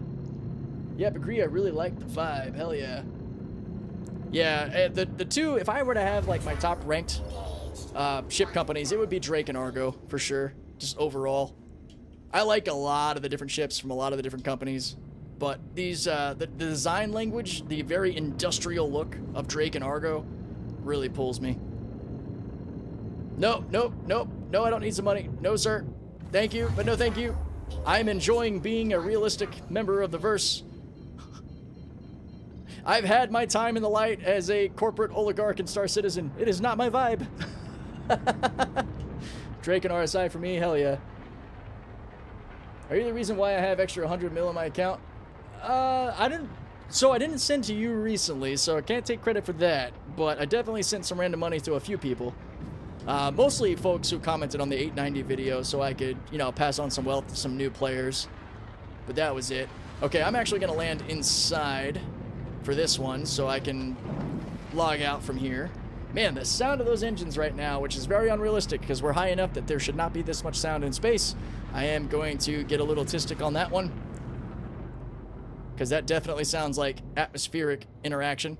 If that was the case, this station would crash into ArcCorp. There'd be way too much atmospheric friction to maintain orbit. Anyways, I'll get off my soapbox. Thank you for coming to my TED Talk. Let's get over here. Oh, awesome, Bloody. Cool, you're one of the folks I was able to send some cash over to. That is wicked. I'm glad you're able to use it to have some fun. Okay, guys, I logged in Saturday and had an extra $100 million that I didn't know where that came from. That was probably somebody else in our group. I sent like $100 million to my buddy who was getting back into it, and I parsed out like 11 to 12 mil to like 20 or 30 people after the 890 jump video, which is really cool, which helped me get back down to reasonable money levels. Until somebody sent me like another 300 mil, and then I sent that all to Hazard Shield, I think, on the last live stream, which is kind of funny. I was like, no, I was poor again, and now I'm rich again. Damn it. Why? All right. Engines off. Drop that. It is actually really nice to need to worry about whether or not I can repair my ship or restock my missiles, or how much I can expedite ship claims. You know, it's nice to feel like the revenue actually matters again. Granted, I still have pretty much every ship I could want, but that isn't going to make me bored or anything. I would not mind targeted wipes that kind of take care of that, or again, giving us a way to like maybe sell some stuff, because I wouldn't mind selling a bunch of ships just to kind of go through the grind of re-earning them again. As long as Chris Roberts doesn't take my Maggie C away from me, that would make me sad. Not the mags. I want to keep the mags. Contrary to what some might think, I did not pledge the whole C. She is an in-game bought ship. My pledge store is actually probably pretty thin compared to some folks. Biggest one I've got, honestly, is the Ironclad, which super stoked for. Alright. Yeah, this is really not a bad run, man. If you think about the amount of time it takes to load and offload all this. And I think we only lost one box. I guess we'll know once we actually go to turn this mission in to see. But yeah, that's it. Drop them down. Looking good. Let's go ahead and take a drink. You can, however, lock any C1 door open now. Oh, hell yeah. So the Ironclad, the one that I... The fuck?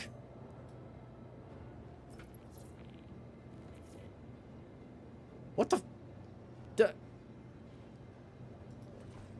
Okay. Apparently I bought a plushie. I thought I threw it back down, but I bought it. Well, he is now staying with me forever. He will go everywhere I go, and we will give him a name together at some point. Don't lie, you wanted to keep him. Well, I got him now, so, you know, he's gonna have to stay with me. Yep. He is friend. I will call him Rocky. No. Oh, no, I already named the asteroid in my persistent hangar Rocky, so I can't do that. Oh, man. All right, so now that we're hydrated, let's take a look at our missions real quick before I get out of here. Store those. We are sitting pretty. I think it actually might not have completed. What the heck? Okay, so we missed the 4 SCU that went through the wall on that one. How many complete bugs did we get here? There's one. Submit. There's another one. Submit. Not bad, man. Not bad. This run of rookie missions is pretty baller. Up to almost 600K. That was pretty quick. That was me doing a lot of messing around. We got like some weird gamma ray effects happening on the raft. Let's see if we can actually store it properly. Welcome to the Yeah, in game right now, my reclaimer is the biggest ship I have. Yeah, same. 890 coming right behind that. Store that. Did I do it? Yeah, buddy. Like a glove. Awesome. Clearly Spider-Man's been hanging out in your hangar. Yeah, no, we got webs everywhere. No way. Yeah, 3 mil and some change for... Wait, what? Oh, for the raft? Yes. Yeah, the raft I think is 3.4 mil, around there. That should be about it. Won't take long. Buy one using the rental raft doing this run. Yeah, all I did was the 1-day rental so far. That cost 67K. Because they're actual in-game days. Sorry, real days, not in-game days. Yeah, we still have 21 hours and 22 minutes, so you'll definitely make a lot more than the ship costs. You can actually rent it out for 1 day, I think 3 days, and a whole week. It's a sweet way to take care of it. Since you're doing planetary, especially if you're making this baller Riker to Baijini run, thanks to Hawks, you don't have to worry about your quantum fuel limitations, so it's a great way to do it. Yo, Commander Tanith coming in with a gift subs. You humble me, my friend. Thank you so much. Everybody who just got a gift sub from Tanith, make sure you shoot a thank you in the chat. They are super supportive. Thank you so much for that. Let's go ahead and get our raid going on the Twitch side so I can go walk my puppers. I'm sure they're getting antsy. Started this game renting the raft and stacking small direct deliveries. Made a good amount. Heck yeah. That's the way to do it. Okay, I want to use the trick that that frog taught me, if I can remember how to get there. And then I'm going to figure out the stuff with Malice on how to do this on the YouTube side, because there is a way to sort of do this on YouTube. Let's get that 10 out of 10. Heck yeah. Yeah, renting is a great option. If you want, the VOD will be up. If you want to go back and see where we rented, we went to Lorville's Vantage Rentals. We also checked out the rentals over on Microtech. But you can get the raft at Vantage Rentals right there on Lorville. Okay, Stream Manager, Parachute button.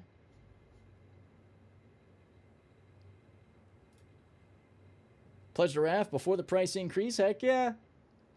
All right, let's see who we got here.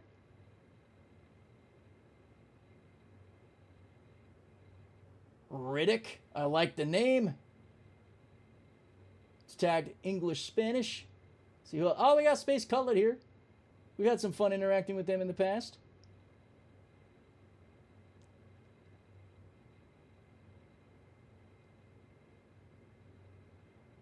Yeah, why don't we raid out to Pork Chop? That sounds fun. I think I just click on it and it starts the raid, right?